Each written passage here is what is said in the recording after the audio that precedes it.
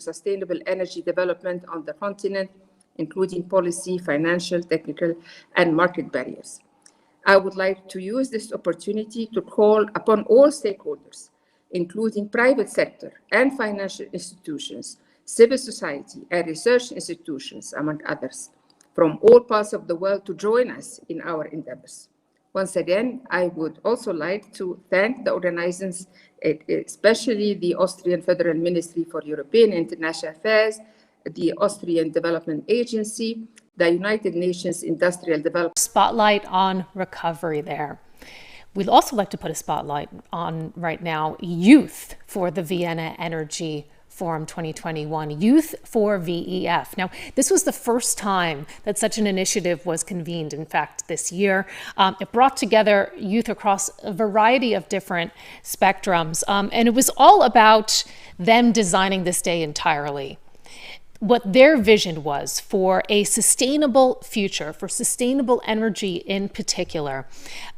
This was organized in partnership with the SDG Youth Constituency, and we have the great honor and the great pleasure, in fact, of being joined now by one of the volunteers, SDG Youth Constituency representative, Israel Falal. Hi, Israel. Good to see you. Welcome here. I know you're going to tell us all about how it went yesterday. It was a really jam-packed day, really exciting. Tell us, how did it go and what were the highlights? Hi, everyone. Good morning, Sarah. How you doing? It was an exciting session yesterday. My name is Israel. I'm a clean tech entrepreneur in session yesterday. My name is Israel. I'm a clean tech entrepreneur in Nigeria, and I volunteer at the SDG 7 Youth Consistency, like you mentioned. And, I'll be telling you about yesterday, which was, really exciting. It was filled to the brim with interactive sessions, from different experts speaking with our audience. You could have a virtual coffee, essentially, with an expert in the energy space. You could virtually visit the wind turbine. You could, ask questions from ministers, and all of that. You could learn about how to finance your project, especially as a young woman. And there were several discussions, with Y20 delegates and Professor Jeffrey Sachs. So yeah, that's a little bit of how it went yesterday. So you got a lot of access. Do you want me to recap some points from our panel? Yeah, sorry, Israel. I didn't mean to interrupt you there, but just from what you're saying, it sounds like you got a lot of access to high-level people. You got to explore a lot of different topics. For you personally, what was the one thing that really stood out, that maybe surprised you? Oh, okay. So, like I said, there were different sessions, yeah. But out of these sessions, there were key points I took out. And, to summarize it all, there was a statement that I held on to, which is nothing about us is without us. It's like a statement of solidarity for the youths and to the youths, and a statement or a bold statement to experts and to policymakers that you can't do anything without us. Things that concerns us, we should be involved in them. And that was the key statement that I held on to from yesterday. And we mentioned we spoke about interdisciplinary skills for youths.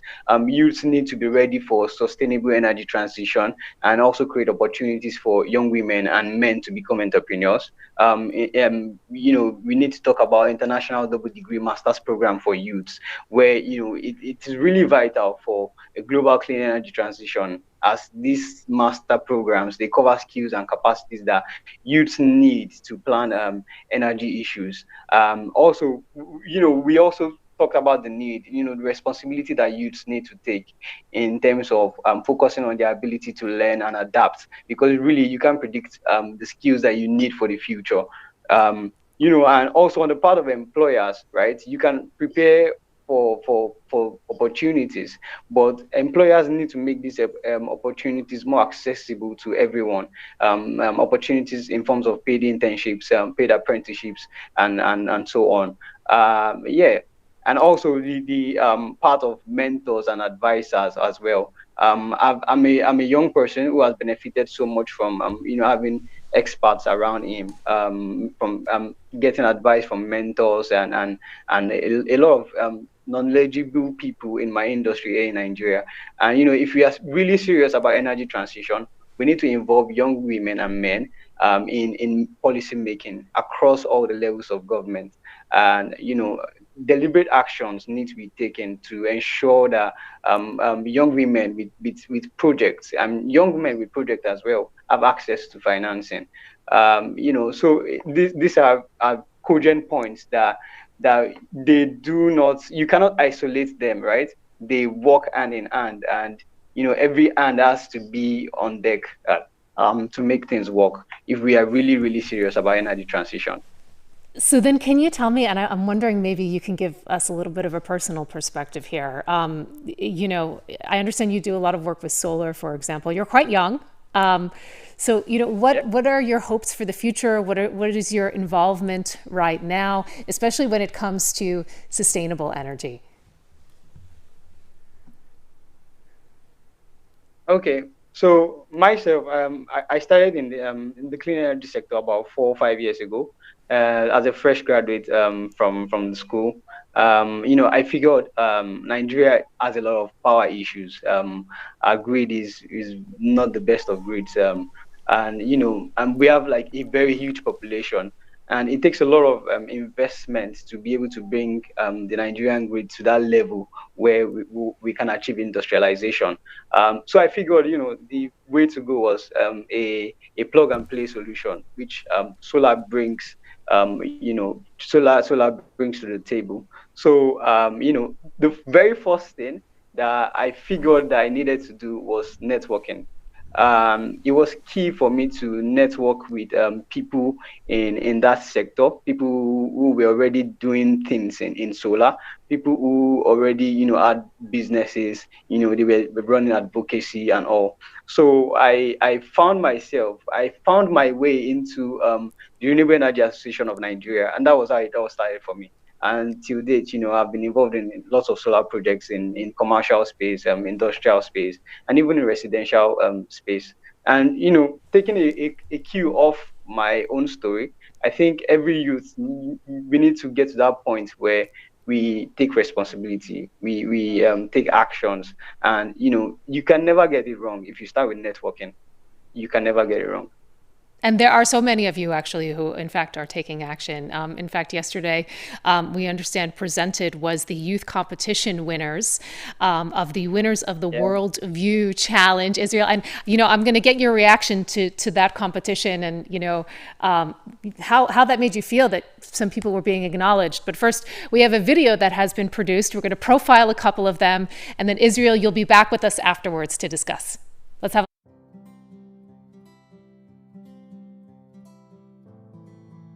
Hi, I'm Dia Marty. I'm 14 years old and live in Mumbai. For as long as I can remember, I've loved reading and writing stories, and I've had a keen interest in the environment. The VEF Youth Challenge gave me the opportunity to combine both these two interests to create my short story, entitled A Journey to Light a Village. A few general themes that laid the groundwork for the creation of the story are: no matter who you are, you can make a difference. We can do more if we collaborate, and big actions start with small steps. The inspiration behind the story was an article I read about a village in India itself called Plenary in Bihar. The village was able to transition from barely having any supply of electricity to being completely run on solar power. The village uses its own specific assets to create their own solution, and it amazed me how capable these people were. So I brought this general premise into my story. The protagonist in my story has immense curiosity that fuels this whole journey of hers. And the inspiration behind the nature of this character comes from characters like Matilda from Matilda, Hermione from Harry Potter, and Amina from Looking at the Stars. All these characters have had knowledge that stems from their curiosity, making them the dynamic characters that they are. My story is about a girl from a small village who has genuine care for the environment. And this concept is rooted in the Dr. Seuss line from the Lorax that states, unless someone like you cares an awful lot, nothing is going to get better. I've always loved this message and hope that it has been brought forth in my story. Thank you. Hi, I'm Ivana Jacob doing 9th grade IGCSE at NPS International Singapore. When I first heard about this competition, I was reminded of an article I read a while back about coal miners and their struggles with the transition to a sustainable energy future. That article really was an eye-opener for me because it had never really struck me that anyone could be at a disadvantage as we move to renewable energy. So I was inspired to write about it, and upon doing further research, I realized that what the people working in non-renewable energy sectors want is a fair and just transition. Thus, my story surrounds the notion that no one should be left behind in this transition to a greener future. I hope you enjoy reading it as much as I enjoyed writing it. Thank you. Hi, I am Dhruti Shah. I'm a grade 8 student studying at NPS International School, Singapore. Art and craft has always been my hobby, and I draw and paint during my free time. At this point in time, I aspire to become an architect. During my summer vacations, the school sent out an email regarding the Vienna Energy Forum that talked about children and youth for the VEF Challenge 2021. The subject being, what would 2030 look like if we adopt sustainable energy solutions, and what actions can I take to drive this change? My parents suggested that I should participate and get a perspective. I too was very excited to participate as I had seen my grandfather adopting to a solar water heater more than 10 years back at Dhule city in India. Furthermore, my father always says that every roof can become a power plant, and I would always wonder how. Researching on this topic threw light on it. I also realized that this subject augurs well with my dream. I thank VEF for giving this opportunity.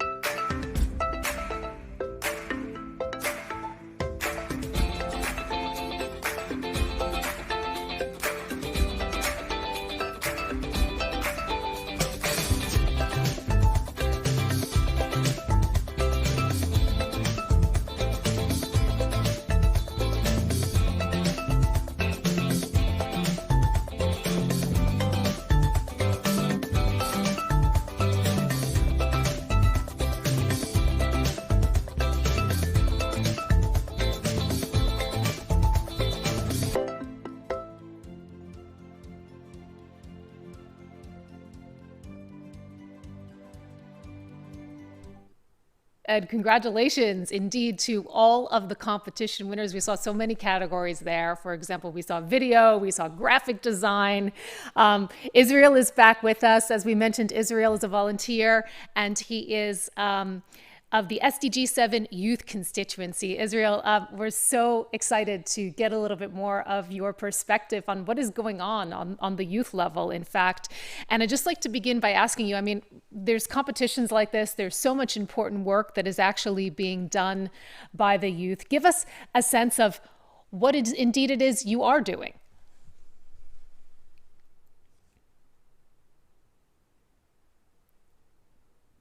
Sorry, back up a bit. I Israel, lost you. no worries. This is Sarah Kelly talking with you again. I hope that you can hear me. Can you give me a nod if you can? You can Yeah, hear me. I can hear you Fantastic. now. So Israel, we just watched this video. Yesterday, there were, of course, these this competition for youth and their initiatives, and Yeah. many people won these awards for different videos, graphic design, for example. I mean, you told us about your own initiatives. How important do you see youth involvement right now? And tell us a little bit more about the important work that is being done on the youth level. All right. Thank you for that. So the competition, it basically highlights the fact that the youths, they are aware of what is happening and they have a voice. They want to talk, they want to express themselves. Some might be, they might be inclined to expressing themselves using graphic designs, for instance. Some might be doing that through, copywriting or whatsoever form of engagement they are using or channel they are using. But whatever channel you're using, it doesn't matter. The fact that you're involved is enough, and your involvement goes a long way in creating conversations around energy transition, and then hopefully it will lead to actionable steps. There was a point that was made yesterday on one of the sessions. I think the ministerial segment also. It talked about youth being an influential change agent that must be involved in all policy making processes, right? So for you to get involved in policy making processes, you need to start showing us what you can offer. For instance, you could make use of your social media, which provides you a huge opportunity to reach out to thousands and millions of people. And because our future is at stake as youths, right? So definitely there has to be our involvement across all levels. And whatever means, like I said again, whatever means, whatever channel you're using right now really doesn't matter. What matters is you need to reach out, you need to talk about this, and you need to take steps towards this. Climate change is a global crisis. It's not just for Africa, it's not just for Europe, it's not just for the old, it's not just for the young, it's for everyone. But as youths, we still have a lot of years ahead of us. So we need to start engaging in those conversations right now. Absolutely. And as you engage in those conversations, Israel, tell us just briefly, what is your message right now for the participants of the Vienna Energy Forum 2021? I mean, many of whom are probably older than yourself. I'd like to ask you, what would you like to see from them? What would you like to hear from them? Okay. I've attended a lot of conferences, a lot of events, online, offline, post-COVID, pre-COVID. And it seems we keep talking about these issues, right? But little is being done. So I just hope that after all these conversations that we've had, the ones we had yesterday and the ones that we are going to have today and even tomorrow, I hope that it would inspire actions have to meet ambitions. So ambitions are not enough. I just hope it will inspire actions, especially as a youth. I will speak to youths, right? But I will also speak to older generation that we want action from them, right? And also youths need to mount pressure on the older generation to say, okay, we are tired of talking. We just want to get things done. Let's get to the table. Let's put hands on the deck, and let's get into the thick of it, and let's get something done. Because the climate is not going to wait for us. It will keep doing what it does. So it's up to us. It's really up to us. Action is what I hope that we'll take out of all of this. And are you optimistic after what you saw for the Youth Fest Day yesterday?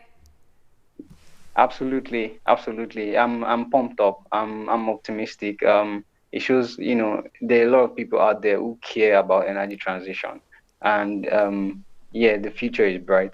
The future is really bright. Well, we hope that that is indeed true. Israel Falai, it's been a great pleasure to talk with you. Thank you so much for your time, Thank you. for your inspiration, for your enthusiasm, and I hope that indeed your message is heard. As we mentioned, everyone is really here today to help spur action toward those sustainable development goals by 2030. Israel, thanks for the work that you're doing, and we'll check back with you in the future. So we really appreciate that conversation. Coming up next, we're going to have the introduction for our Accelerating Action segment here at the Vienna Energy Forum 2021. So what are we talking about when we're talking about accelerating action? Well, we're going to have two panels coming up. The first one is on energy goals by 2030. How do we get there? The second one is toward COP26. What needs to happen in between now and then? Setting the scene for us, we have the great honor and the great pleasure of being welcomed today by Minister Gerd Müller, Federal Minister for Economic Cooperation and Development of Germany.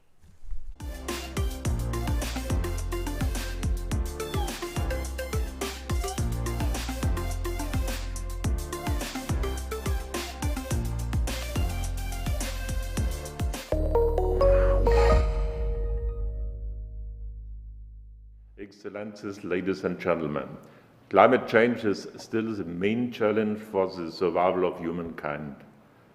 Around 800 million people worldwide still do not have access to electricity. 2.8 billion have no clean energy to cook. This means that the energy sector is key to global climate action and to achieving the Sustainable Development Goals and the targets of the Paris Agreement. Germany has great ambitions at the national level. Our Climate Change Act is our roadmap. Germany wants to become climate neutral by 2045. And we want to show that an ambitious energy transition can go hand in hand with economic success. But national policies alone will not reach this goal. 2/3 of all greenhouse gas emissions now come from developing countries and emerging economies. So that's where the future of the climate will be decided. Germany is helping these countries to plan and implement a sustainable climate neutral development path. It is very important to have a just transition. Our goal has to be to fully decarbonize the energy sector and provide universal access to energy.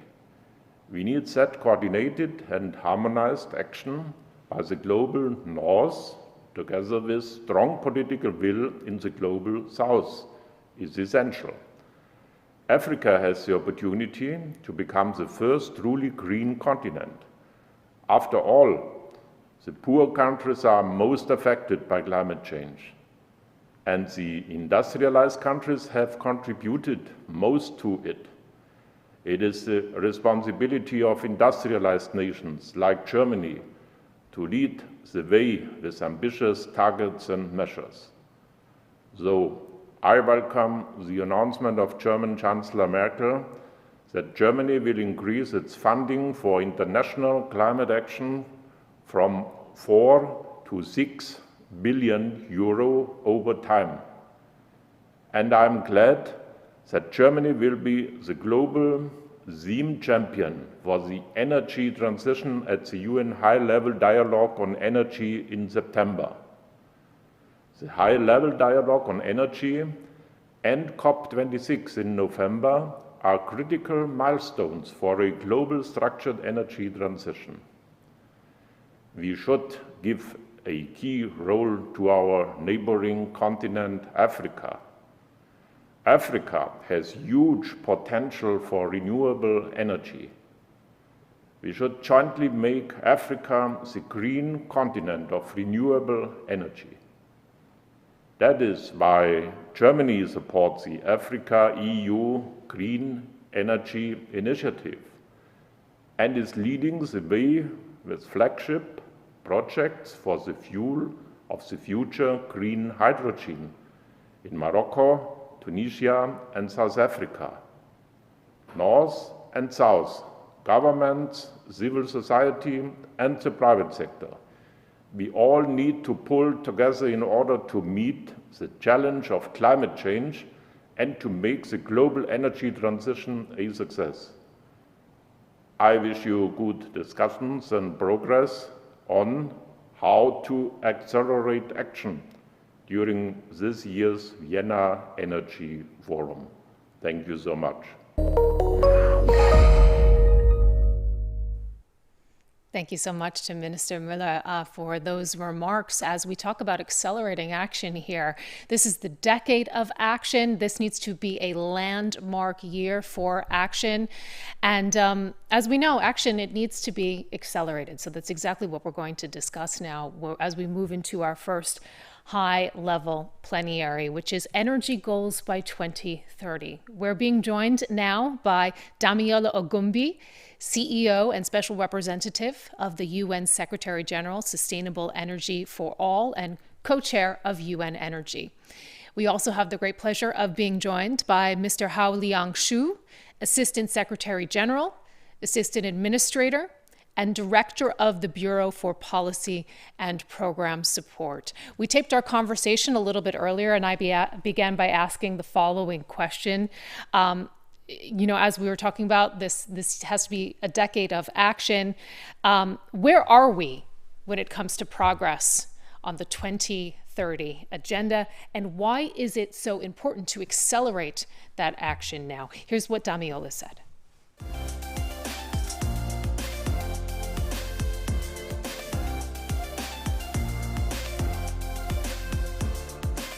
I mean, one of the things we have to understand that Sustainable Development Goal 7, also known as SDG 7, we're failing, we're far behind, we're off track. We still have, as of today, about, over 750 million people that have no access to electricity, and we have over 2.6 billion people that have no access to clean cooking.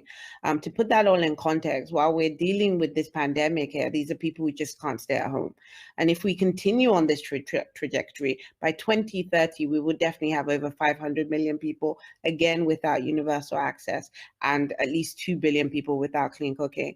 Why it's so critical is that basically, even with all the modeling and the science, we will not be able to get to a path of net zero by 2050 if we do not achieve a basic need for human beings, which is, access to energy by 2030. And there's sometimes a disconnect between climate and energy, but they actually fit quite well together.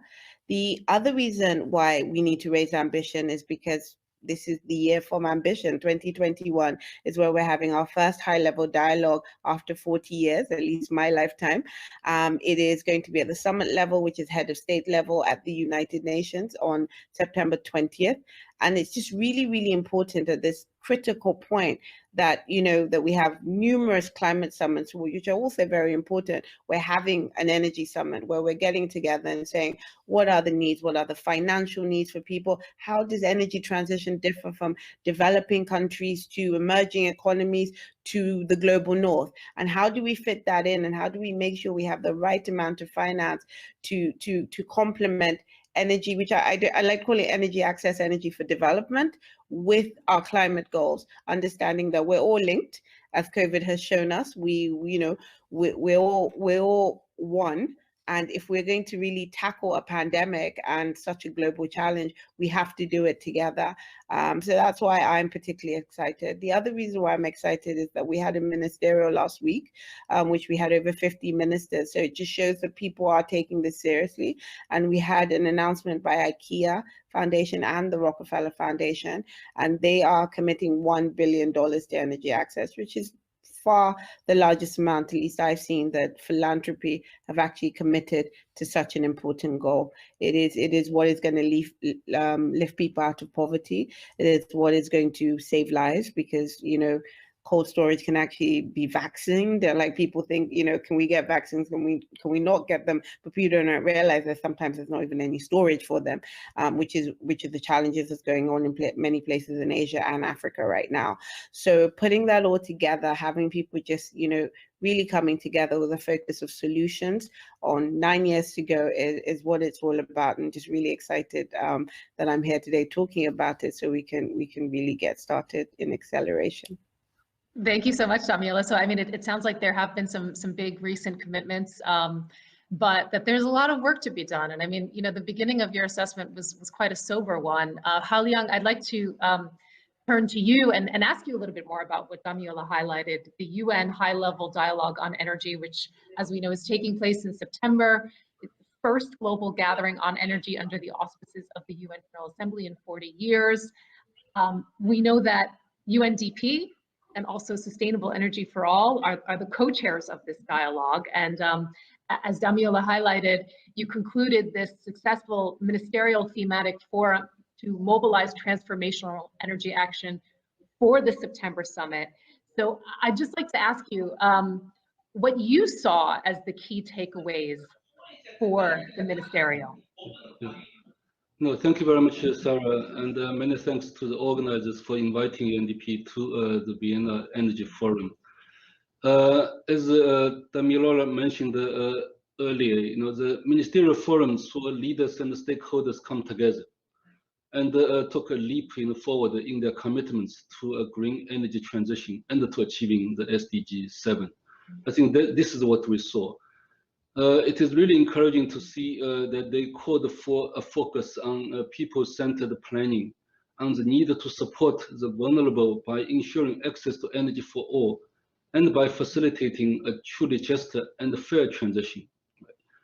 So what was repeatedly heard throughout the week was the need for a more balanced approach to the energy transition, focusing on both supply and demand, and a strong call for an inclusive multi-stakeholder approach to develop and implement energy policies. And the forum also positioned gender equity as central to the energy transition agenda and prioritized the need to give a greater role to youth, who are the stewards and the leaders of tomorrow. As Damilola mentioned also, there were quite commitments made, during the week, a high-level, ministerial week. And in addition to dialogue between governments, the private sector, and civil society, 20 energy compacts were announced, and many commitments were made. Right? And for example, from the member states, Brazil, Denmark, Dominican Republic, Germany, India, Nauru, and the Netherlands announced the ambitious energy compacts. And the private sector also stepped up, right? In addition to the Rockefeller Foundation and the IKEA Foundation, which announced the 1 billion global platform to scale energy access for 1 billion people. We also saw Google announcing its energy compact, right? In a way, it's the first company to make a energy compact. And also the Global Off-Grid Lighting Association also committed to delivering improved electricity access for 1 billion people by 2030. So we really see a stepped up commitments, concrete commitments this time. So the common theme among the compacts announced was a need for a new social contract, emphasizing solidarity and an all-of-society approach to energy access and energy transition challenges. So this is really a much needed shift that we saw over the last week. Over to you, Sarah. Thank you so much. And September is of course quickly approaching. So Damilola, I'd like to ask you, what is still missing now? What is on your wish list?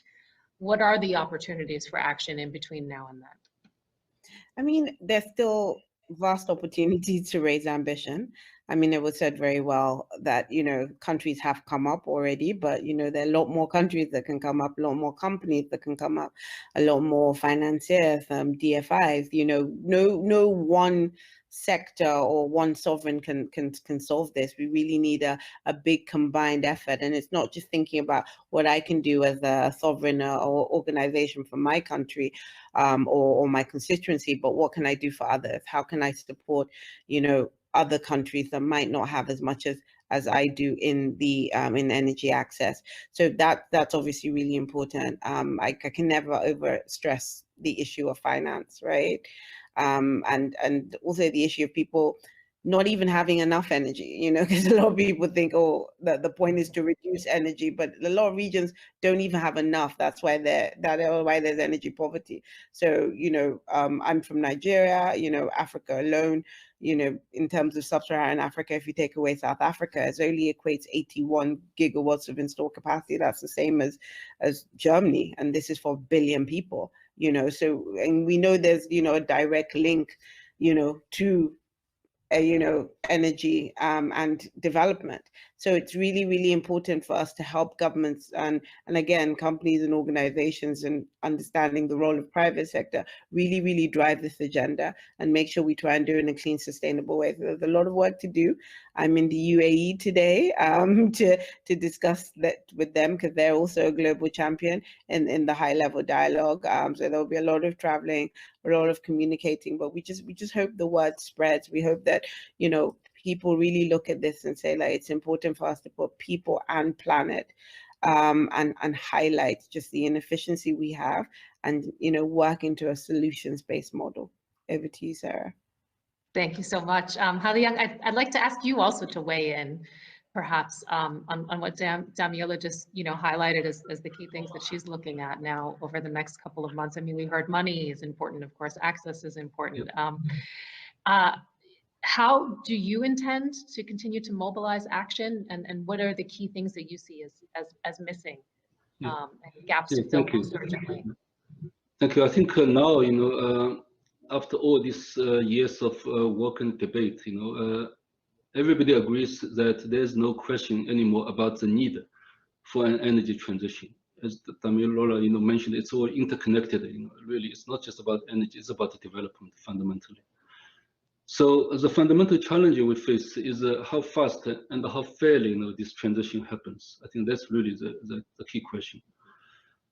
We know that still, we're really unfortunately off track on SDG 7, right? And over 750 million people today still don't have energy access to energy. So we have a serious challenge. So we needed to make sure that the transition to sustainable energy, right, is really just, and meets the needs of the people first. So, so within that goal, it is really critical to prioritize assistance to fossil fuel dependent communities in adapting to a green economy, including reskilling workers and strengthening social protection, right, during this transition process. So the financing is really a key issue. Right? We needed to redirect the international finance and investments towards sustainable energy at an unprecedented pace and scale. Annual clean energy investments needs, to more than triple by 2030 to over $4 trillion a year, according to International Energy Association estimate, International Energy Agency estimates. So this financing, needs and the gap, are still significant. So for UNDP, we were present, throughout the last week's forum with one overarching message, that is, we needed to have a system-wide shift in the way we think about energy if we were to achieve a just energy transition that truly leaves no one behind. So, but no one can do this alone. Right? So we will be working to mobilize the collective capacity of our many partners and resources, both in and outside of the UN. And the high-level dialogue on energy summit in September will just be a one-day meeting in September, but it is a critical day when we have to make history by setting the pace and scale of the energy transition on a trajectory that is fast enough and fair enough to offer a sustainable future for all. So this is the time for ambition. We cannot miss that opportunity. Over. So then, in that context then, as this is now the time for ambition, Damiola, let me ask you, you know, one of the goals of the Vienna Energy Forum is to connect what happened at the ministerial, push it forward now to September. Over the next couple of days, there are leaders, policymakers, energy practitioners, all who are gathered at this forum. You know, experts in industry, civil society representatives, all exploring these key issues with regard to sustainable energy. What is your message to the attendees of the forum?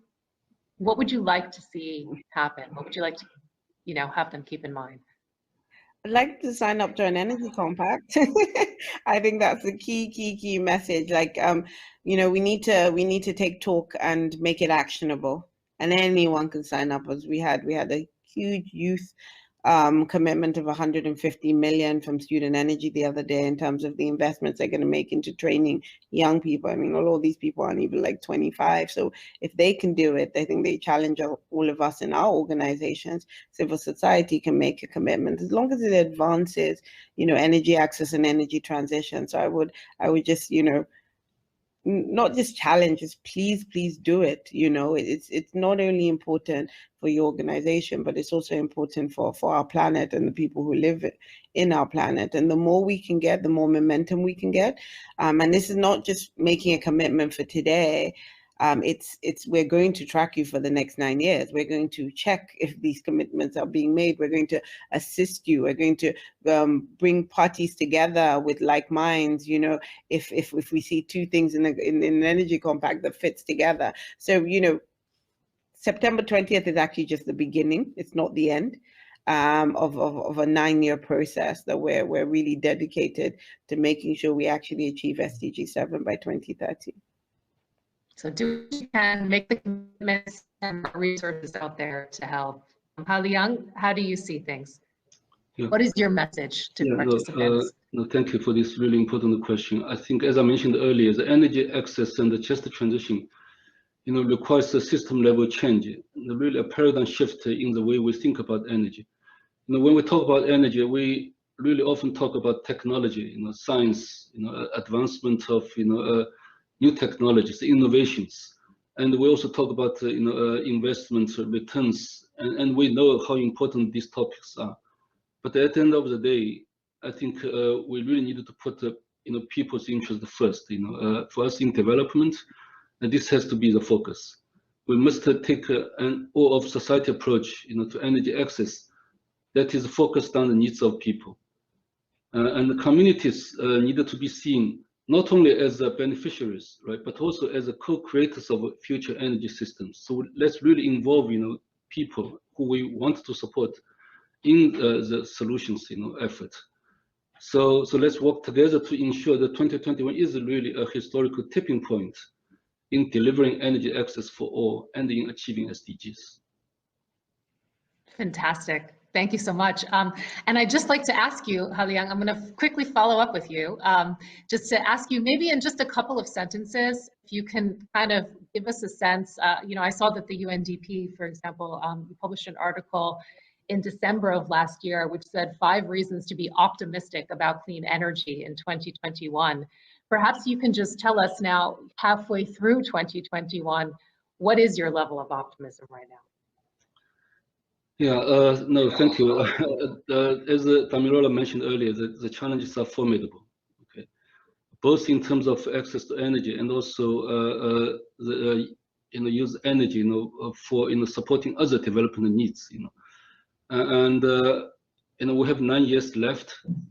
So, and I think the challenges are formidable. So if you ask me whether I'm optimistic or not, I must say that I'm cautiously optimistic. I think we must be optimistic because it's doable. The technologies are there and the resources are there. You know, it's really about the focus, about, you know, materializing our, you know, commitments into actionable energy compacts.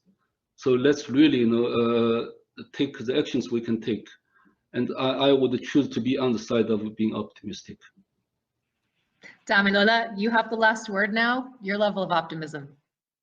Oh, I'm always optimistic, unless I wouldn't be in this role. And with great partners like UNDP, and UNIDO, and really the whole UN system coming behind this and understanding just how important it is. I think it might have been a while. I'm new, but we've had just this force behind that. This is a common problem, and this is something we have to work towards. So I'm extremely optimistic. Like how Halong said, we have the technology, they are the resources. We just need to get together and make sure that we truly leave no one behind. Fantastic. Thank you so much. And with that, we have concluded Accelerating Action Energy Goals by 2030. Thank you so very much, Damiola Ogumbi, Haoliang Xu. We really appreciate you joining us and sharing those messages and that insight. Thank you. Thank you very much for the opportunity. And that conversation was recorded earlier. Coming up now, we have an opportunity, in fact, for those of us who are joining us on the Hop-In platform, for you to explore a little bit what's going on other than this mainstream. And that includes the side events that we told you about. You can click around, explore a couple of them, and I'd just like to give you a little bit of notice that the following are taking place right now.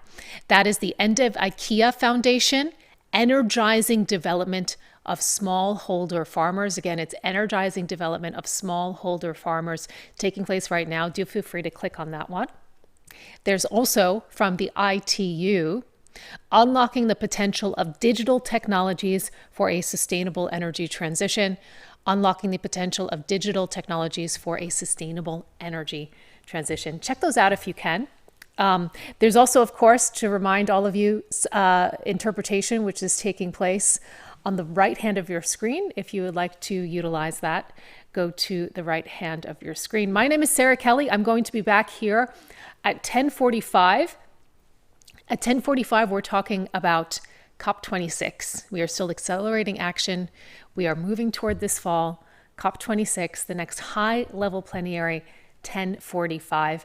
In the meantime, feel free to explore those side events. I'll see you soon. Thanks.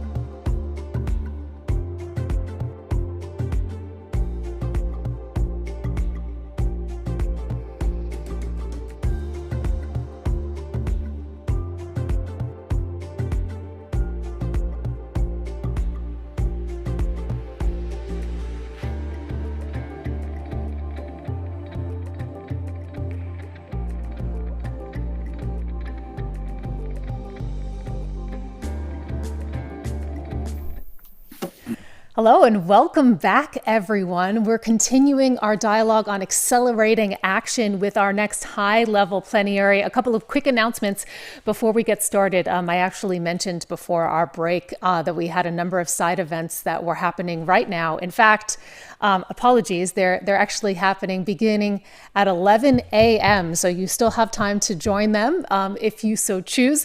Those are the side events: the end of IKEA Foundation energizing development of smallholder farmers, and ITU's unlocking the potential of digital technologies for a sustainable energy transition. So those of you who are using the virtual platform Hopin, you can click on some of those side events at 11 a.m. and explore if you so choose. But in the meantime, we are getting started now with our second part of accelerating action toward COP26. Where are we? Where do we need to go? What are the challenges? And what are the opportunities? Joining us now is our high-level panel. I have the great honor and the great pleasure of welcoming for you today Francisco La Cámara, Director General of the International Renewable Energy Agency. Angela Wilkinson is Secretary General and CEO of the World Energy Council. Ovais Sarmad is Assistant Secretary General, Deputy Executive Secretary at the UN Framework Convention on Climate Change. And we have Kavita Sinha, Deputy Director of the Division of Mitigation and Adaptation at the Green Climate Fund, GCF. Welcome to all of you, and thank you so much for joining us this morning for this incredibly important dialogue, an urgent one. We've heard all about the need for action from the various participants that we've had speaking this morning. And Francisco, I'd like to begin with you, give the floor first to you, and really ask you if you can set the stage for us, ask you how you are seeing things right now at your organization, and whether a just transition that leaves nobody behind is feasible. Or is the idea that coal workers, fossil fuel economies prospering in a low carbon future a fantasy? The floor is yours, Francisco. Thank you. Thank you very much. Thank you, Sarah. I think the just transition is not only possible, it's necessary. So the transition will be happening if the transition will be not just, so that we have everyone on board. This is absolutely necessary. And as far as our numbers show, the energy transition will bring benefits for all. Just starting considering jobs, we foresee that in 2050 we'll have 122 million jobs in energy. That means more than double that we have today. And when we look at the renewable world, we can see that we will go for having 43 million jobs in 2050. That means 4 times the jobs that we have now in renewable, and then you have to add also the jobs in energy efficiency. You have to add the jobs of the worker in the infrastructure. So this number go up until the 122 that I just said. Naturally, it is important that the transition has to be guided by putting in place the right policies. When we talk about the just inclusive transition, what we are talking about is that we need for all people that is losing job, because we have people that is losing and people that is gaining. The net advantage is positive, that's for sure. So, but we need also to provide for giving educational support, skill training, the social protection, and this applied also to sector and regional developments of efforts. And we can also see that we see some good example coming. Look at the EU that put in their plan for the Green Deal. A large part of the efforts are to secure that the transition is going to be just and inclusive. And we have also some example already in Europe, if you want to refer to it.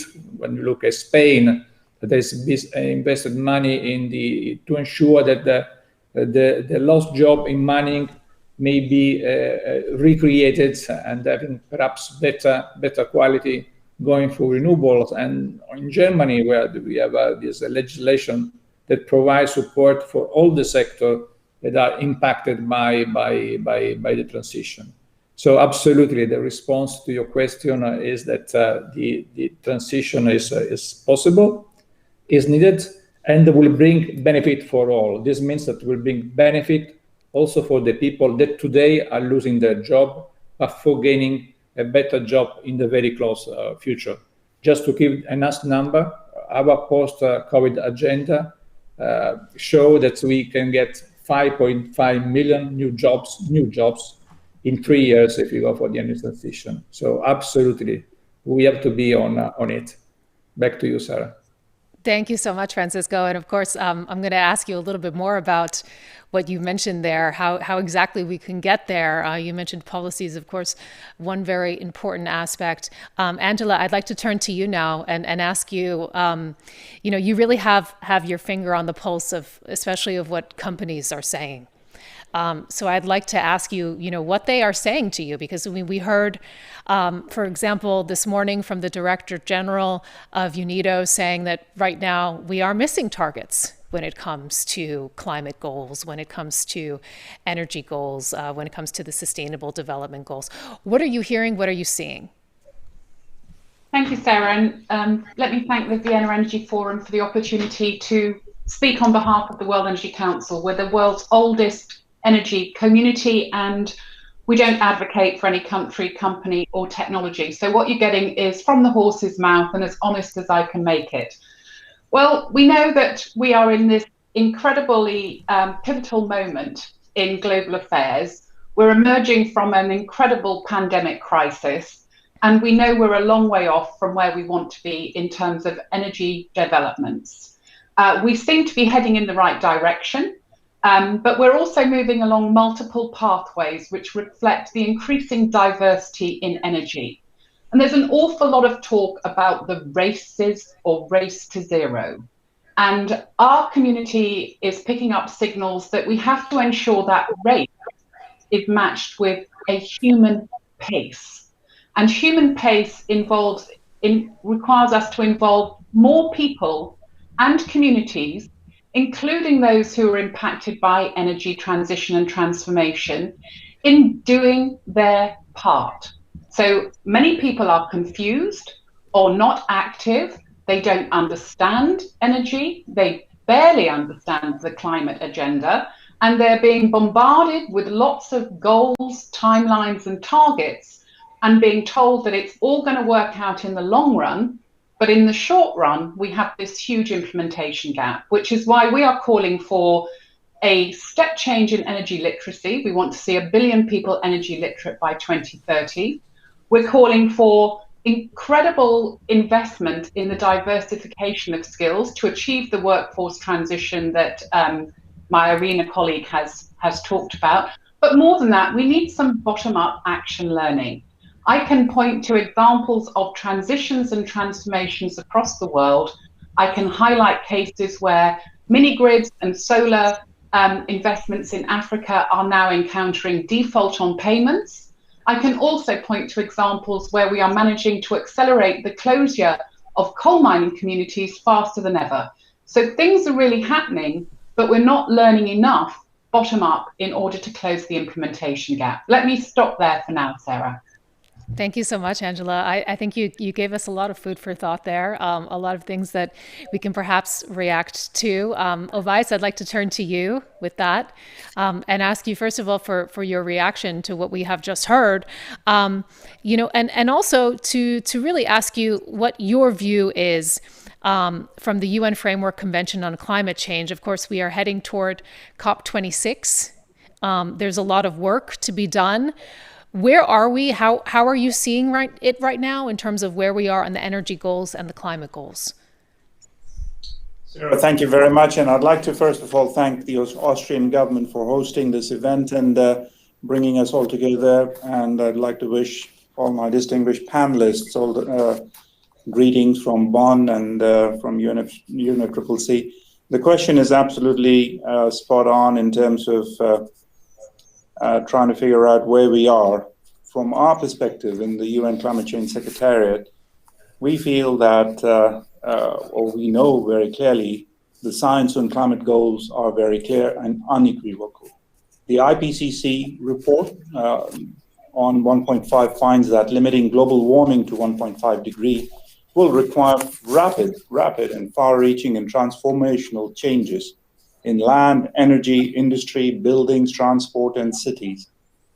And the same report says that the global emissions will need to fall by about 45% from 2010 levels by 2030 and reaching a net zero around 2050. According to the same report, unfortunately, about 2/3 of global greenhouse gas emissions consist of carbon dioxide from fossil fuel combustions for energy and industrial purposes. So this is very relevant to what we're talking about. Now, what we are seeing here is the NDCs, nationally determined contributions, that we are very much hooked on to in terms of getting the governments to work on it and prepare and submit very ambitious NDCs. Those are not in the direction that we would like to see them.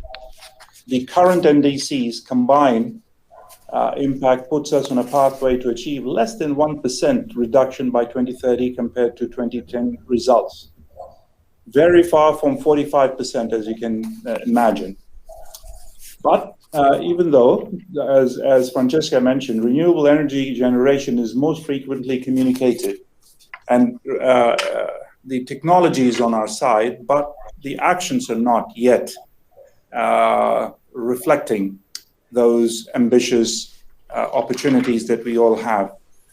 And even if we successfully fulfill the pledges to date, that would leave over 20 billion tons of carbon emissions worldwide in 2050. And that continuation of the trend would be disastrous.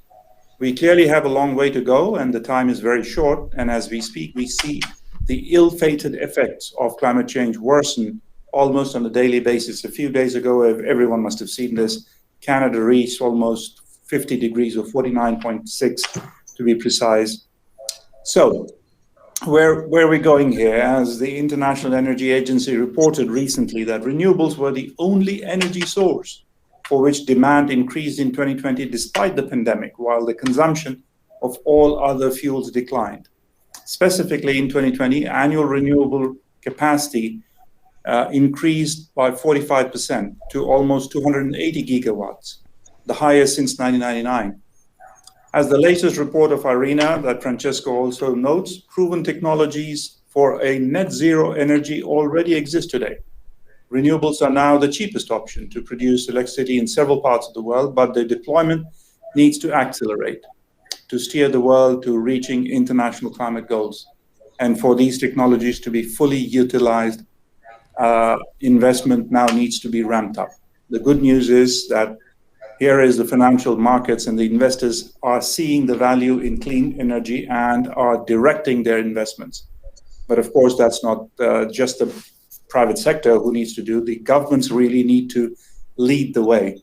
I'll stop there for now, and back to you, Sarah, and I look forward to a more interactive discussion. Thank you so much, Ovais. I really appreciate those comments, and you've given me actually the perfect segue now to bring in Kavita, who can talk with us about those initiatives that you have at the Green Climate Fund. We know that you have a really big role when it comes to de-risking, especially in developing countries, pushing new tech into the market, helping developed countries respond to climate change. In fact, you're the largest fund of your kind. So tell us a little bit, within that context, to set the stage, as we have asked of all of our panelists, how you are seeing right now the energy goals, the climate goals. Thank you, Sarah, and thank you for having me on this panel, and greetings to all my panel members, greeting to the audience from Songdo in South Korea. As you mentioned, the Green Climate Fund is the world's largest climate fund, helping developing countries reduce their greenhouse gas emissions and enhancing their ability to respond to climate change in line with the Paris Agreement. The fund so far has committed approximately $9 billion in projects and programs valued at over $33 billion, which will avoid nearly 2 billion tons of carbon dioxide equivalent, and will improve the lives and resilience of 500 million people. Energy figures quite prominently in our work. Of this total $9 billion of committed funds so far, $2.6 billion have been in renewable energy generation and clean energy access. In addition, about $1.8 billion are in low emission, climate resilient transport, industry, cities, buildings, and appliances. Impressive as these numbers may sound, these are a drop in the bucket for the capital needs of the developing countries. Barring a few large middle-income countries, capital flows to most developing countries for a paradigm shift towards low-emission, climate-resilient development is grossly inadequate. And one of the reasons for this inadequate capital flows is high political, regulatory, macroeconomic, and technical barriers. These barriers translate into higher investment risks, and the high investment risks in turn result in higher financing costs and much lower risk-adjusted returns, even though renewables, as was just mentioned, is one of the lowest cost technology currently. So GCF really plays an important role in supporting people, communities, and countries overcome these barriers, de-risk these barriers, and shape the market transformation, allowing larger capital flows to follow and enable the transformation. So I'll stop here for now, but I would like to give more examples of how we are actually helping the developing countries, including women and other vulnerable groups, access the much needed finance for the transformation that is needed, especially in times of COVID, where we are helping not only decouple the recovery, but also create new jobs which are greener. So I'll stop here for now. Thank you so much, Kavita. You talked about de-risking there. You mentioned regulatory barriers, for example.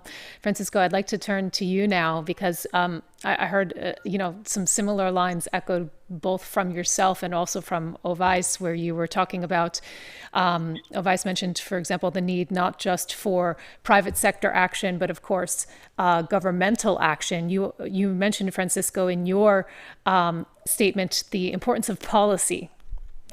And, we know IRENA, for example, just released the World Energy Transitions Report, a really jam-packed report, a lot of key information there that could potentially be used now to accelerate action, which is what this forum is trying to do today.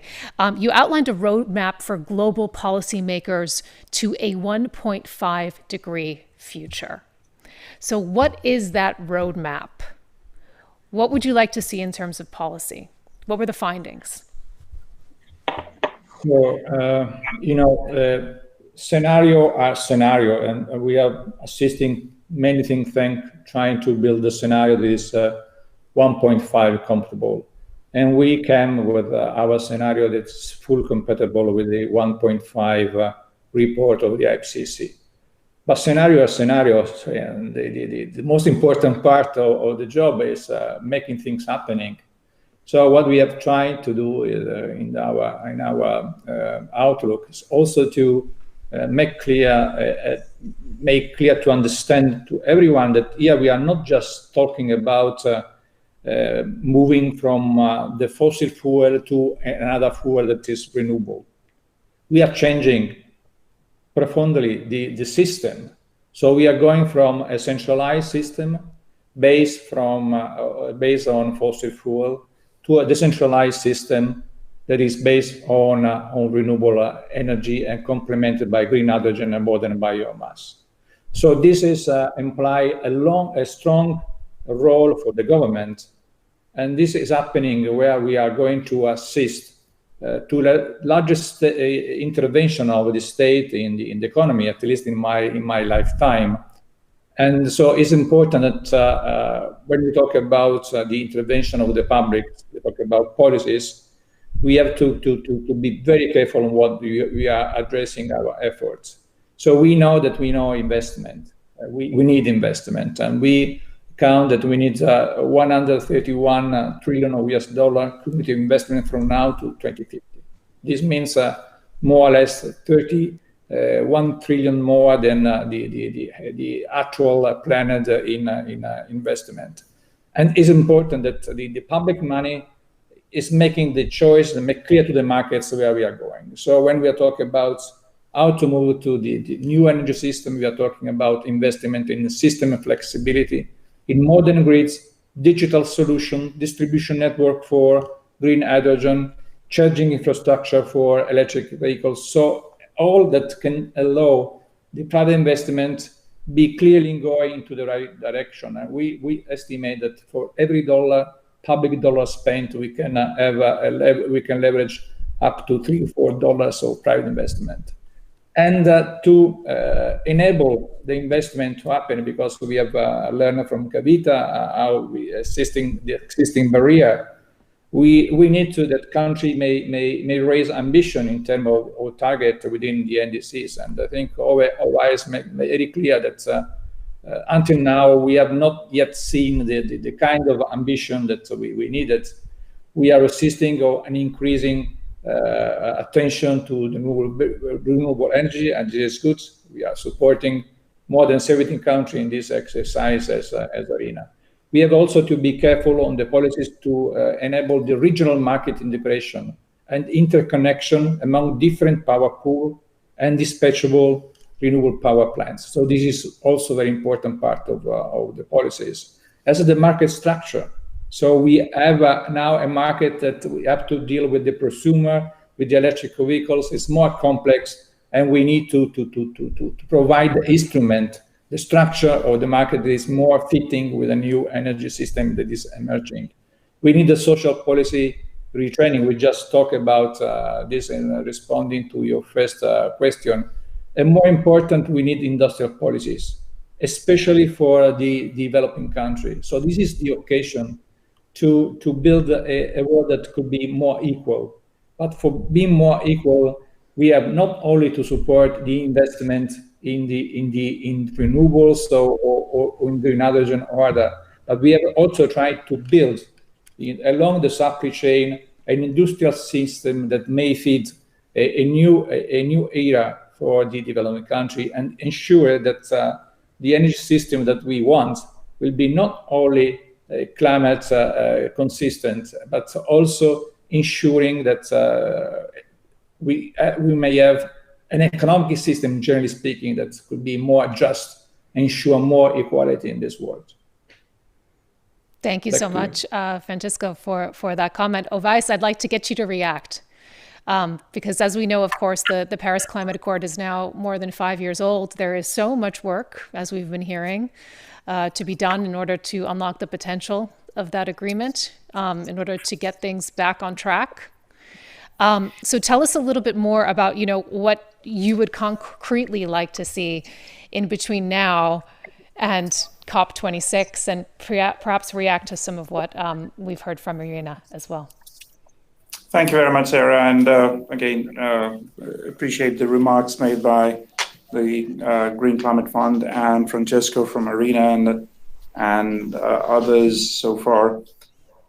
Very specifically, what we would like to see, I would highlight 3 key and critical areas. One, that we need to align all public and private finance flows with Paris Agreement goals. That has to happen. Secondly, we need all hands on the deck, and I will explain that in a minute. And finally, we need to achieve success at COP26 in Glasgow in a few months' time. Now, what I mean by ensuring that aligning public finance to the Paris Agreement goals is in Cancun, way before Paris Agreement, and reaffirmed that in Paris, when the Paris Agreement was adopted, that developed countries promised to provide $100 billion starting from 2020 to assist developing countries. Now, here is a very important fact. There are just over 150 nations defined as developing in the world, representing about 6.5 billion people. To think we can address climate change without that population and group of countries is almost an impossible task. So for those countries, investing in renewable energy sources, their path of least resistance leads directly to energy sources based on fossil fuels. Therefore, finance flow are extremely important in the equation to get to 1.5 degrees and meet the goals and targets of Paris Agreement. So that is extremely important. When I say we need all hands on the deck, we have advocated for something we refer to as inclusive multilateralism, which is to say it's not just the job of the governments or private sector. We need everybody, including individual private citizens, small, medium, big-sized companies.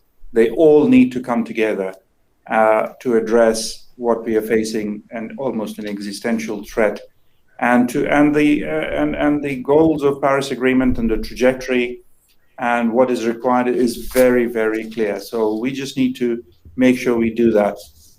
One very good example is recently launched by the climate champions of the UNFCCC process, that is Race to Zero. And in just 1 year since its launch, more than 4,500 companies, cities, regions, financial, educational, and healthcare institutions have joined and agreed to meet the targets and goals of the Paris Agreement. The campaign now includes 40% of the FTSE 100 companies, almost 1,000 cities and more than 600 education institutes, as I just mentioned, committed to credible climate action. Now, this is something quite serious. And finally, we need to achieve success at COP26. You mentioned that. And we are working day and night to make sure that that happens. Now, very briefly, what that means is at COP26, we would like to see that the promises that were made need to be kept and honored. Second, we need to wrap up the negotiations. The time of negotiations is gone. We need to start the implementation. Third, reduce emissions and increase ambition. And finally, leave no voice behind and re-engage with all stakeholders and civil society especially, and the youth who are crying out loud to call for urgent action. So COP should also be considered as fitting into an ongoing trajectory of increased ambition and progress that the international community needs to make.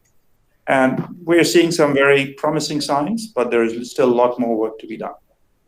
A lot more work to be done. It's time for implementation. I mean, the message is so clear, Ovais. Thank you so much for telling us a little bit more about that. Angela, I'd like to get your reaction from the World Energy Council perspective. As we've mentioned, you have insights. You have also from your membership. You're really hearing a lot of things. What are they telling you about what might lie ahead, especially, given some of those visions that we've heard and the challenges to implementation and action, for example? What are they telling you right now? Well, let me clarify that the World Energy Council's a community. So we include governments, businesses, all the different stakeholders that everybody has been talking about. And our job is to work out how to, not should do, but how to make it happen.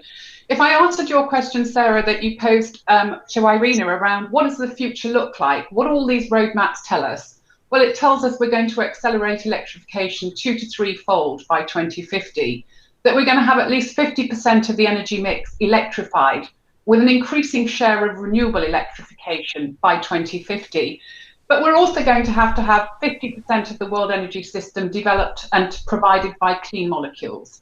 And we're going to have to raise our game and increase our investments in carbon capture and storage. And we're also going to have to develop a global value chain on hydrogen. And we're also going to have some direct carbon removal. So we're living in a world of high ambitions and what I would call high technology moonshot.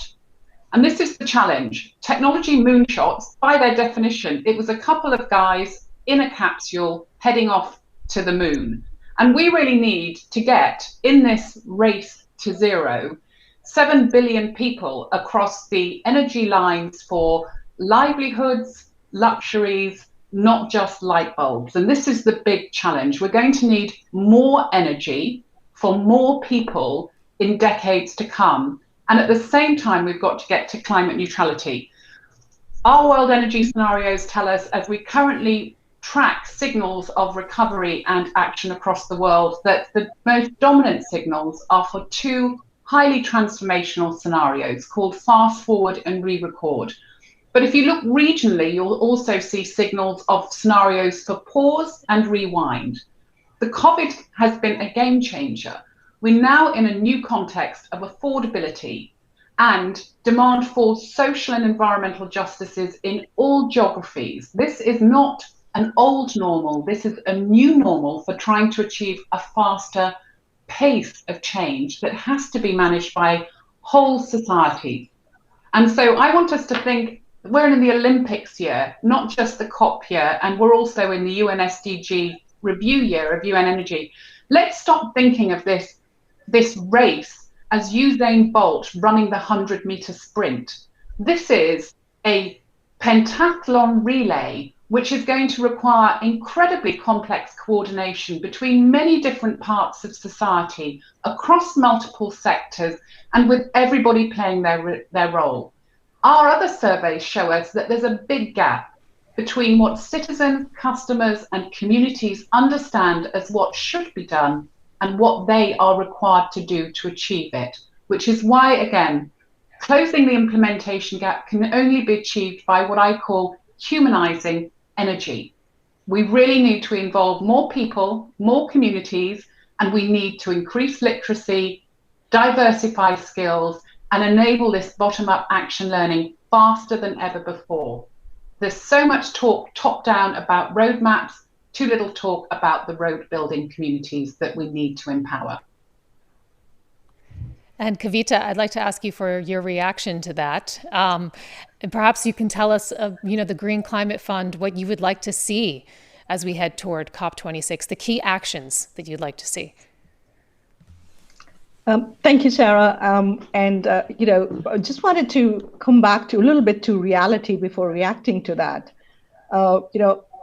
We all agree energy sector decarbonization holds the key to keep the warming of the planet below 1.5 Celsius. The financing needs for this are over and beyond any one single organization, multilateral body, or any one community alone. So everybody does need to pull together. In this scenario, we also need to recognize that nearly 1 billion people are still without access to basic electricity services, and over 2 billion people are without access to clean and modern cooking fuel, even in the 21st century. And this cannot go on while we are looking at race to zero for the rest of the world. No doubt, significant financing is needed for transitioning out of existing fossil fuel-based energy systems and end-use sectors such as industry, buildings, transport, and others. So our model at GCF is based hence on partnership. We work with about 200 partners across all communities, multilateral banks, local development banks, national development communities, private sector organizations, investment banks, NGOs, and others. To illustrate how we are trying to support people, communities, and countries overcome these barriers, allow me to give a few examples. So first, we support transformational policy making. GCF provides grant funding within the overall program or project investment framework to enable countries design and implement supportive policies to overcome investment barriers and align finance with sustainable development.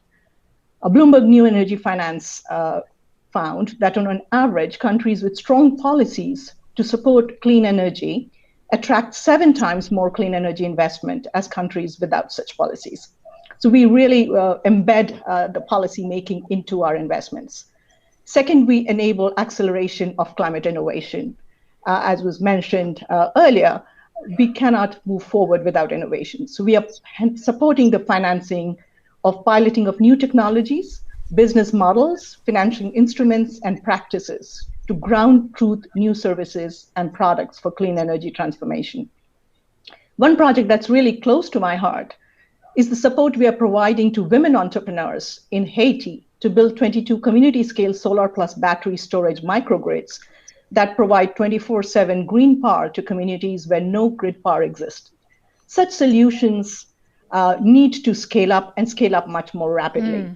GCF's $8.4 million funding enables equity and debt investments from the private community. So the private sector is not just necessarily large organization, but there are small entrepreneurs as well. And hence our work that we do in mobilizing of financing at scale using scarce public resource to de-risk market-creating projects and crowdfunding finance is complementary to the work that we do with communities and smaller entrepreneurs. We also help develop the capacity of domestic financial institutions and capital markets to mobilize the funding needed. But no matter how much de-risking we do and how much leverage we enable, the funding requirement of $100 billion a year, which was committed, is grossly inadequate. And that would be something that I would hope that COP26 is able to focus the dialogue and discussion on, so that organizations such as ourselves and others can work together as partners to enable the transformation that is required. Thank you so much, Kavita. I really appreciate that insight, analysis, and that call that you have for action ahead of COP26. Ovais, I'd like to ask you if you could tell us just briefly, what is your message to the participants of the Vienna Energy Forum 2021? Yes, thank you very much. And again, I really appreciate the remarks of the previous speakers, especially from the private sector, where I really like the humanizing the energy. I think that is very critical. I would fully support that. But from our perspective, what we see is currently nations are not on track to meet the temperature goal under the Paris Agreement. In fact, according to the latest estimates that we have put out there, we are on track to more than double that 1.5 degree target. So, and we're already seeing the impacts of it. So that is my first message. Second is we need to scale up finance and have all hands on the deck, as I just mentioned, for a rapid and fair energy transition, and to ensure that we get the success at COP26 on all the points that I mentioned. That is to promises kept must be promises made, should be promises kept. Get out of the negotiations and start implementing. And the countries need to come together and submit a very high, ambitious plans for the future, and leaving no voice behind. And we need to get everybody on board.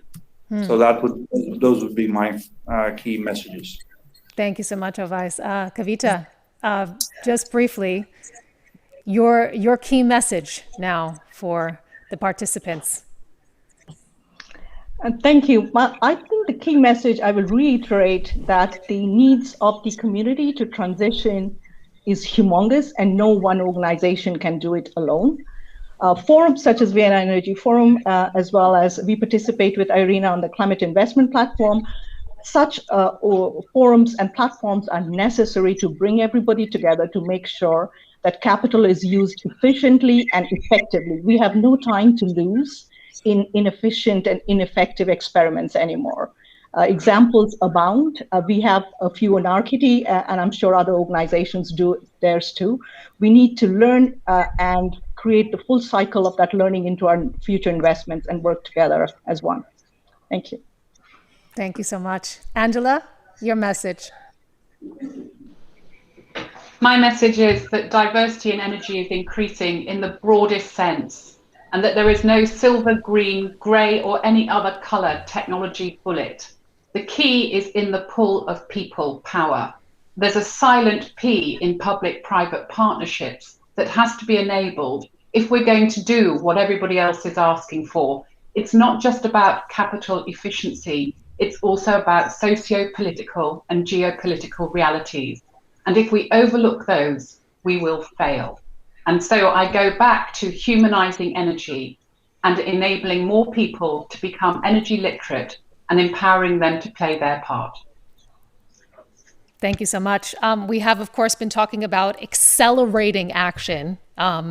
We've been talking about the road to COP26.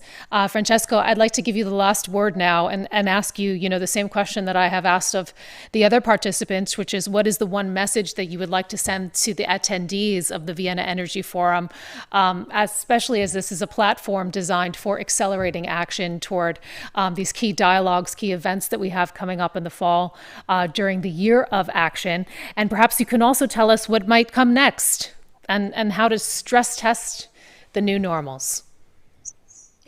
So thank you, Sarah. So my message is the energy transition is unstoppable. It's happening. And we are going through a cleaner energy system of the future.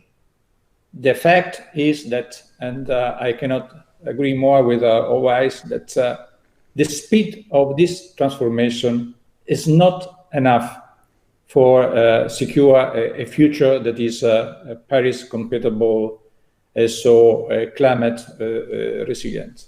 So my main message here is we are almost out of time. We are repeatedly saying that the window is closing and the pathway to net zero future is narrowing. So we have the technical capabilities and the capital. And when we look at COP26 and so the future, we have to, as has been said by OIs, we have to lift behind our shoulder the negotiating attitude of this COP. We need to move to the implementation. So what I can say in few words, we just need to act, and we just need to act now. Thank you very much, Sarah. Thank you so much, Francisco La Camera, Angela Wilkinson, Ovais Sarmad, Kavita Sinha. Really appreciate all of your insights. And that wraps up now accelerating action toward COP26. Really appreciate it. Thank you so much. We're heading into a break now, but it's not completely a break, everyone. In fact, there's the opportunity for all of you who are joining via Hopin, the virtual platform, to explore the virtual booths, which are now open. There are 12 of them. Do feel free to explore. You can learn about a variety of projects, a variety of different issues.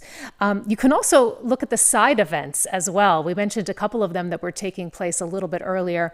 We mentioned the NDEV IKEA Foundations event. We also mentioned the ITU's event, for example.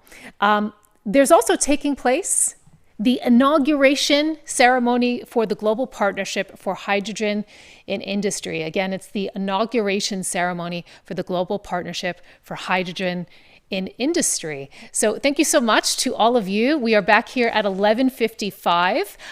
There's also the opportunity for all of you to network as well via the virtual platform. So do feel free to take advantage of that if you would like to do so. I'll see you again at 11:55, where we have the high-level plenaries on food systems.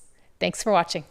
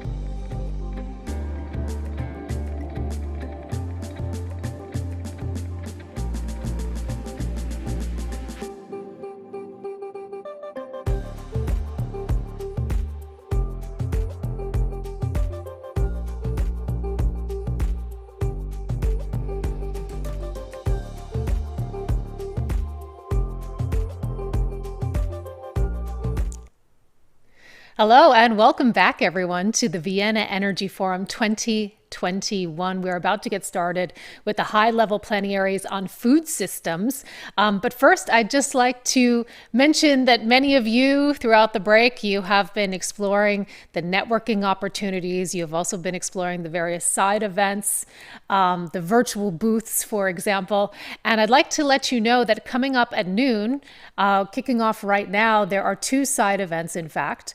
They are Women Leading the Global Energy Transition, and also, what does a commitment to net zero imply and how can we get there?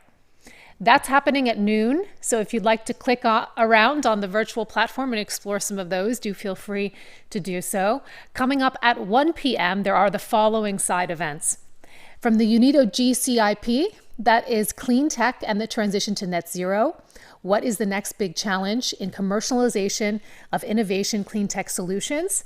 And from REN 21 is how nations, cities, and the private sector push for renewables. So again, do feel free to click around, explore some of those if you choose to.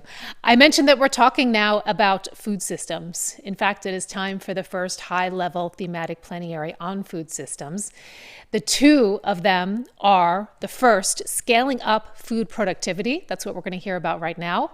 And then thereafter, it will be followed by smart food systems. And I have the great honor and the great pleasure of handing it over to the moderator of those two sessions. That is Michela Oparaocha. International Coordinator and Program Manager for Energia. The floor is yours.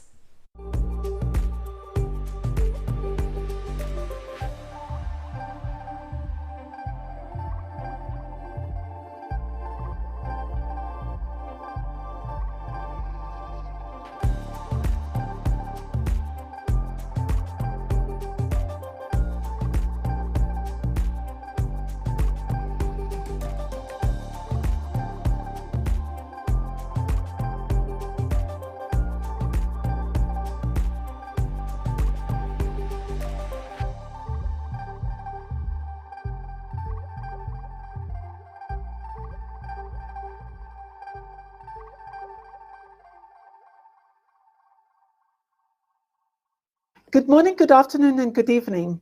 I'm honored to welcome you to the second high-level thematic plenary of the day, Food Systems Transformation, and to remind you that the plenary can be followed in the 6 official languages of the United Nations. Ladies and gentlemen, sustainable energy can play a substantive role in supporting the transformation of food systems so that production, sustainability, and gender equality are simultaneously improved. A lack of coordination and inefficient use of data does, however, impede planning, hinders efforts to target investments, and identify interventions for users' needs. This high-level plenary on food systems transformation will explore action-oriented solutions to integrate renewable energy solutions into food systems and highlight the potential for multiple wins at all stages of the value chain. At the same time, this plenary will discuss how this transformation and decentralized renewable energy systems can enhance gender equality and empower women and youth. To start us off, we'll begin with a high-level recorded statement from the Director General of the Food and Agriculture Organization, FAO, Mr. Q Du-Young, with his inputs highlighting the urgency of this topic. I'm very pleased to have Mr. Q to take the floor.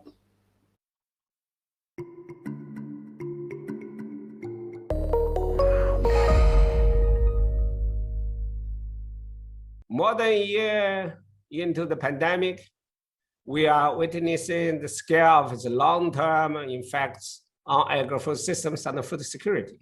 The number of chronically hungry people increased by 132 million at the end of 2020, and 155 million people in 55 countries manifested crisis-level acute food insecurity. Hunger has increased in rural areas and cities in developing and developed nations. 80% of the world's poorest, that is 600 million people, live in the rural areas, work in the agricultural, and yet to go to bed hungry. That is unacceptable. Transforming our agri-food systems is a unique opportunity to change this and achieve the economic recovery. To ensure access to affordable food and a healthy diet, and to reduce poverty and inequality. Energy is the key element at every stage of the agri-food systems and essential to implement agricultural innovations. But we need to improve the current use of energy and reduce the greenhouse gas emissions. The challenge we face is to decouple the use of fossil fuels in agri-food systems without hampering food security and energy security in the rural areas. FAO has developed the Energy Smart Food Program to ensure adequate access to sustainable energy along the entire food chain through better energy efficiency, gradual use of the renewable energy, sustainable bioenergy, and what energy food nexus approach. We needed to take advantage of this synergies between the food and energy. Investment in clean energy for food and farmers is critical. For that, we needed to provide data to de-risk investments. FAO offers its a global data platform that included this information. It facilitates investment in agri-food systems transformation in the context of the hand-in-hand initiative that is already launched in the 39 countries. Let us work together to make our agri-food systems more efficient, inclusive, resilient, and sustainable. for better production, better nutrition, a better environment, and a better life, leaving no one behind, feeding rural areas, and lighting its night. Thank you.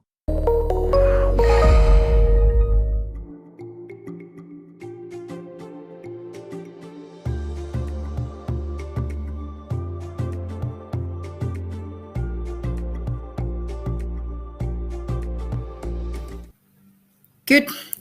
Thank you very much. My name is Senator Abshiro Halake from Kenyan Senate, and thank you very much, organizers, for inviting me to this session. Of course, I was asked to speak a little bit about Kenya's key priority actions and the actions Kenya has taken to accelerate sustainable energy and climate agenda in the country.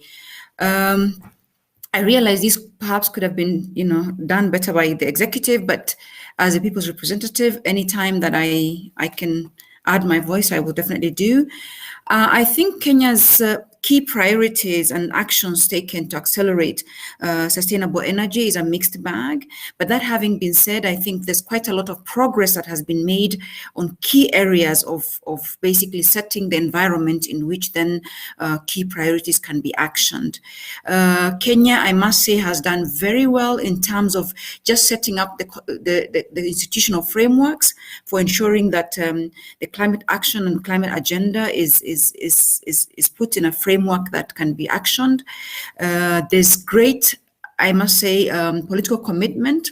As you know, that the political commitment to climate change mitigation issues is very evident in the country. The political leadership of the country, starting with His Excellency the President, have on several occasions opted into a lot of the key mitigating actions and initiatives, and there has been support for this by the president, by the executive, by the legislature, and by the judiciary as well. So I must say that in terms of political commitment, the political commitment has been voiced, and the institutional framework has been put in place as well. If I'm just to quickly go through some of the key institutional frameworks that have been put in place, it must be noted that Kenya has the National Climate Action Council, and climate action plans have been put in place. The National Environmental Management Authority has also quite a role to play in this area.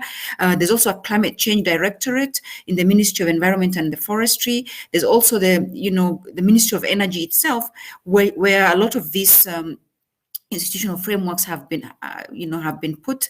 Again, Ministry of Transport, Housing and Urban Development.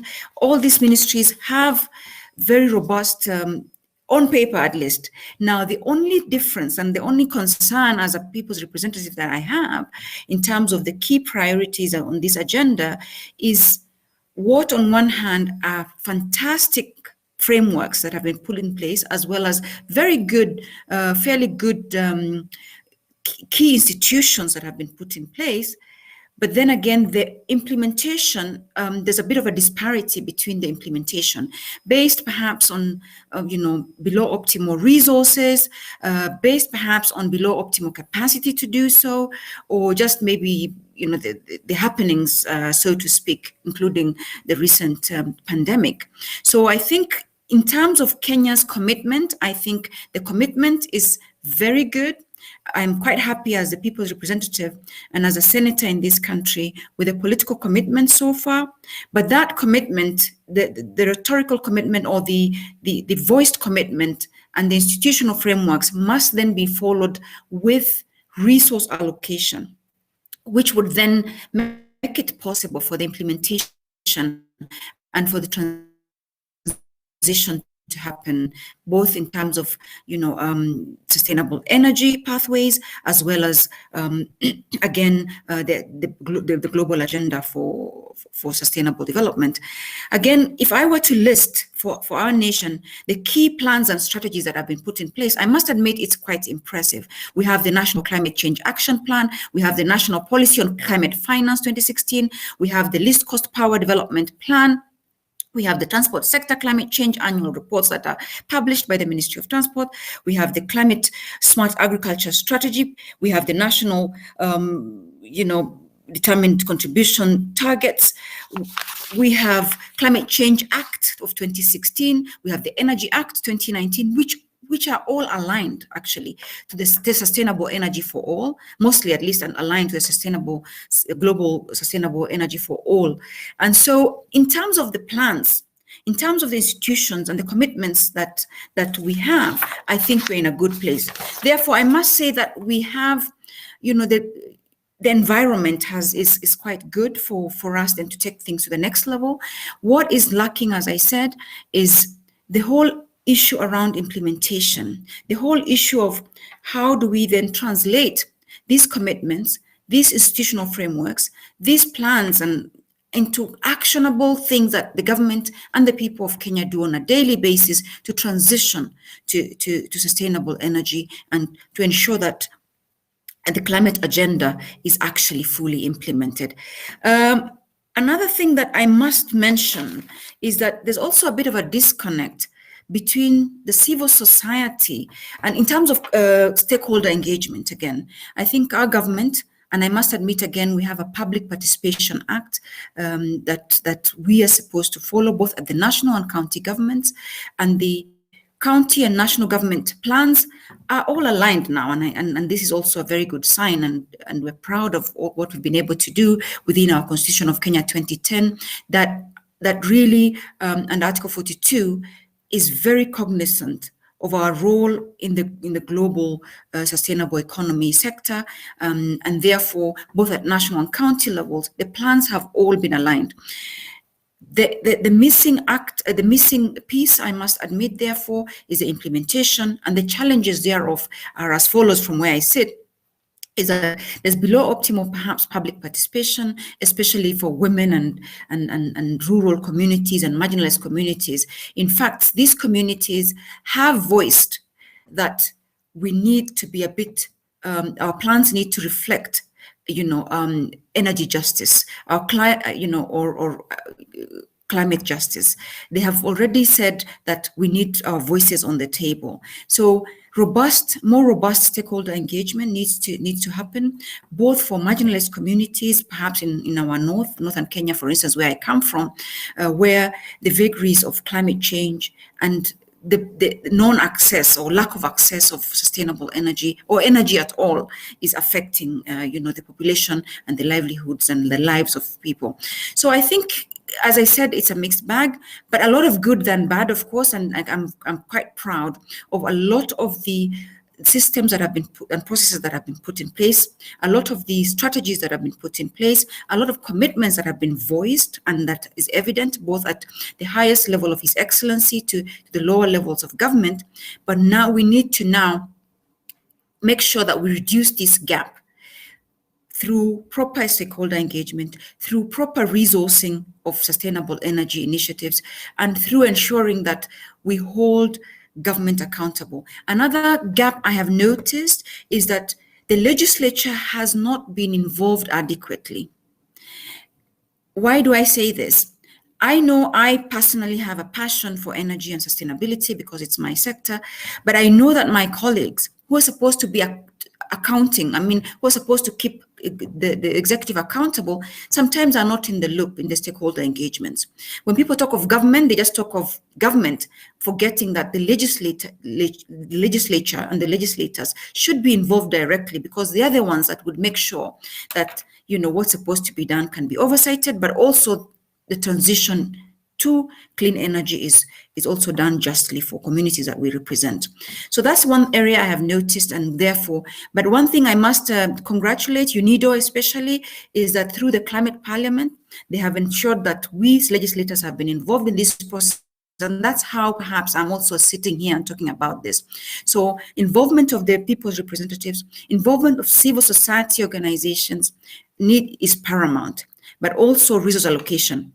In the stimulus that we have the country has just put forward following the COVID-19 pandemic, again, issues of energy seem to be slipping back. Issues of sustainable energy seem not to be priority, given, I suppose, the health pandemic and the priorities in the health sector. But we must never forget that we must continue and not to drop the ball. So I think I will leave it there. I must say that being 4 minutes presentation, I didn't want to go too much into depth. I just needed to say what has been done and where the gaps are and what can be done better next time. But I thank you all for listening and for involving us as members of parliament as well in this process.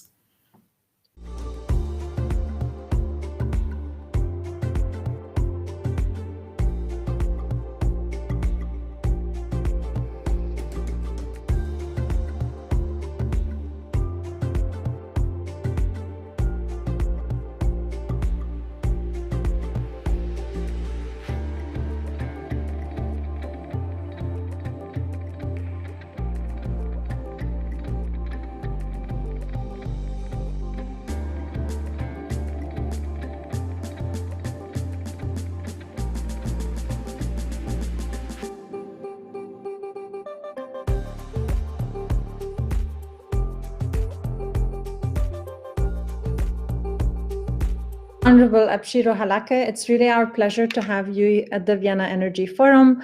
My name is Rana Gonim. I'm the Chief of the Energy Systems and Infrastructure Division at UNIDO, and I'm happy to step in for Shira, who's having technical difficulties tuning into this panel. So I'll be introducing to you this first panel within the high-level plenary, one on food systems.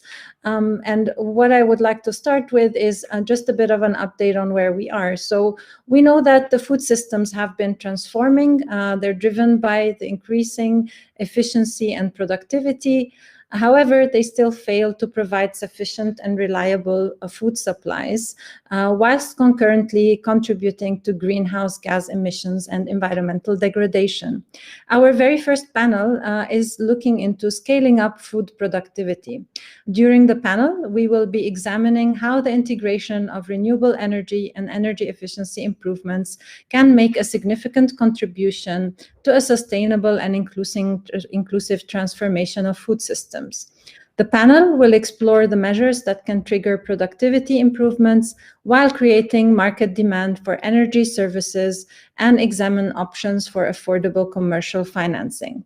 The panel will also discuss how food system transformation can maximize the leadership, participation, and improve the benefits for both women and youth. Joining me here today to share their insights on the topic are Ms. Audrey Desirado, the co-founder and chief operational officer of Sunfunder. Thank you for joining, Audrey. Ms. Magdalena Coneva, the director general of the Renewable Energy and Energy Efficiency Partnership, REAP. Thanks, Magdalena, for joining us. And finally, Mr. Samir Ibrahim, the CEO of Sun Culture. And that's where I would like to actually get started, Samir, with you. You're a company doing groundbreaking work in Kenya on improving access to energy for farmers as well. So I'd like to hear from you, actually, where are we in terms of this progress? How do you see the challenges and also some of the opportunities, being a private sector company that's working in a country like Kenya? Thanks, Rana, and thanks for having me. I feel she's very funny. I feel very grateful to be on a panel with Magdalena and Audrey because REAP was our very first external funder, and Sunfunder is our most recent funder. So I feel like there's some special bookends to make note of right now. When we talk about food systems, climate change is the absolute biggest threat to our food systems because it disproportionately affects those who might be the largest contributor to the success of our food systems in the future, which are smallholder farmers. And to understand why and how this happens, it's important to understand sort of how small farmers live and the sort of cycle that they can go through. So smallholder farmers generally live off-grid. They generally live in rural areas, and they make money by growing crops or by keeping animals. And smallholder farmers make most of the food that you and I eat in the global north. And in order to grow this food and to keep these animals, farmers need water, and they wait for the water. They get water either by waiting for the rain, which is unpredictable or unreliable, or they use manual buckets. Now, because most farmers practice this rain-fed agriculture, climate change is making this more difficult because it's making the already unpredictable and unreliable rains more unpredictable and more unreliable, making it harder for them to grow the food that you and I need to eat every day. And what happens then is small farmers then, in order to make money, they can do one of two things. They either go and cut down trees to make charcoal, which further pushes the climate change story, or they move to big cities to find jobs. When they move to big cities, it's called mass urbanization or climate migration. It creates slums. It threatens security. In the past decade, several countries have experienced regime change or armed conflict due in part to food-related unrest. You see Haiti, Madagascar, Egypt, and Syria. So there's this interesting overlap between climate change and food security, and the macro effects of not paying attention to those who are most affected by climate change leads into large problems elsewhere along the food systems, even when it comes to political unrest. So when you think about how do we protect our food systems, thinking about how to protect and improve the productivity of small farmers plays a big role here. So when you think about protecting and improving the productivity of small farmers, you simplify it at the water solution. So when we think about energy's role in protecting our food systems, we need to think about energy's role in creating productivity for small farmers. And the lens that Sun Culture takes, and this is a very specific lens, is using energy first to create security around access to water and around reliability of access to water. So at Sun Culture, our mission is to develop and commercialize life-changing technologies to solve the biggest daily challenges of small farmers. And we started with the water issue. So we started by being Africa's first solar irrigation company. So we use the power of the sun to pump water from any water source and then use efficient irrigation to allocate it to smallholder farms. We've now transitioned into being a solar technology provider for appliances, both for the farm and household. And we bundle it with services and then financing. And that's where our relationship with Sun Funder comes into play. Taking a step back, when you look at how access to energy can contribute to improving and protecting the productivity of small farmers, I'll share some numbers that we had when we did a bunch of surveys last year. So during the sort of first bit of the height of COVID, and it's important to remember that COVID is very much still raging and a huge issue, even though it might not feel like an issue for those of us on this call right now. As a reminder, only 0.4% of the Kenyan population is fully vaccinated. So COVID is still very much alive and kicking for most people around the world. During the height of the beginning of COVID last year, a survey was done for smallholder farmers in Kenya, so from June to September 2020. And the survey found that 90% of small farmers in Kenya lost money. They lost income.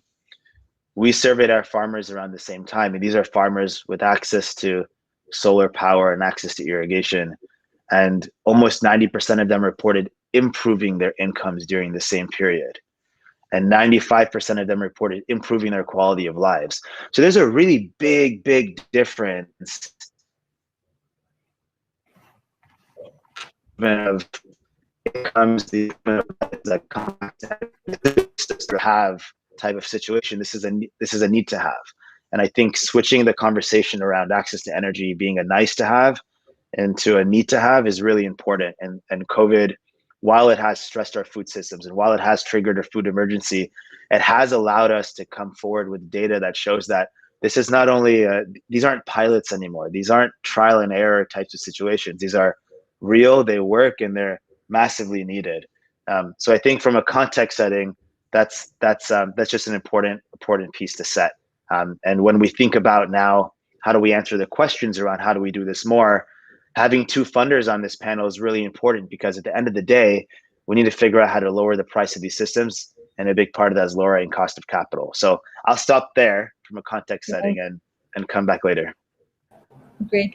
Thank you so much, Samir. You gave us really great insights, but also hope on some of the positive impacts that we already see on the ground. And later on, I'd like to turn back to you, because one thing we've been hearing throughout also the VEF virtual series, which preceded this Vienna Energy Forum is there seems to be a bit of a disconnect. When we invite the energy people to a food system discussion, they say, what do I have to do about that? And when we invite the food people to an energy system discussion, we hear the same. And so I would like to hear your views on this later. But as you gave me a great segue, actually, to bring in Audrey, having financed your latest project and to look at really the work that Fundfunder is doing in terms of de-risking, these investments, and where do you see, perhaps, Audrey, the need for grant-based financing also in supporting basically with the upscaling? So this is just one pilot, but where do you see also the need for this kind of grant-based financing to support? Yeah, thanks, Rana. Well, I think it connects to where are we, your first question. And I think to answer that, I would say it depends. Food systems is made up of a multitude of actors. And if you look at the formal sector, I think we're making progress, right? So if you look at some of the solar, commercial, industrial projects that are coming up, they're really targeting the agricultural end users as well as manufacturing, right? But these are for larger agribusinesses that have access to export markets, etc. Now, where we're really lagging is the informal sector, under which smallholders fall. And this is, as Samir made the point, really the most important. We need to pay attention to the informal sector. It's really, to ensure the inclusive transformation of food systems. And the reason it's lagging is because it's extremely complex. The work that Samir's team and others are doing, they're facing multitude and ever-evolving challenges, right? And I would say that the main challenges for the informal sector are that, yes, one, it is much larger. Smallholders represent 70% of the food that we eat. But it's also extremely fragmented, right? So developing a standardized solution, there isn't really this one size fits all solution. And second, the informal sector doesn't have the ability to make CapEx investments, right, to fit with long-term planning. Like the privilege of long-term planning is not there for them. So I think, those that are serving the informal sector are not just delivering products, but also figuring out how to set up rural infrastructure, right? It's managing distribution and services. They're having to roll their sleeves up to constantly adapt. They also have to make those solutions affordable by extending credit risk for those farmers. And those farmers are themselves subject to so many risks that are just outside of their control. And that's exacerbated by climate change, right? So yeah, it is extremely challenging work. And I think, I guess I use the term infrastructure because I think that's how we should look at it. And logistics itself, right? It adds so much cost to the unit economics of businesses like Samir's. So that's where the donor funding really needs, I think, to be directed, is looking at how do we not leave behind smallholders. Like, let's have a reality check here. It is extremely high impact, but it is really hard work. And the economics of creating such a business are very difficult because you are having to address so many of the challenges as a pioneer. And I think the second part where donor money can really help is to accelerate, that product market fit, as well as experimentation around what are the right sales distribution models. There's a lot of consumer awareness and education that needs to happen. It's not as easy for a smallholder to switch from rain-fed to solar irrigation, right? Like, there's a lot of behavioral changes. It's not like a processing facility switching from, diesel to solar, right? So I think that's particularly from an investor perspective, like, we want to target the sector. So we started Sunfunder in 2012, really specializing in solar and emerging markets. But it was about 3 years ago that we started investing in enhancing our food expertise. And I guess that goes to one of the comments you made, Rana, which is, yes, historically, energy and food have been completely siloed. And I think one of the progress we are seeing is that donors and investors are recognizing the connection. So what we did is really brought in-house expertise, like investment specialists from the food sector into Sunfunder, and there's been really great knowledge exchange between kind of the energy and the food specialist. And what that means is that we can work with companies like Sun Culture and Spur Farms and other sort of agri-energy company in our portfolio to come up with tailored solutions. And I think, that's really important. Like, standardizing is really difficult right now at this stage. And so that expertise and the ability to tailor solutions to what companies on the ground need is extremely important. So donor money needs to help accelerate that. We need more Sun Cultures, to be able to invest in. And yeah, going back to where are we, I think we're, I read a statistic that in sub-Saharan Africa, and maybe Samir, you can correct me if I'm wrong, only 4% of croplands are irrigated right now, right? So I think a lot of work needs to be done. Thanks. Thanks, Audrey, for those insights. Indeed, we have quite a lot ahead of us still, and that's where I'd like to bring you. Also, Magdalena, you've been working on this. You did groundbreaking work as REAP in many countries, and just more of your insight also on what are some of the positive trends, perhaps, that we see. We don't want to take this discussion always towards what's not happening. So what are some of the positive trends that we could actually leverage also globally, and try to bring in indeed more Sun Cultures and more Inspira farms and more of these companies? Thanks, Rana. I think one thing I would like to say for sure is that we have passed the stage where energy service models can be labeled as pilots. I think the pay-go model is now established. There have been significant increase in projects that provide energy services to rural populations in rural areas, and these models have proven as working in terms of energy service delivery. At the same time, we've seen the falling costs of technology, and we have seen also the growth of these private sector models and the number of projects. Definitely what RIP can say is that of the kind of the last couple of years, we've seen significant increase in supply of projects. However, if I can basically list the obstacles as we see them, there are 4 of them. Number one, it is about bankability of projects with the right size and the right type of services. A lot of the times we see smaller local indigenous project developers who simply do not have the skill or capacity to actually develop a project that meets the investment criteria of a provider of finance. However, there is no shortage of good business ideas. So I'm not saying they're not entrepreneurial people.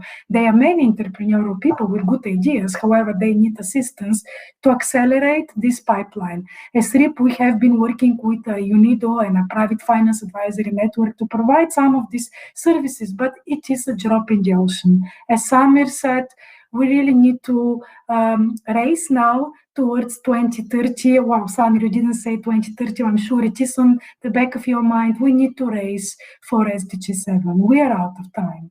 And the fact is that 600 million people across the continent still lack access to electricity and rely on harmful fossil fuels. So this is one challenge that we see. Number 2, I would say, it is the affordability issues that Samir was talking about.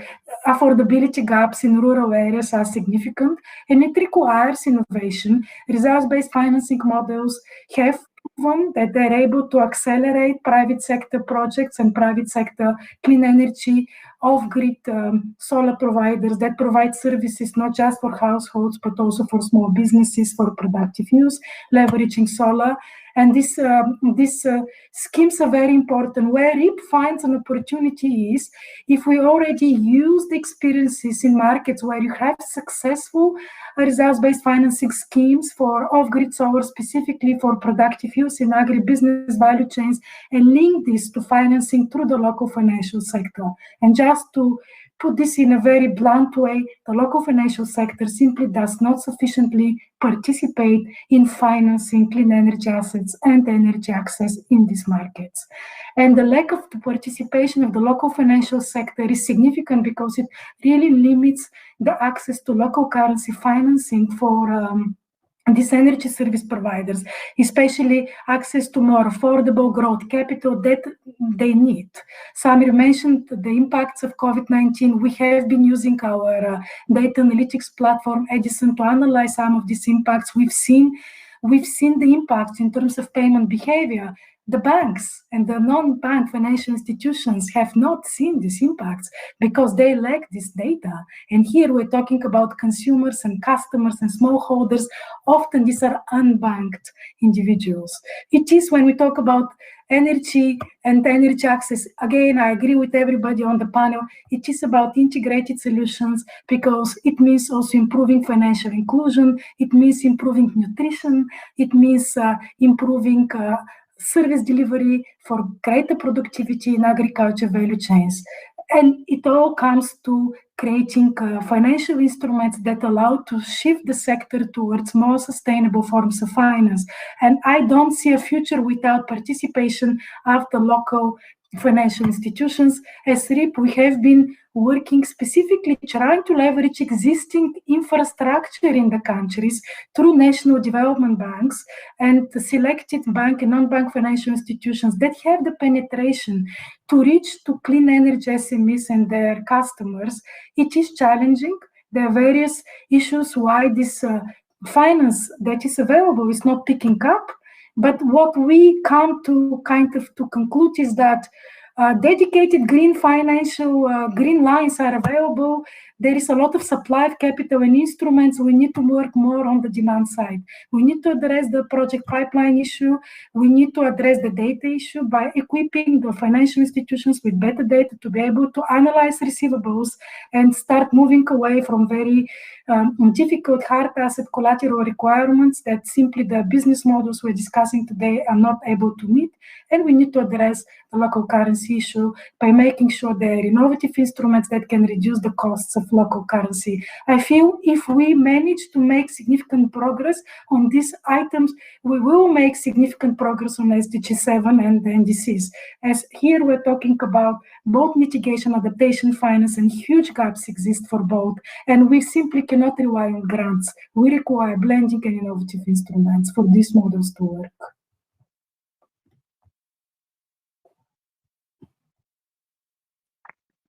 You're on mute, Joanna.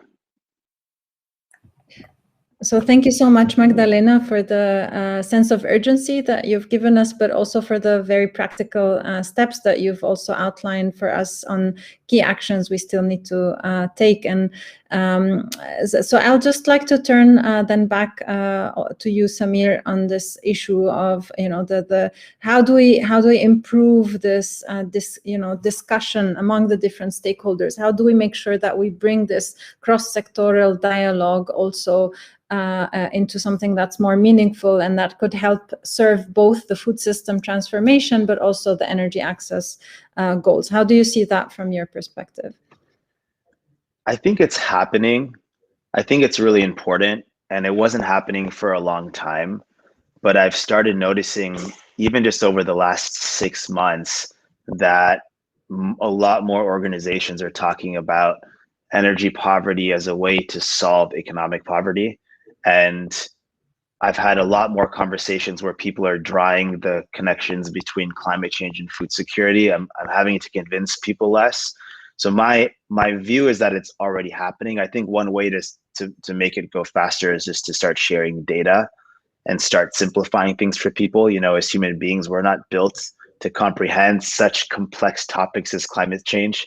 We're not really made to understand the intricacies of these big numbers. And I think drawing connections makes it easier. And I think all of the data that we're starting to see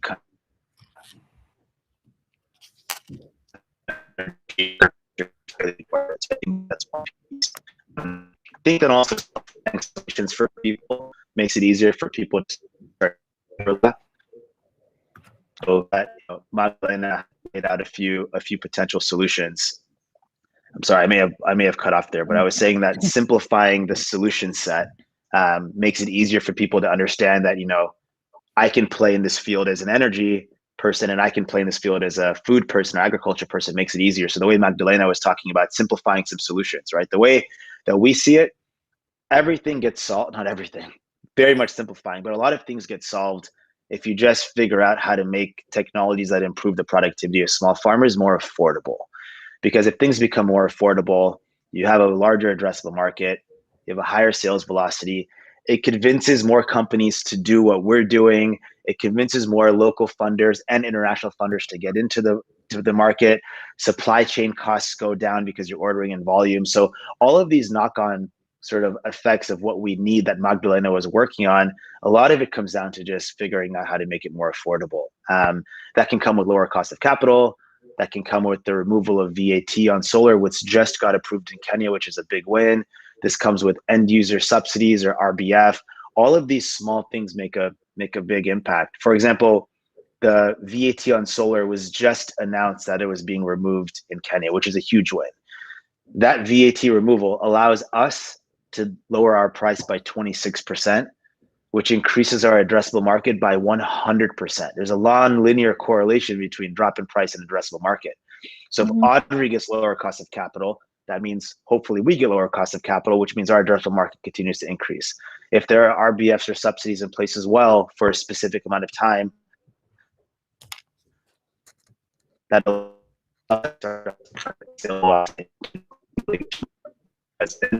people doing want to see the needle movements. You're breaking up a bit, Samir, but I think that's already great what you've given us, and I'm sure actually that Senator Epshiro, who was with us earlier, was leading on this removal of the taxation for solar. So I'm happy that things are really falling in place in this panel, and because we are, I feel we can go on and on with the discussion, but we also have a limited time ahead of us. So perhaps I'd like to turn to you, Audrey, with a key recommendation perhaps that you have, one thing that you would certainly want it to be taken up, perhaps related to affordability of financing, perhaps related to grants and donor-based financing. So what's the one recommendation you feel we need to take on board for us to really meet the challenges for the 2030 agenda while leaving no one behind? Thank you. Well, I think Samir provided me with a perfect segue, and we talked about lower cost of capital to financial intermediaries, but also allowing us to have a high risk appetite, because a lot of the stuff we're doing is pioneering, we're experimenting, right? We're innovating, we're learning lessons with our partners every day.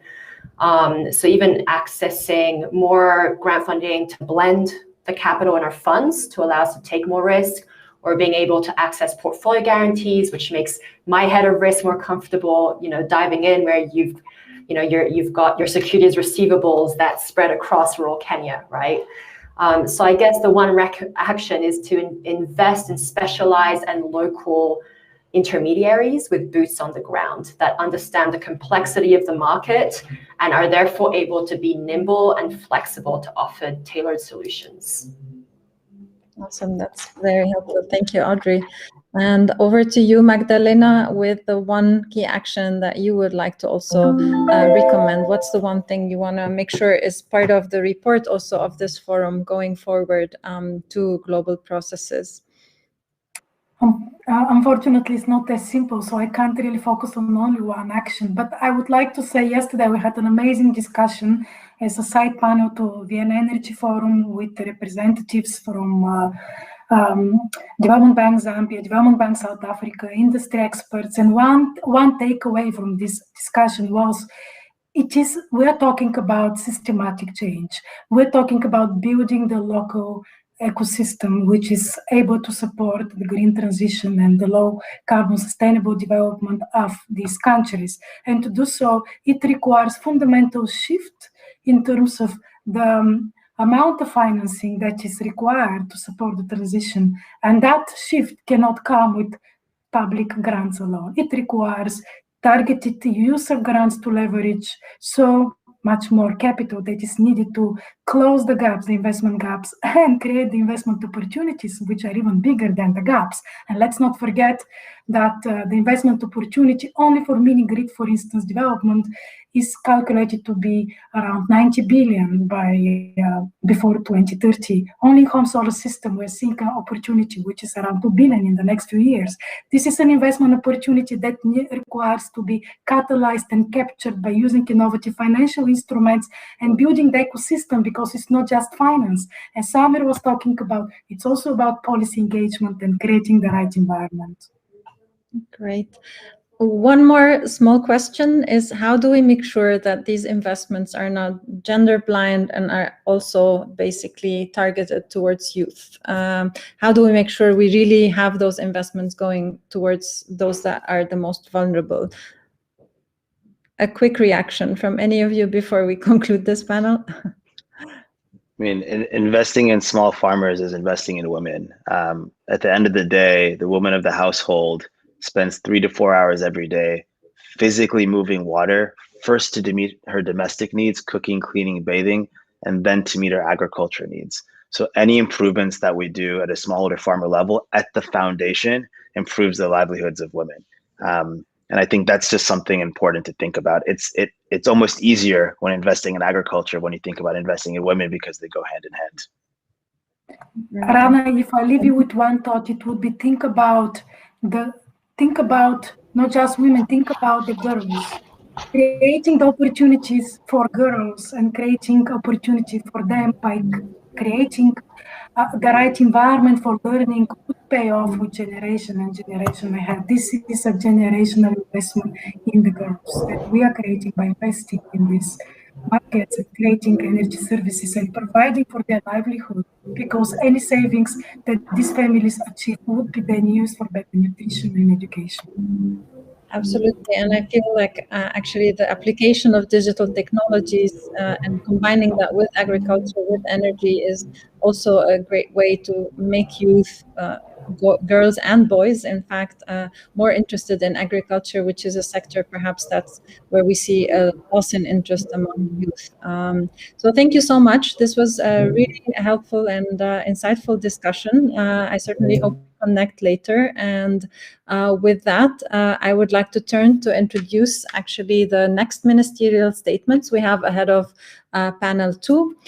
So first, we will be starting with the statement of His Excellency, Mr. Omar Paganini, the Minister of Energy and Mining of the Republic of Uruguay. So I'll leave you with the video statement of His Excellency. Good afternoon to everyone. Thank you for having me at the Vienna Energy Forum 2021. I will start thanking the organizers of this important event. UNIDO, the Ministry for International and European Affairs of Austria, the International Institute for Applied Systems Analysis, and the Austrian Development Agency. The Ministry of Industry, Energy and Mining in Uruguay is responsible for designing and implementing governmental policies related to the industrial, energy, mining and telecommunications sectors. I will start telling you briefly about Uruguay's first energy transformation. Starting in 2010, with an agreement at the top of our political leadership, Uruguay underwent a deep transformation of its energy matrix. Regarding electricity generation, our country was historically reliant on hydropower and thermal fossil fuel burning plants.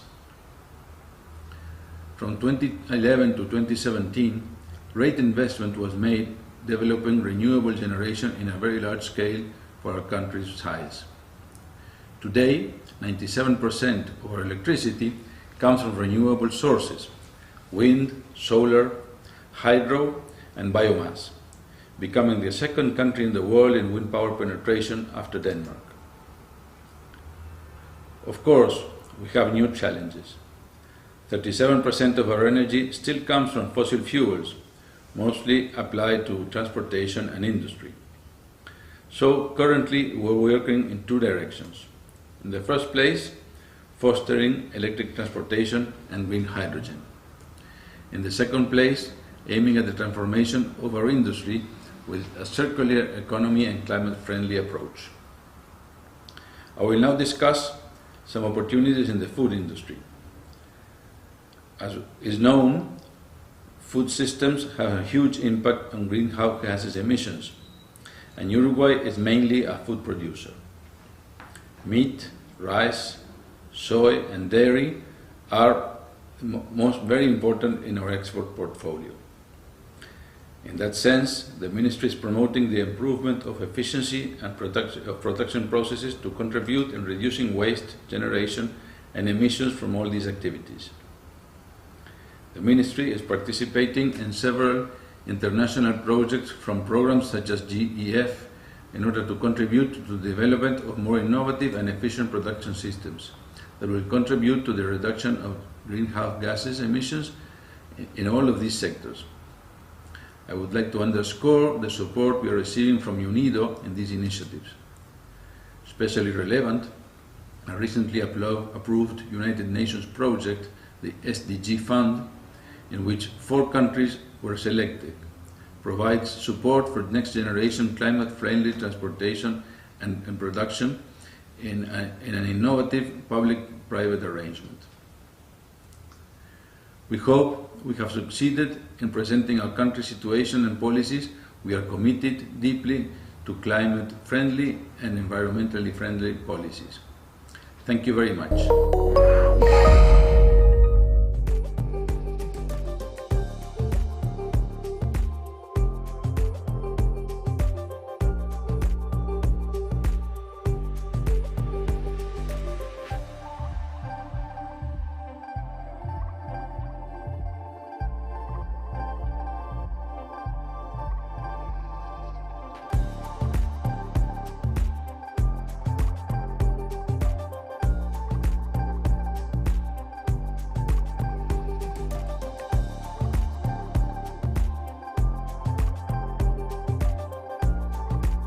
Statement, Minister Paganini. I'd like to now introduce the second ministerial statement by His Excellency Mr. Malik Amin Aslam, the Minister of Climate Change of the Islamic Republic of Pakistan.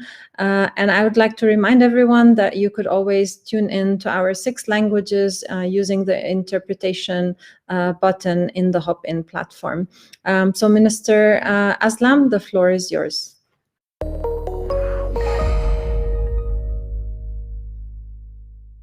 Bismillah ar-Rahman ar-Rahim.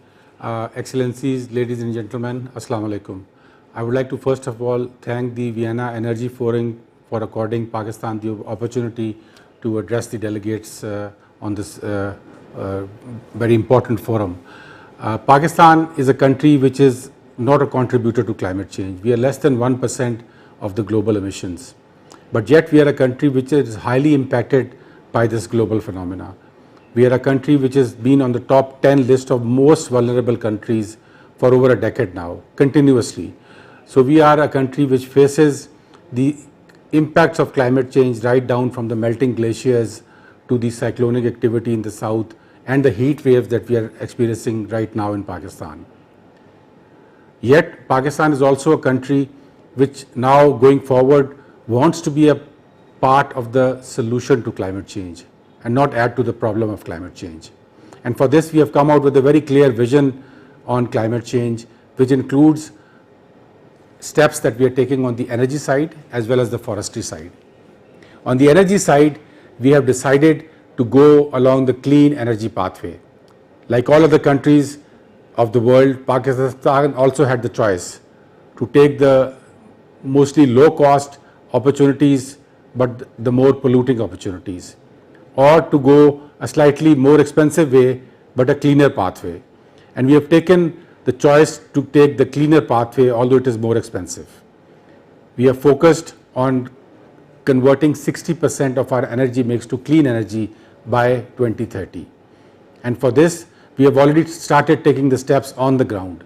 We had about 2,600 megawatts of imported coal projects which were financially closed. We have shelved those projects and we have shifted to clean hydro projects instead. Similarly, on transport sector, we are focused on a transition towards clean transport which includes electric vehicles. 30% of our transport by 2030 would go on to clean transport. So we have a very clear vision as far as our energy is concerned, that we want to be on the clean energy pathway into the future. And for this, Pakistan is investing on its own to make sure that we do not become a part of the problem of climate change. On the other side, on the sequestration side, on forestry and on national parks, we have decided to focus on nature-based solutions, to ask nature, to invest in nature, and to trust in nature to solve nature's problem of imbalance, which is climate change. And in this, we have taken 3 very big initiatives. The first one is called the 10 billion tree tsunami project. We've already completed 1 billion out of these, and we are giving green jobs under this project, and also involving communities, rural women, and our youth in this mega tree plantation activity in Pakistan. Our protected area initiative is also a nature-based solution, which is adding national parks in Pakistan so that they become sequesters of carbon, but it can also generate ecotourism and revenues, green revenues for Pakistan's future. Already in the last 8 months, we have added almost 15 national parks, which is 50% increase in the number of national parks in Pakistan. Third, our Recharge Pakistan initiative. This is an initiative which is focused on turning a crisis into an opportunity.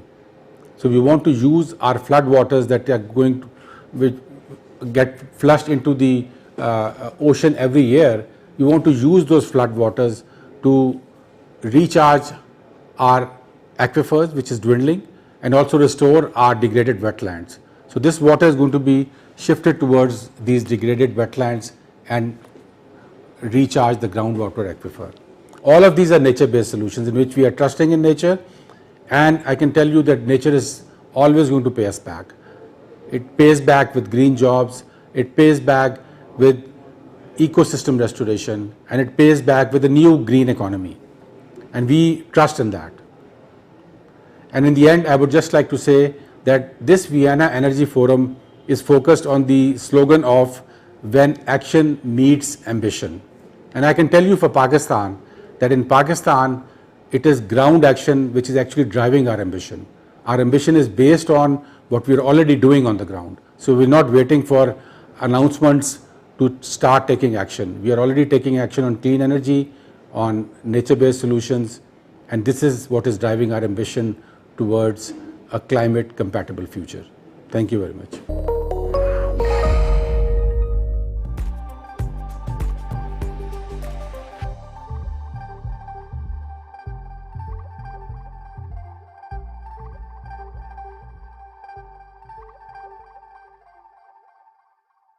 So thank you, Minister Aslam, for this statement. And it gives me great pleasure now to introduce our second panel. And to do that, I'm just going to tell you what are the topics we're exploring in this second panel. Recent developments in digital applications provide a means to accelerate the integration of sustainable energy into food systems. This panel 2 on smart food systems will examine how digitalization and improved access to data can accelerate the speed and scale of energy food system transformation and improve energy access, making it practically and economically viable while ensuring that the gender digital divide is not further exacerbated. Joining me today to share their insights on the topic is Mr. Leonard Mitzi, the Deputy Director General of the Directorate for International Partnership at the European Commission, Mr. Jeffrey Prince, the Head of Portfolio of Renewable Energy at the IKEA Foundation, and Ms. Cristina Schirera, the CEO of Power for All. Thank you all for joining, and it's a pleasure for us having you here today. And perhaps to kick us off, I'd like to turn to Jeffrey. We just concluded around 10 days ago the ministerial at the high-level dialogue on energy. And there we heard this great announcement from the IKEA Foundation and also the Rockefeller Foundation on an allocation of $1 billion to support 1 billion people have energy access. Perhaps, Jeffrey, you want to tell us a bit more on that. What's the motivation? How does it actually address also the issue we're talking about today? And what are the prospects also that it offers, also particularly for the most vulnerable? Thanks, Rana, and also thanks to UNIDO for all the hard work in organizing this conference. So IKEA Foundation, we're independent, but we belong to the greater IKEA family. And IKEA stands for one basic thing, improving the lives of the many. So IKEA is more focused on the retail side, and we try to do improve the lives of the many outside that scope of work. So for us, climate and poverty are the biggest challenges to the future of families' lives. And we think that energy access is at the nexus between poverty and climate. Hence, the push to do more. And we were pushed by our board to tackle this issue with climate change at the forefront. And that challenge to us was also given extra resources. So the joint commitment with Rockefeller Foundation is the $1 billion commitment. Obviously, we're hoping that others, it sounds like a lot of money, and it is, obviously, but we're hoping that others will join as well. So it's a start of hopefully a consolidated journey where many others will join. And I was actually quite encouraged by the recent op-ed in Al Jazeera by Mr. Birol from the International Energy Agency and Mr. Timmermans, the Vice Chair of the European Commission, to make it an ambition to end energy poverty in Africa by 2030. So the world and many governments signed up for SDG 7, the energy access goal. It's great to see so many organizations aligned on that goal, but we need to do more, and we need to put money to where it matters most. So that's our commitment. There's still a lot of work to do, and it's exciting to be on this panel with others who have done great work. We bring some money to the table, but obviously others are doing great work as well. Absolutely. Thanks, Jeffrey. And I agree. I think what I like as well is also the target there. I think the number of people you also want to reach with this funding, because I would see that this funding is key also to leverage and capitalize further investments from others. So absolutely, fully agree with you on that. And I'd like to turn to you, Christina. You've been also doing groundbreaking work in countries in Africa, Uganda, and that actually practically looks into this nexus with the food systems, but also with the application of more advanced models like utility 2.0 and so on. So tell us about this work, which I'm sure you're very passionate about.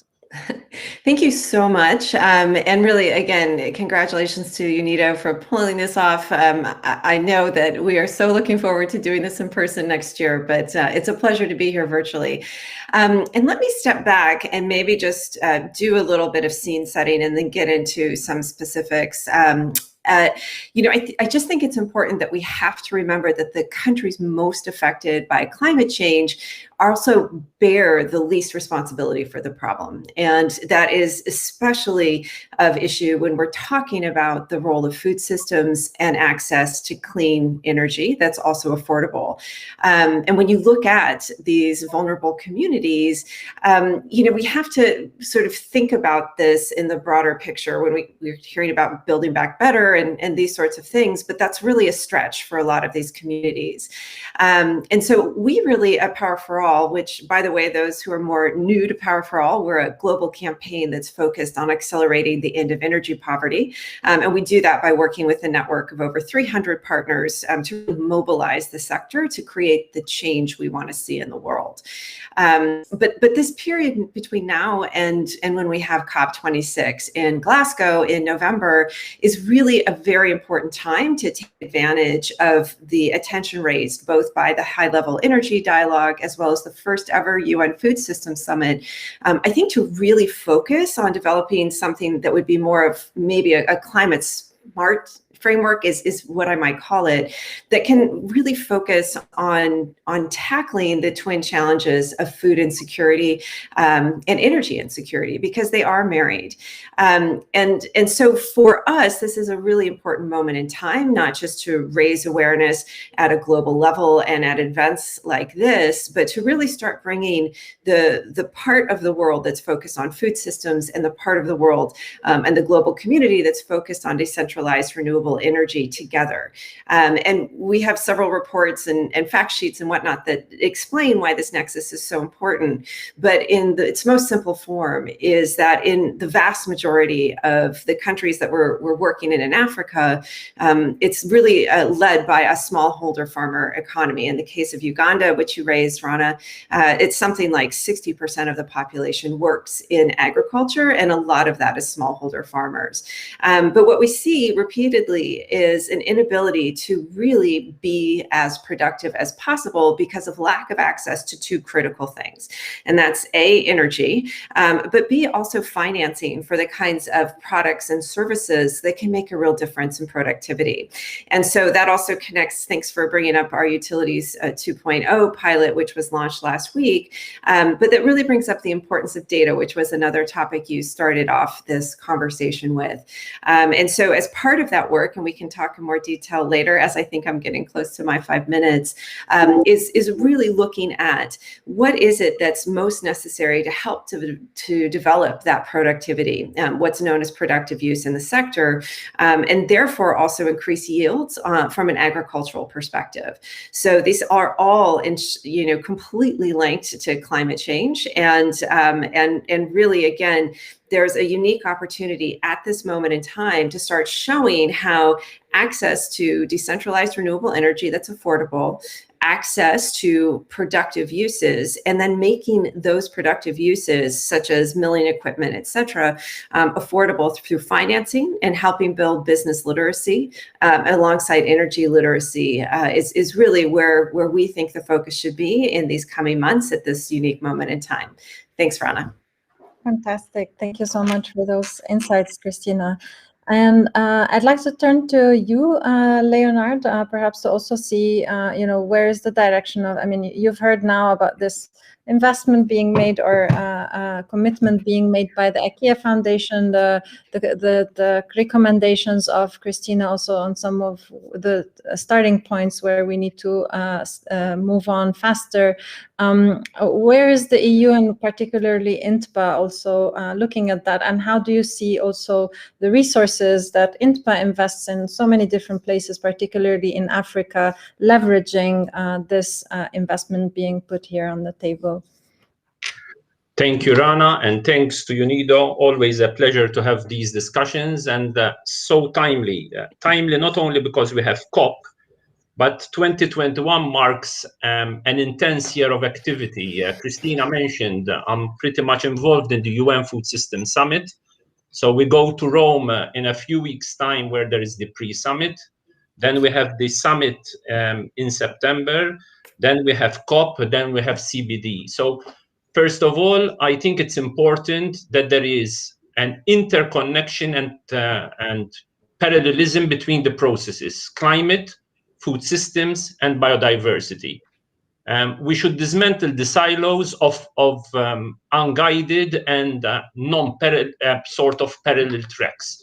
I think the climate change, the food systems, the biodiversity, the finance institutions, the policymakers, the stakeholders, the foundations need to communicate better on policy first. And this is what DG INTPA, international partnerships, will strive to achieve. We are at the end game of programming, so we are actually discussing the programming across the globe, Latin America, Asia Pacific, Africa, where the interface on climate, on digital, on food systems, on biodiversity clearly hits the most vulnerable, as Christina said.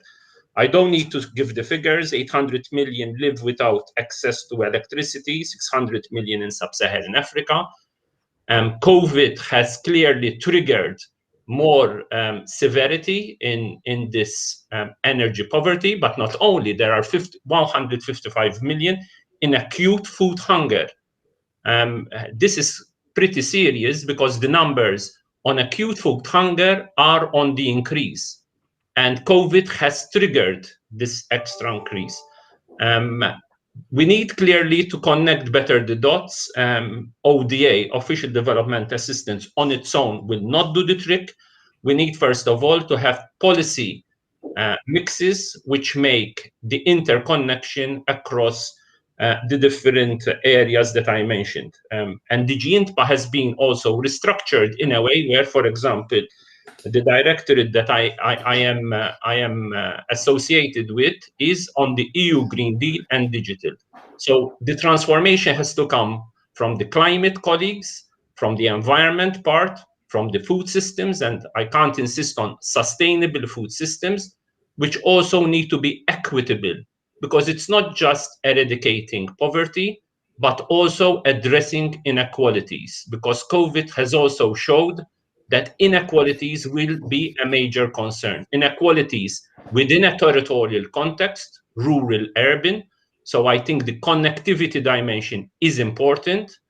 The dimension of digital, but not digital just for the sake of digital, because digital can also create a digital divide if not unleashed well. And clearly connectivity, which as part of COVID, those countries, those regions which have unleashed the full potential of digital, e-commerce, cold chain, logistics, have performed much better than others, because clearly you reduce food waste and losses. And these are the issues also we are bringing to the fore within a context of coalitions. And it's important that the UN Food System Summit, the COP and the CBDs and the UN General Assembly also connect to each other to convey messages which are complementary and consistent across the different tracks. The last thing we want is that the satellites and the don't communicate to each other. So I think, Rana, bottom line, first of all, robust policy dialogue. It's important that there is an interministerial approach between the environmental people, between the food systems people, between the biodiversity people, in terms of also using the power of financial institutions to de-risk investments. It might be a bit easy or easier to de-risk energy or energy systems or renewables, but I come from the area of food and smallholders, where de-risking smallholders in remote rural areas is a big struggle, because no one wants to de-risk smallholders. It is too much of a hassle. So it's important that when we speak about smallholders, about women-led organizations, cooperatives, which need to link the land dimension with the energy dimension, with the food systems dimension, there are bankable projects. We are trying to de-risk small ticket sizes, which are below 1 million, where probably very few financial institutions want to enter, but most importantly, also empowering women, empowering youth, because I think the big challenge for Africa is to find jobs for the youth in rural areas, so that, or secondary cities, so that not everyone goes to the mega cities. I think this will be the challenge of a rural electrification process, so that this territorial balance also makes territorial management of big cities even more manageable. Fantastic. Thank you so much, Leonard, for that. I mean, what you said resonates a lot with what we're doing at UNIDO. We've just delivered a report on technology, innovation, and data going towards the high-level dialogue on energy. And, you know, the highest level recommendation we have is actually to go towards this policy coherence, but also alignment with targets of both our climate neutrality targets and also our SDGs. So 100% we are in concurrence on this. And Also, what you mentioned on the smallholder farmers and the need for improving this de-risking was exactly the discussion we've had in the previous panel. And perhaps with that, I'd turn to you, Jeffrey, to see also how do you see, you know, the funding perhaps that you're bringing to the table, or maybe you can share an experience from some of the projects you've already been implementing. How do you see that de-risking actually happening on the ground for smallholder farmers and for the productive uses? Well, if I may, I'd like to react a little bit to what Leonard said. I would agree that we approach energy too much from a siloed position. And I was happy to see that Power for All had joined the Food Systems Summit. Our agricultural colleagues have joined it as well. And so we can optimize from the energy side of things, but we have to be careful about doing things perfectly wrong. So if we're promoting solar water irrigation, we also have to make sure that we're watching out for water conservation. We're paying attention to the crops that we're choosing to cultivate, and we have to make sure that farmers benefit the most. So our agricultural colleagues say it much more eloquently than I can. They always talk about inclusive, regenerative, and circular farming practices. So that's what we stand for as well. We can optimize, but we always have to think of the context. And I think David Attenborough has written very eloquently about the need for circular farming practices. But so in anything that we do, to get back to your question, we have the end user in mind. So vulnerable families in rural communities, what are their needs and how can we best serve them? And we often look at the system that needs to come into play. So finance has been referred to. For example, in India, you have a very well-established financial system. So the reason, for example, you see pay-as-you-go taking off in East Africa is because I think the financial system has not been developed as it should be. So there are clear wins there. Even in India, you see some very big advances. For example, there's an initiative called Avanti Finance that's really pushing the microfinance sector to go beyond traditional transactions and do everything digitally, which should lower interest rates, create a faster track to obtain loans, and offer loan duration that fits cash flows of smallholder farmers, for example. So there are a lot of digital innovations that we're seeing because I think that's the theme of this panel. And I think it's exciting to see what digital innovations can realize, but we always have to pay attention to the system. Why isn't the system working for the end user? And does technology offer a pathway forward? If I may, just one thing besides Avanti Finance, which is really exciting innovation, the microfinance sector in India, we're also very excited about some of the innovations, for example, with an organization we support called Access to Energy Institute. They offer a digital results-based finance platform, which is very much more dynamic and in tune to some market forces, and pays on basis of performance and use. So that digital service is called CLIP, Climate Impacts Payment Platform. So that's quite exciting as well. I'll stop there because I do think, again, we have to be aware what do these innovations, these system needs do for the end user, and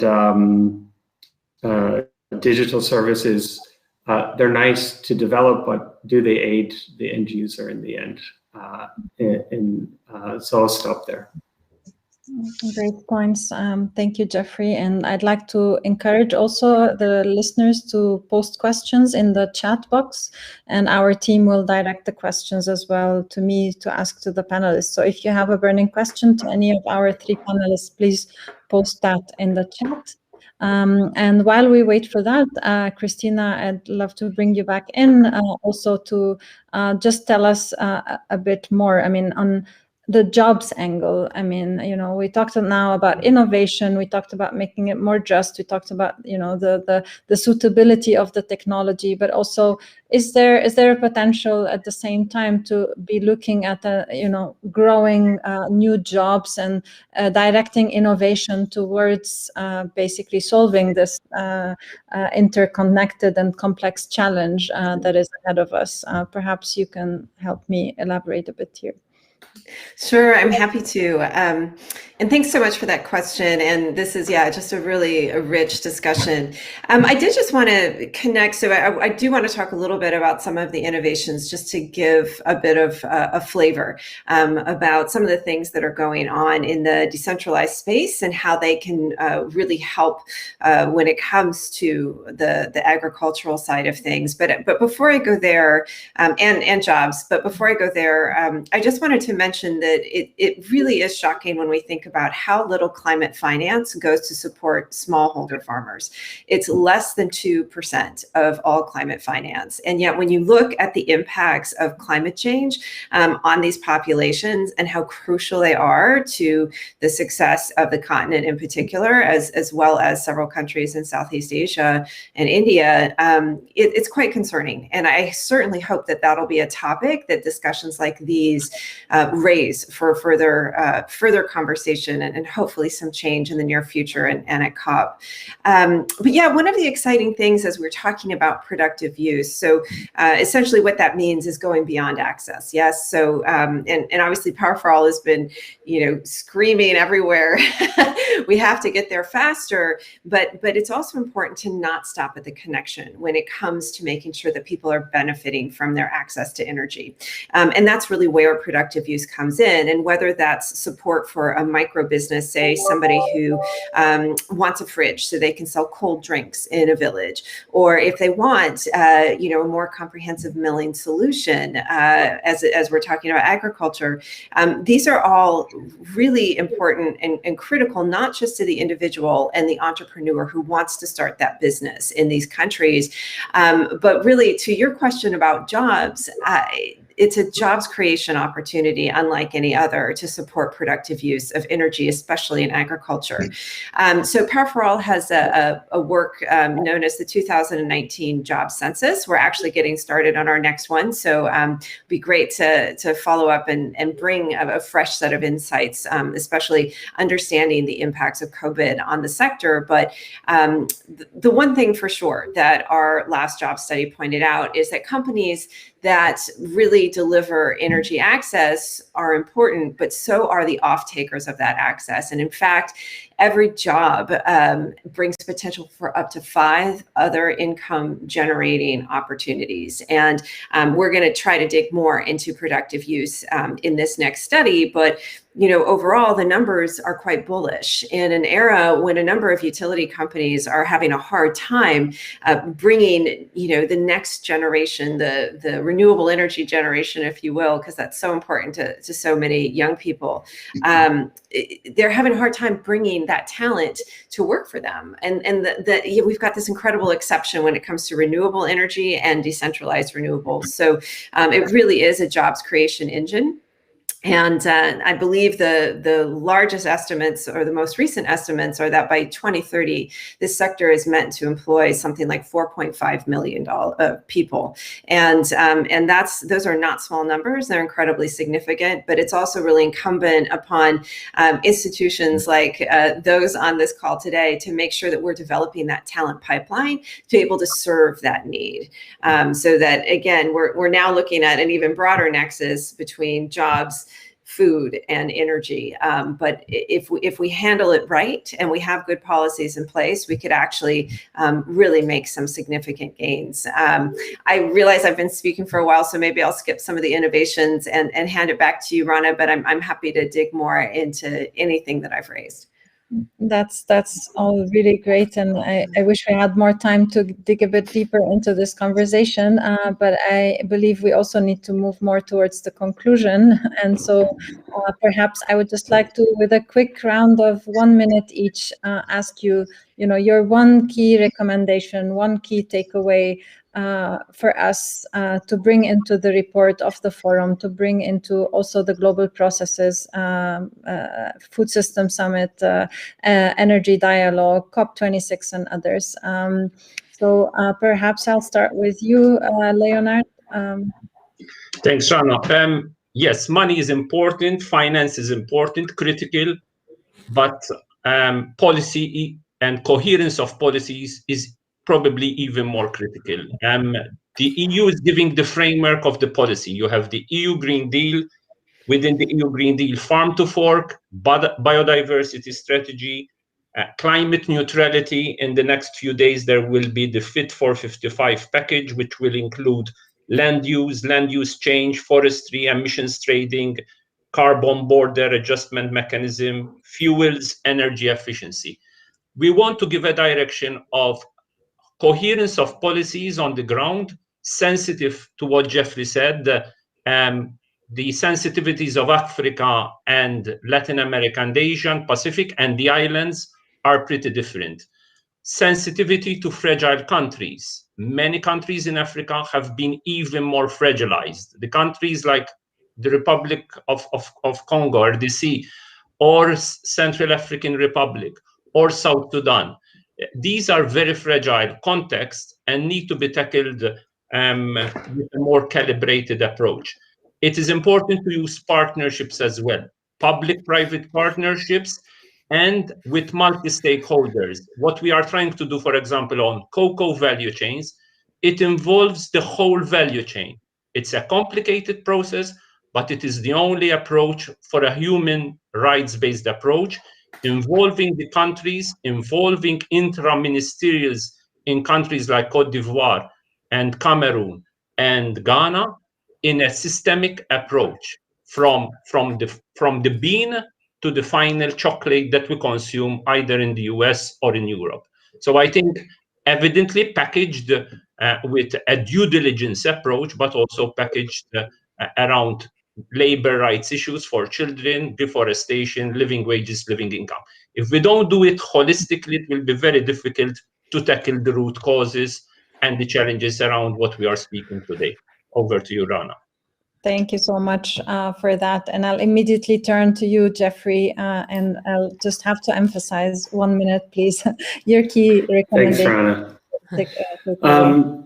My key recommendation is don't forget the many people. So don't forget the human touch that we're often missing in the whole energy discussion and the food discussion. So we all get excited about new technologies, the megawatts, the gigawatts, the panels and the batteries. But I think often the best ambassadors for us are the doctors, the school teachers, and the farmers who benefit from these essential enabling blocks in development, including energy, but also inclusive, regenerative, circular agriculture. Great, thank you so much. And over to you, Christina, your key recommendation and takeaway. Yeah, absolutely. I just want to point out that there really is a massive market opportunity here for the use of decentralized renewables in helping with irrigation, processing, cold storage across the continent. But all of these technologies are still too high for farmers in terms of costs. So if we are looking at real recommendations and things we hope get taken forward, I think donors and governments who are focused on this issue have to commit to changing those dynamics and finding ways to make these technologies more affordable. So to Jeffrey's point, the humans at the center of this can benefit the most. Great. I would like to thank you all for a really interesting discussion. I hope we'll see you back again soon and have more insights into your work. With that, I would like to just move on to just give the final concluding remarks. So basically what we've heard across the two panels today is we really need a more inclusive transition that focuses on intersectoral dialogue, bringing all the different stakeholders, different ministries working on agriculture issues, on energy issues, on biodiversity and climate change issues, everyone to really be speaking one voice. We need to really be centering our work more at the local level to target more smallholder farmers, make sure that these technologies that we are providing are affordable, but also are really fit for purpose, fit for what they need to improve also the productivity.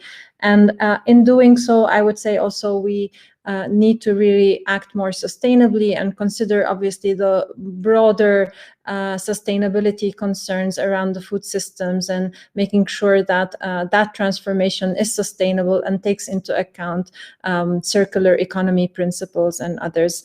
I really enjoyed this discussion. I hope you did as well. So thank you all for listening in, and have a good break at the moment. Thank you.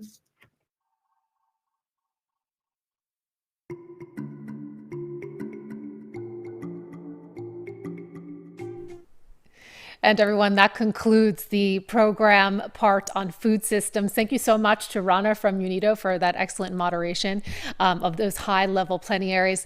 I'd just like to note now is an opportunity. We're going to have a bit of a break. And it's an opportunity for those who are joining via the virtual platform, Hopin, to go to some of those side events, to tap into the opportunity to visit some of the virtual booths, for example, and also networking with your fellow participants is also possible over the next minutes. All of these interactive features.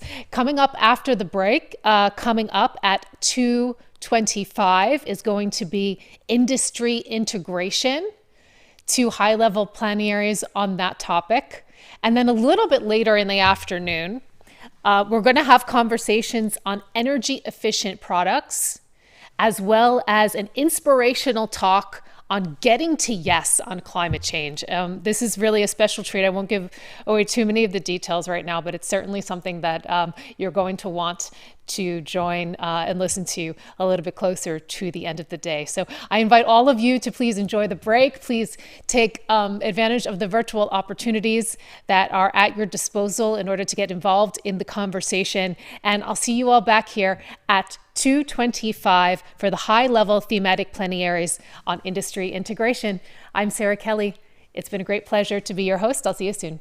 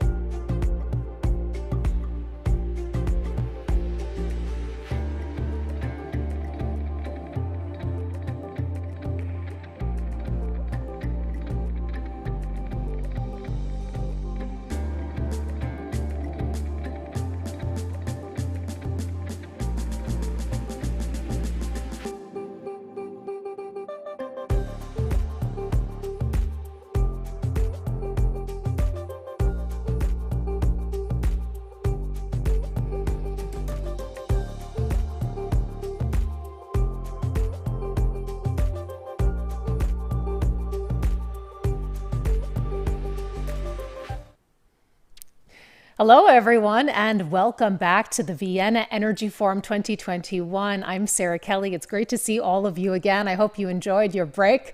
It's time now for the high-level thematic plenary, industry integration.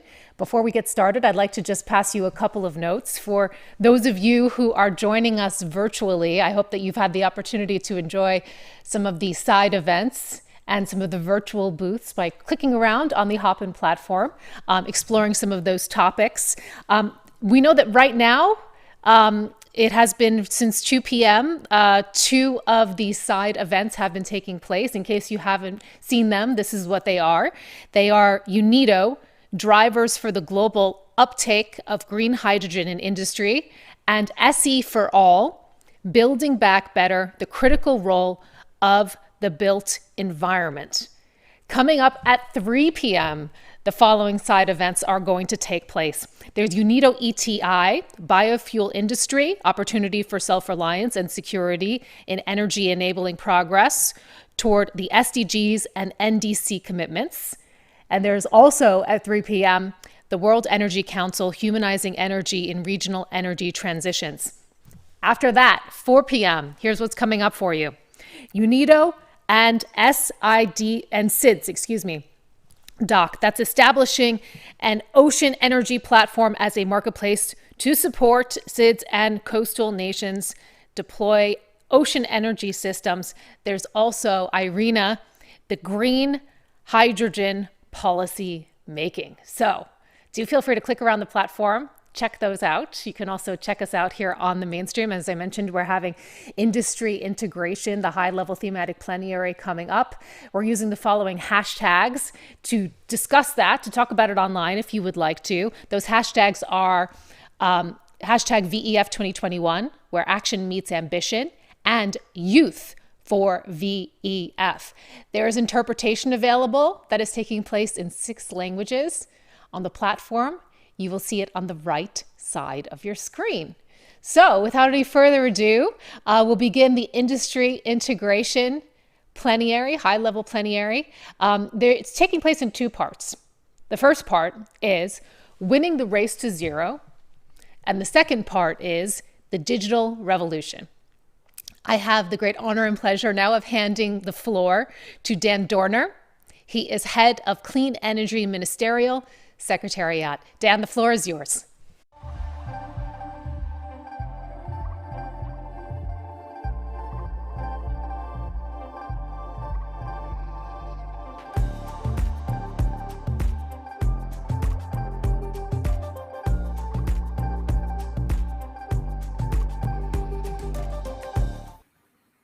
Thank you, Sarah. Welcome one and all to this high-level plenary on industry integration. I hope that you're all enjoying the Vienna Energy Forum in its excellent virtual setting this year.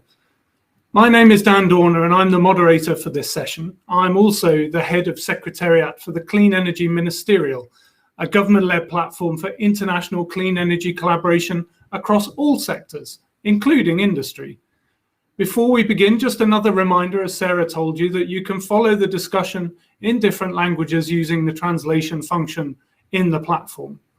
Also, a quick reminder of the format for this plenary on industry. So it'll last a total of 90 minutes. So we'll finish by about 4 o'clock Central European Standard Time, and we'll include 2 panels. And each of those panels will start with a keynote intervention from a global energy leader before moving into that panel discussion. We've got some really great speakers lined up for you today, and I, for one, am very eager to hear what they have to say. Thank you to our hosts, the Austrian government, the International Institute for Applied Systems Analysis, and the UN Industrial Development Organization for organizing the Vienna Energy Forum this year. They're doing a fantastic job. And just a reminder, before we do begin the discussions today, that our hosts are not to be associated with any of the positions or remarks from our excellent speaker lineup today. They're our hosts, but viewers should not take from that they're endorsing the views of the individual speakers. So with that housekeeping items out of the way, let's turn our attention to the actual topic of today's session. And our focus is very much on how do we unlock impactful and inclusive interventions to achieve sustainable energy integration in the industrial sector. In essence, how do we reduce the climate impact, the environmental impact of industry quickly and eventually to zero or as close to zero as we possibly can? Now, the three speakers on panel one will examine the significant role energy-intensive industries can play in creating positive multiplier effects towards achieving a climate-neutral economy, increasing energy security, and creating sustainable green jobs for everyone. Industry is an engine for economic growth. We know this. And to remain competitive in a rapidly changing landscape, industry can realize significant financial cost savings through reducing primary energy demand, switching to cleaner fuels, increasing efficiency efforts, and just becoming more productive across the space. To achieve the goals of the Paris Agreement, it's essential for energy and industrial systems to achieve net zero CO2 emissions. After breakthroughs that we're already seeing in power, in transport and building sectors, industrial decarbonization is often talked about as being one of the hard to abate, but absolutely necessary frontiers that we need to see greater progress. The manufacturing of key industrial commodities such as steel, cement, glass, chemicals, and fertilizers contributes around a fifth to global emissions. Now, these sectors may be hard to decarbonize as we move towards net zero, but this means that we need to act quickly. We need long-term strategies, and they are urgent to get us in the trajectory to decarbonize in the coming decades and to contribute to the Paris Agreement. To achieve this, a collective long-term aspirational vision of what net zero CO2 emissions looks like in industry is really needed. So to kick us off, before we move into our first panel, we'll start with an opening statement from the Director General of the International Atomic Energy Agency, IAEA, Mr. Rafael Mariano Grossi. Let's hear what the Director General has to say.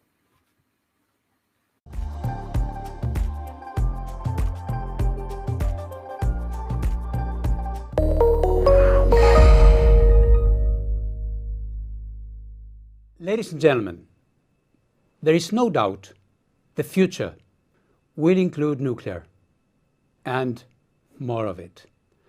Whether environmental scientists or energy economists are doing the forecasting, experts agree that nuclear must and will be part of the solution to climate change.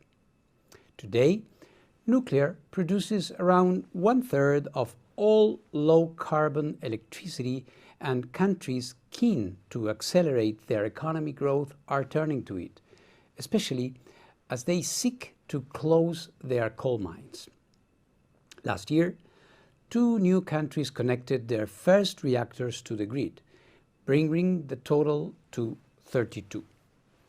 It is notable that one of these was the United Arab Emirates, which holds the world's 6th largest oil and gas reserves.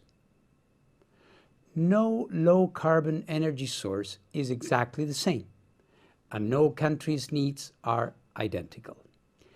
Nuclear is part of the solution for a growing number of countries.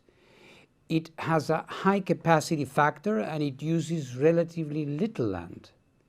In 2 countries, France and Sweden, it has proven, together with hydropower, that it can decarbonize an entire economy's electricity production. Nuclear also works well together with other low-carbon sources of energy, including solar and wind.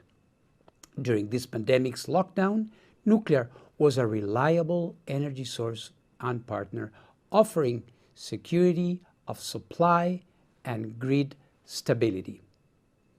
Dear friends, the Intergovernmental Panel on Climate Change reckons we will need 59 to 501% more nuclear to meet our critical 1.5 centigrade degree goal.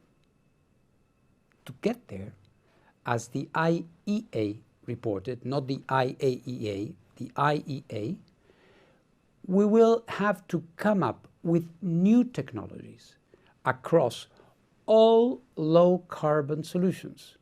In nuclear, small modular reactors could offer an option for smaller electricity grids, including those in developing countries. If they, and more nuclear generally, are used to produce hydrogen, we could reach tough to decarbonize sectors, including transport and industry. Member states can rely on the IEA's assistance from start to finish, from laying the legal groundwork for a new nuclear program to safely disposing of nuclear waste. We are a facilitator of progress and of international collaboration. It is why I'm so pleased the Vienna Energy Forum has brought us all together today. For more than 60 years, it has been our job to expand the peaceful uses of nuclear science and technology. Nuclear power plays a fundamental role in this.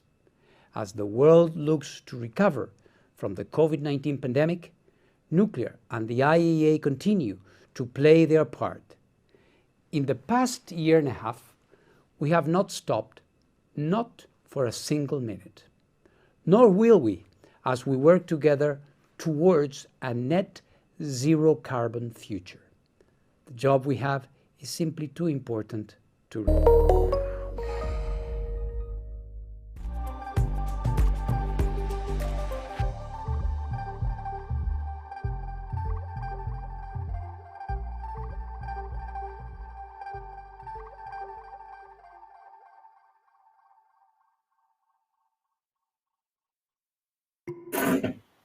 So thank you, Director General Grossi, for those remarks. I think for those countries that see civil nuclear playing a role in their future energy system, it's important to consider how that role will evolve when integrating into an increasingly low carbon and eventually net zero system. So it's therefore great to see that the IAEA is engaging openly and actively in these debates. So now let's move on to the first of our panel discussions. It's really great to introduce a great set of panelists for you today.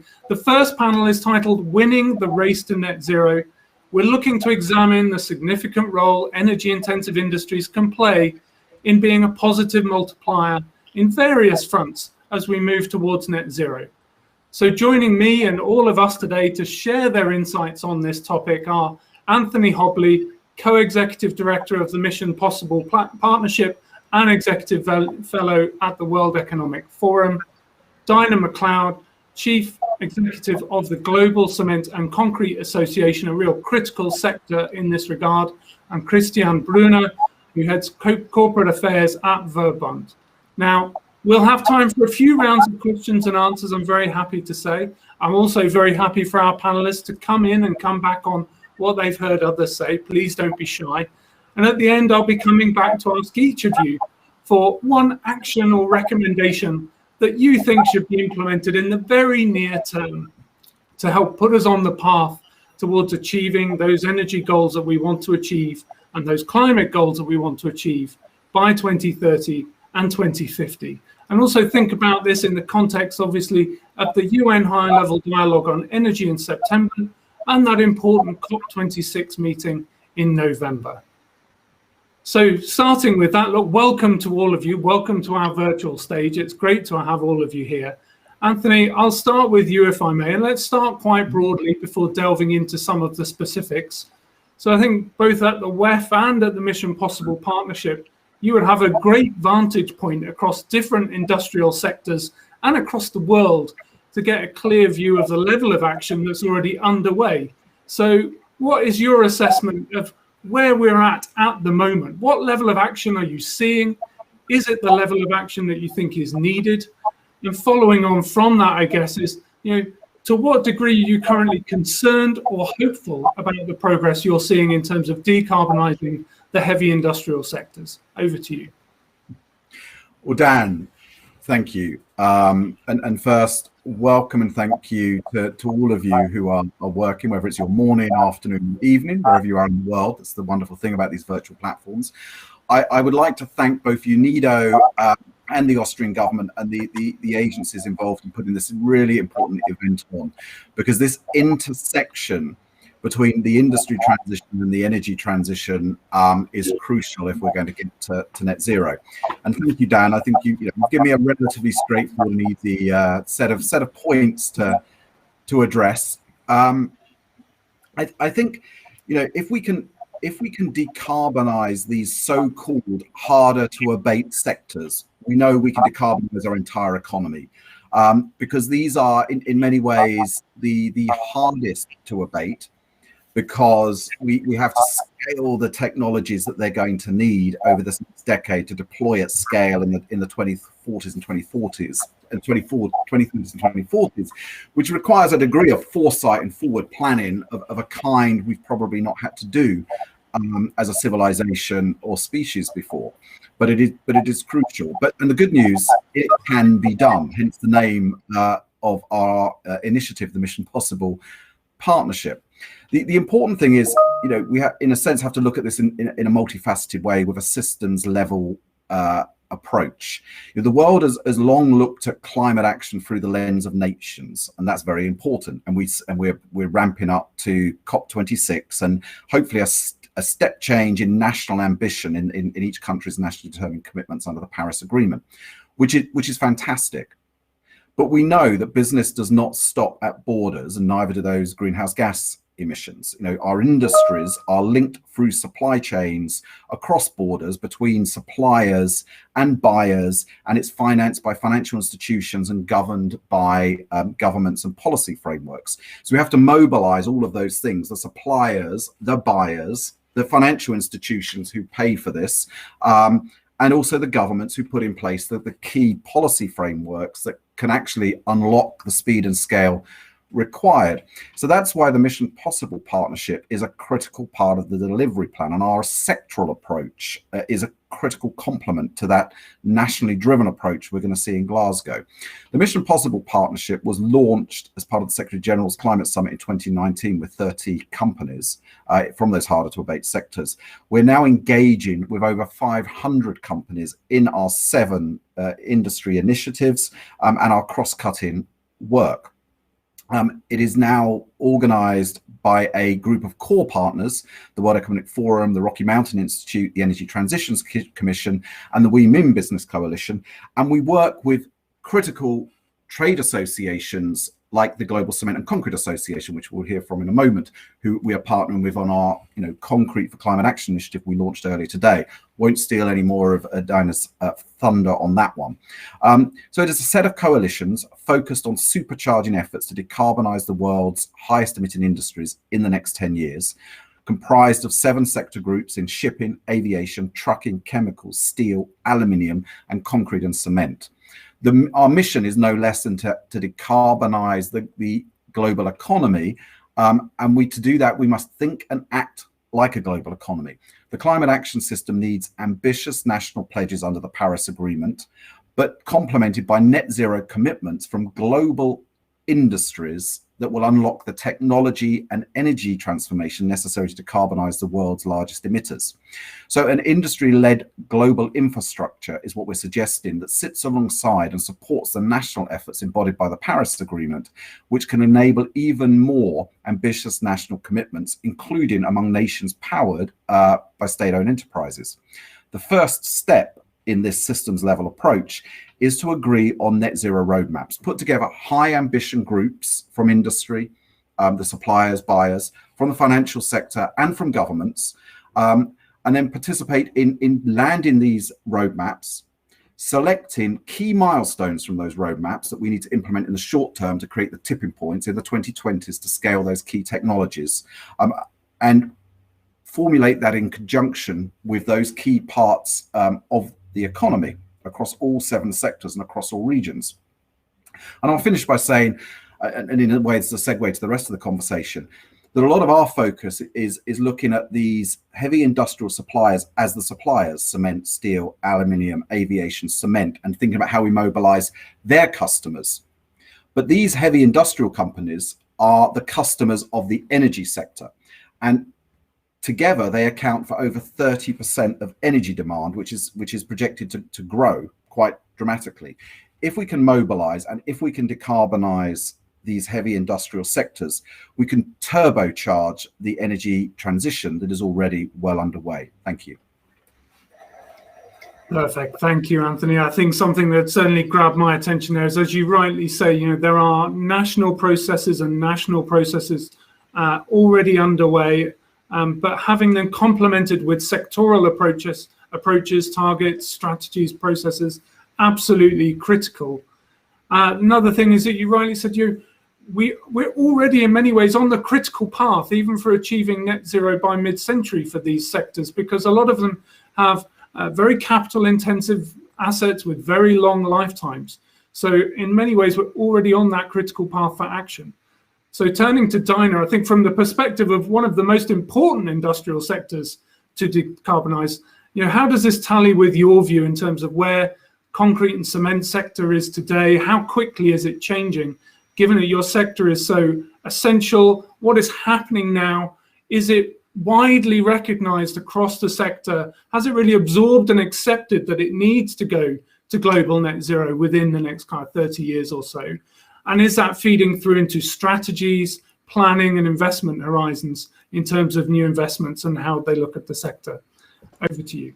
Great. Thanks, Dan. And thanks everyone for having me here. It's just wonderful and a great honor to be alongside my panelists today. So kicking off, I wanted to start with a quick overview of the Global Cement and Concrete Association, which represents about 40% of the world's cement producers and about 40% of the world by volume cement production. So we want 100% membership, but that's where we are right now, and we're looking to grow our membership every day. You spoke about where the industry is, where it's at, where it's been, and where it's going in terms of carbon emissions reduction. So give a quick canter through our history to date. Over the past 30 years, since 1990, we have reduced our carbon emissions by about 1990, from 1990 to about 20%. And in doing that, we became the first of the heavy industries to start tracking our carbon emissions reductions back in 2000. So we have a good history, a good baseline to start off on. That being said, we know, as well as the rest of the world, there are two things that are happening. First of all, our sector represents about 7% of the world's emissions. And secondly, that the climate crisis means that we have to do more. It's an absolute emergency, and we realize that. That's why recently, last September, the Global Cement and Concrete Association members announced its ambition to achieve carbon neutral concrete by 2050, in line with the Paris Agreement. And since that September announcement, which was the first, it was a landmark thing across our industry to do. It's the first time that so many companies committed to that ambition. Since then, we have been developing a roadmap. We said we're going to do it. Now, how is it specifically that we're going to get there? And in so doing, we have consulted around the world with our 9 different regions in preparing our roadmap, which we are right now in the midst of getting our memberships to feedback on and secure their buy-in to, so that we can announce that by the end of the year. So we did our announcement, and we are committed to climate neutral concrete by 2050, net zero. And we are now, as an industry, developing the roadmap that will take us there, working off of all of the regional roadmaps and the other good work that others have done, including the IEA. That being said, there are 2 things maybe to mention before I talk about the Mission Possible platform and our announcement today. We first of all know that there is a real need, you mentioned it, Dan, to act more quickly. And so as part of the 2050 roadmap, there will be a 2030 target built into our roadmap work. So watch this space. It's going to be ambitious, but we think achievable. And I think that it's going to be one that demonstrates that we as a sector really, we're not just sort of putting it off to 2050, if you know what I mean. We're actually taking that action right now. But the other thing I wanted to mention is that the roadmap that we're doing after our statement has made it really clear that policies, global public policies, are absolutely crucial to getting to net zero for our industry. And those global public policies include things like just creating an enabling infrastructure for us to go about the business of getting rid of the carbon that we capture and we store, supporting the technologies that we need. But more prosaically, look, our product is 100% recyclable. Just let us recycle it and build that into your plans as you do urban planning.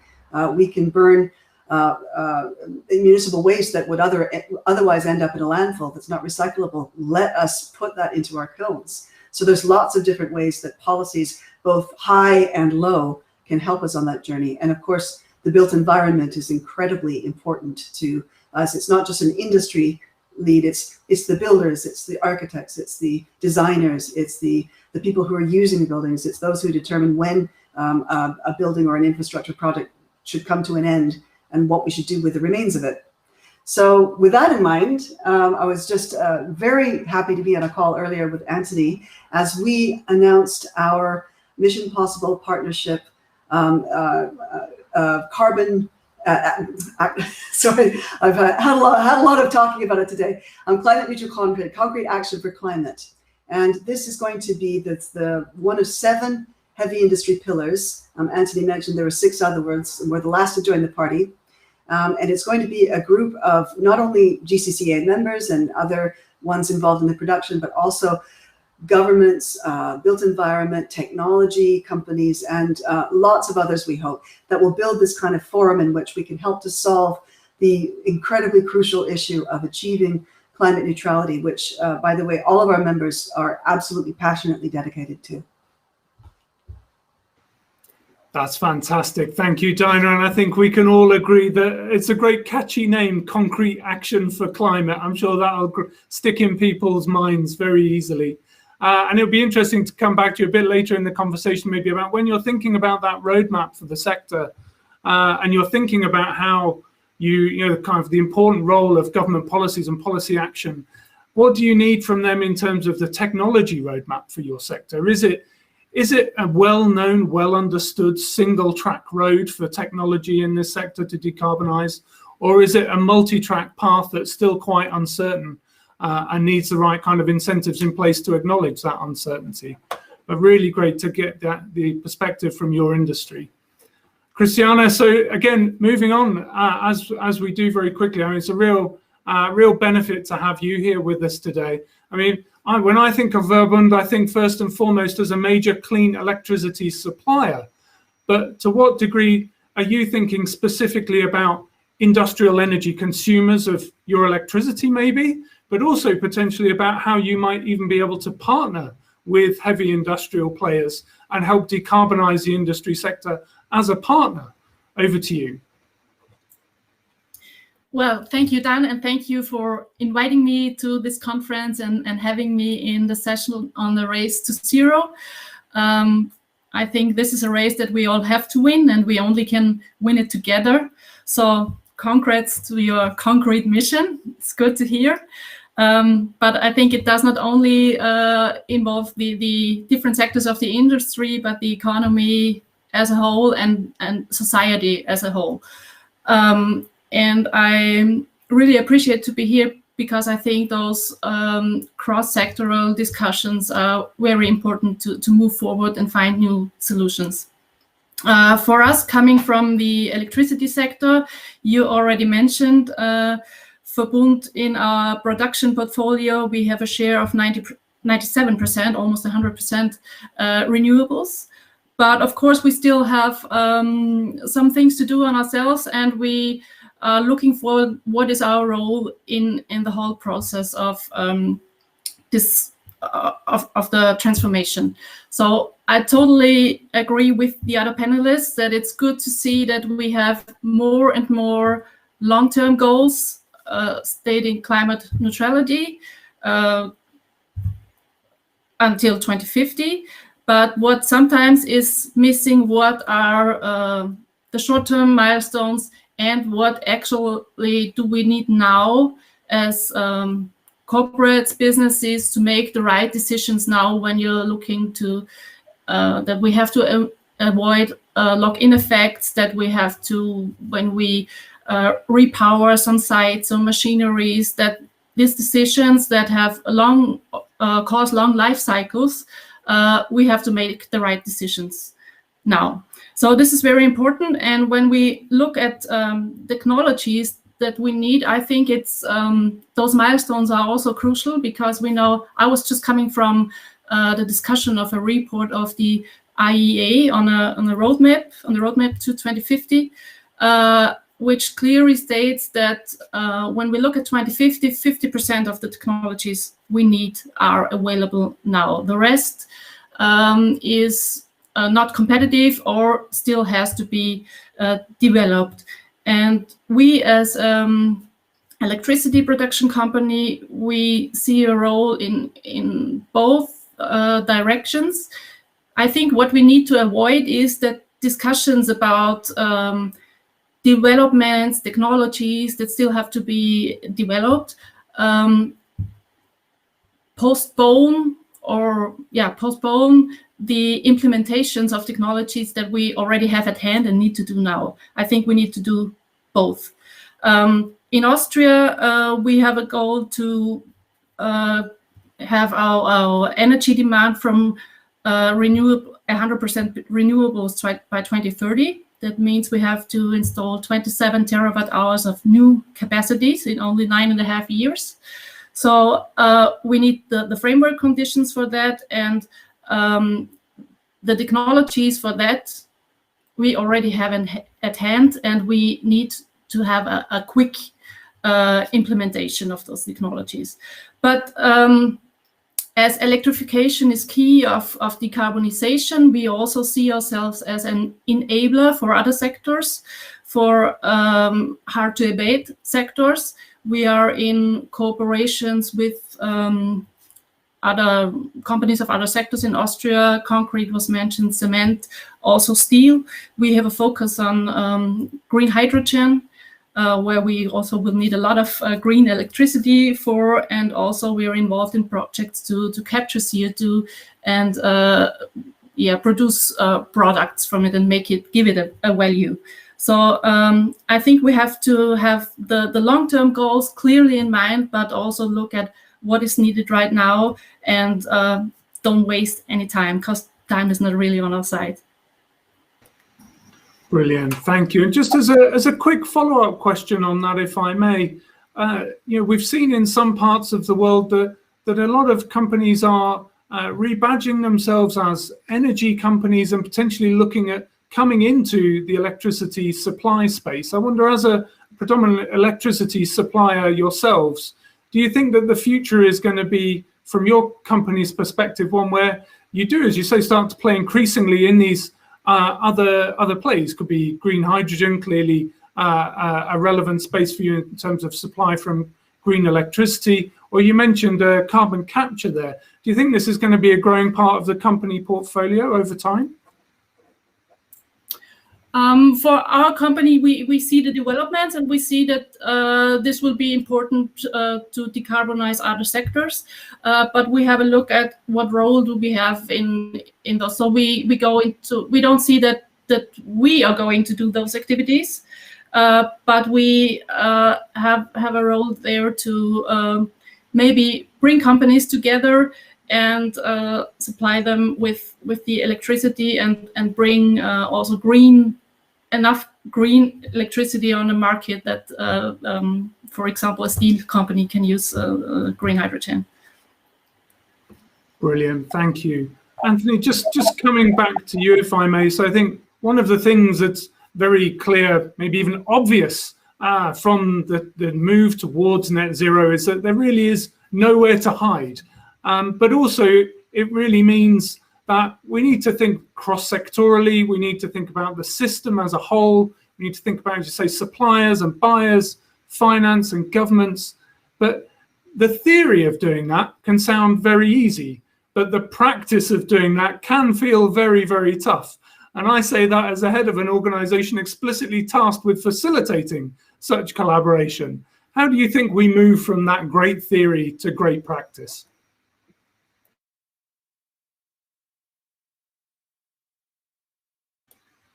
There we go.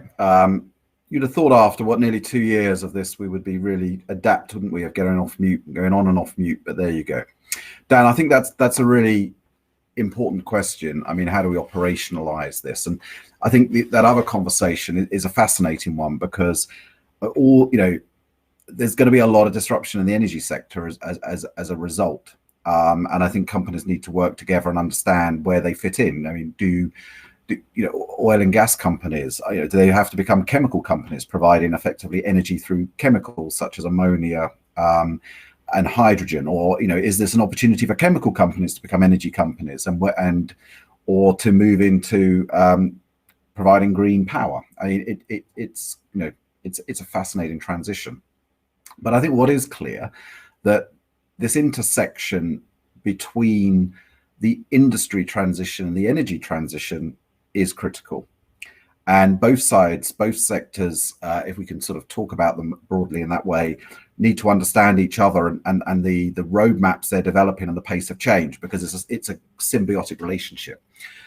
And it's critical that in the 2020s, we make it very clear that it is mission possible, because, we've often heard energy companies say, well, we'll still need to explore and develop more fossil fuel resources because industry is always going to need fossil fuels. We have to show that that is clearly not the case. There are alternatives.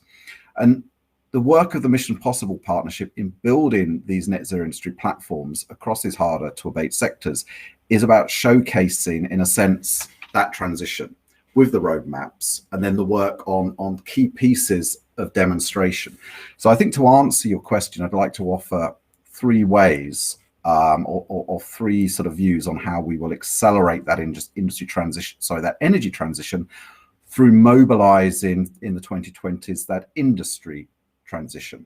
So first, we need to speed up innovation, and we have to broaden the market adoption of a wide range of clean energy solutions and work with buyers and governments to create the demand for these solutions. Because in a sense, as I said before, these 7 sectors represent now, and it's going to grow, over 30% of the customer base, of the demand for that clean energy. And so the low cost and extensive use of solar, which is cost competitive, is cheaper, as we know now, but has to ramp up dramatically because 80% of the world's energy still comes from fossil fuels. So we need to send those demand signals from industry. So we have to replicate that journey of innovation and deployment we've seen in renewable energy in these harder to abate sectors such as shipping, aviation, chemicals, cement, etc. Second, we have to double down on the efforts to address tomorrow's energy demand. So this means focusing on the investments today in technology and infrastructure that is going to create that demand for clean energy. So to give you one example from our Get Into Zero coalition in the shipping sector.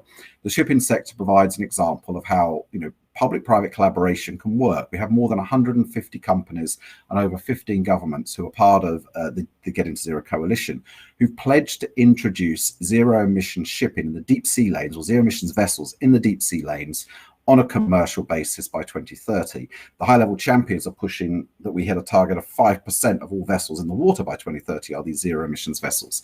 So, but they have to coalesce around a zero-carbon fuel. Is that hydrogen? Is that ammonia? Is that ethanol? Is that biofuels? So the industry is currently working through the Get Into Zero coalition to make that decision.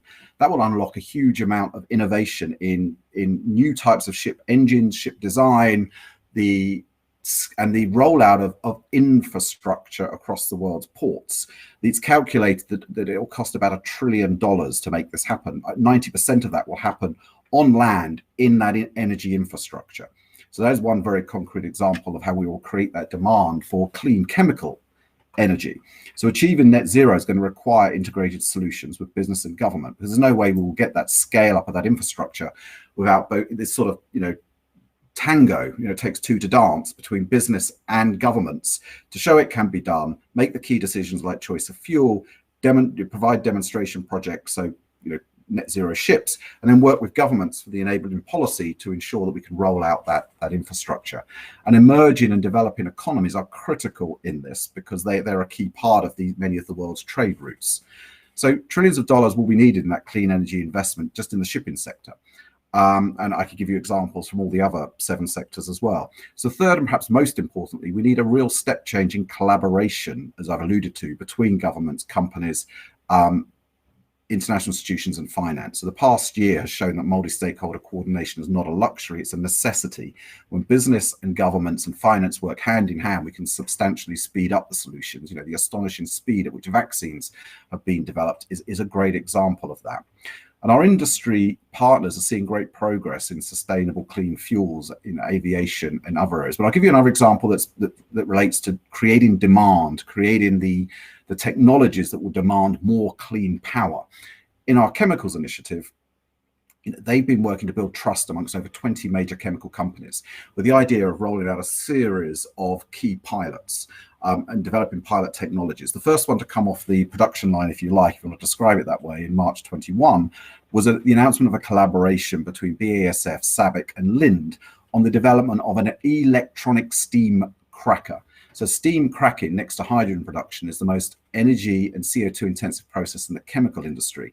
Most major chemical plants have these crackers that are powered by fossil fuels at the moment. If we're going to decarbonize those chemical plants, many of those chemical plants use the sort of power of a small to medium-sized town. We have to work out how we power those with clean power. So this pilot of an e-steam cracker is a critical example. But of course, the chemicals industry, if they're going to roll those out and scale those at the speed required, are going to have to work with the energy sector to ensure that the clean power and the scale up of the grid is there to facilitate that scale up of that technology. So I'll finish by saying all of this will not only have a transformational impact on the planet and its ecosystems, but it's going to radically reimagine our economies, our businesses, and the products created, and the way consumers interact with them. Thank you. Brilliant. Thank you, Anthony. I'm conscious we don't have a huge amount of time left for this panel, but I just wanted to echo the point that you made about shipping. We certainly saw in our recent Clean Energy Ministerial meeting hosted by Chile that under our hydrogen initiative, we had a new global hydrogen shipping ports coalition launched, and it was hugely popular. The recognition that shipping ports are one of those critical bits of infrastructure that are absolutely at the nexus of the energy system and the industrial system and the interaction between the two. Now, just in the time we've got left, I wanted to come back firstly, quickly, Dinah, to the technology question in your sector. I see we've even seen picked up in the Q&A, people asking about what the practical solutions are for decarbonizing concrete and cement. Is it a clear one-track path or a multi-track, unproven, potentially expensive path? Also, if I can ask you, after answering that question, conscious of time, I wanted to come back to each of you in turn with the kind of, if you could have one thing question. Really thinking about in the run-up to the big meetings coming up in the rest of this year, what do you think are the big things we need to see in that time horizon? But Dinah, over to you on that technology question first. Great, thank you, Dan. I wanted just to mention while we were talking about fuels, and this is, I'm relatively new to the industry, but I did hear along the way that as we progress towards alternative fuels, it'll take as much as twice the amount of alternative fuels to heat. So I just want to sort of lob that little bomb into the conversation and say that's a whole different set of questions that we could occupy our time with here. I suppose in terms of technology, so there's lots of things that are going on in the production of the cement, lots of different ways that technology is being used. So yes, there are plenty of them. There are engineers in my industry who can sing the praises of calcined clay as a replacement for cement and alternative binding materials. So there is lots of that very nitty-gritty kind of technology. The big one that, of course, we're going to rely on, along with other industries, is carbon capture. But I would say to that, it's not it's not the fact that it is untested, unproven technology. It is not. We have already seen. You'll have seen the announcement from Heidelberg Cement of its second plan for a second carbon neutral facility using that kind of technology. So the pilots are there. The issue, and it's growing. In 2018, there were 18 large-scale CCUS in 6 countries, and by November 2020, there were 30 of them being planned. So this is really ramping up. The issue is cost. The issue is cost and making those things investable. So we talked about developing countries. We have amazing members, Dalmia Cement, for example, making announcements about CCUS, but they need some help in terms of policy to get to the area where the marginal costs of our product of that kind of technology go down, so that it's usable to the average producer. So maybe I'll leave it at that, given the time element. Brilliant, thank you, Dinah. And Christiana, over to you. If you could ask for kind of one thing that you'd like to see happen in these big next few months in terms of international collaboration on this very important topic, what would be top of your wish list? I agree to what the other panelists said.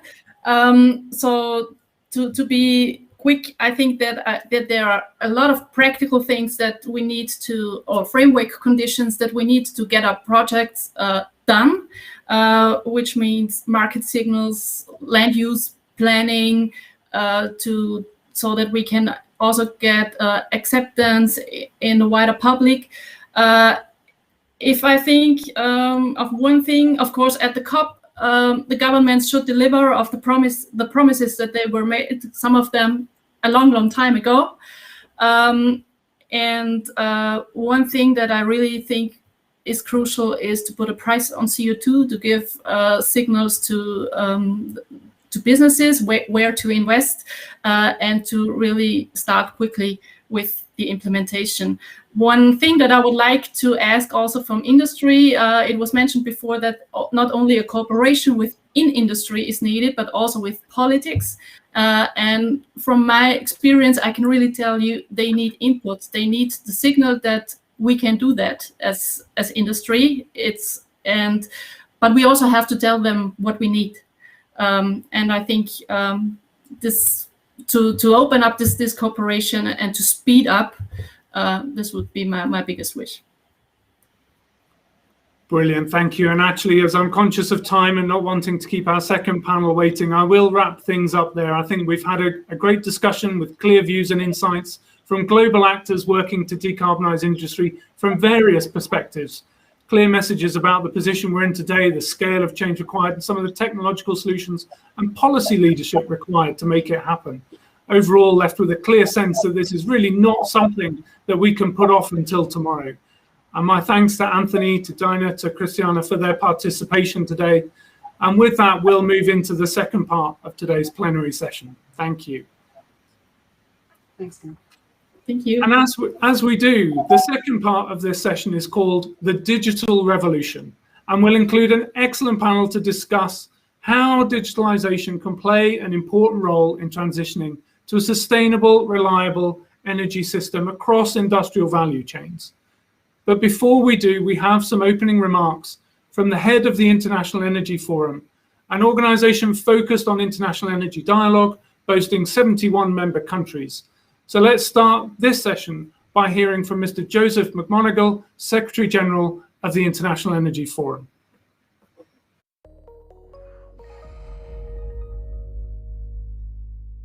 Let me first start by thanking the organizers for hosting the Vienna Energy Forum in a very important year for post-pandemic economic recovery and climate progress. I'm grateful to be speaking at a forum that seeks to strengthen collaboration, find solutions, and identify common ground to meet the rising climate and sustainable development challenges that the world faces. This year's theme, Where Action Meets Ambition, is a recognition that the international community needs to back aspirations with actions when it comes to energy sustainability, climate mitigation, and inclusive and affordable access. The IF continues to put action at the forefront of its agenda.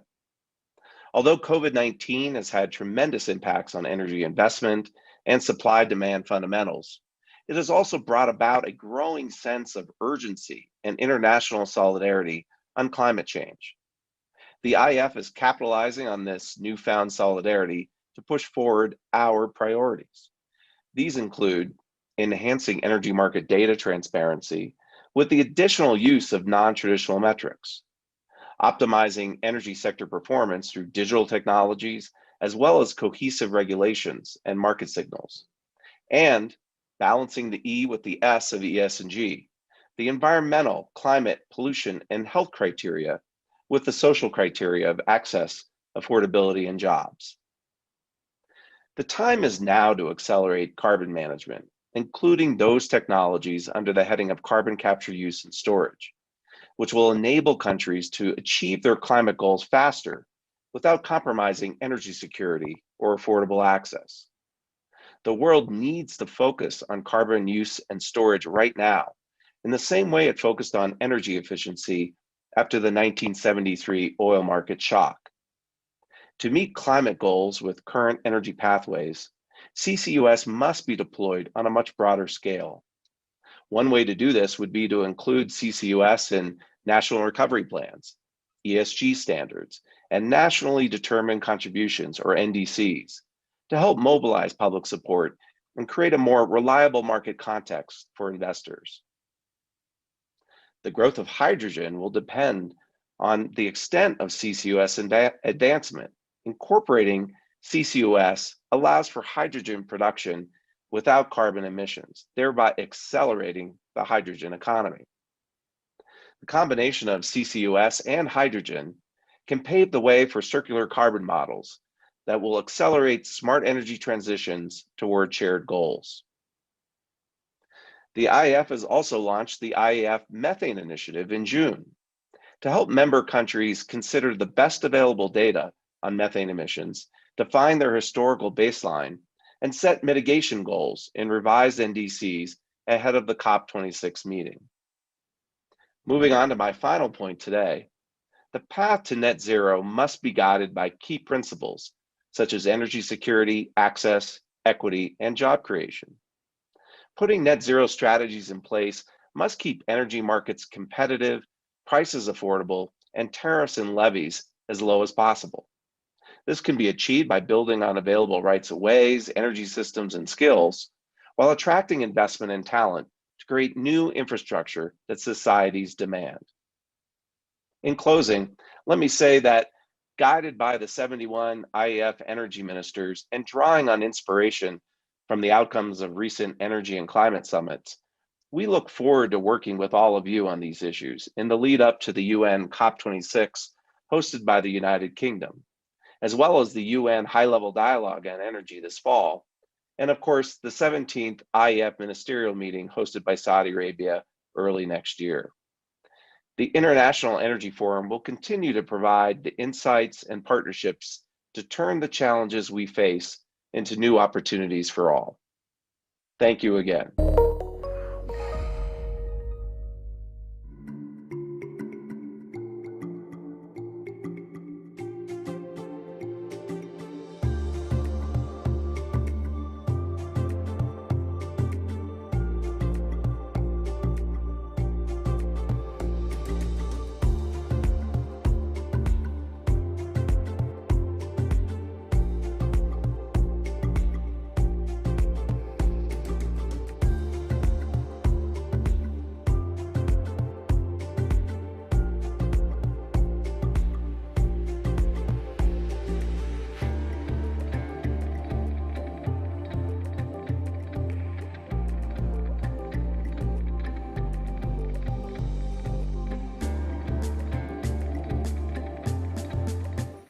So many thanks to the Secretary General of the International Energy Forum for those remarks. The IEF includes within its membership many countries that will be crucial to achieving a successful global transition consistent with the goals of the Paris Agreement and achieving net zero in the industrial sectors. So we move now on to our second panel discussion in this plenary.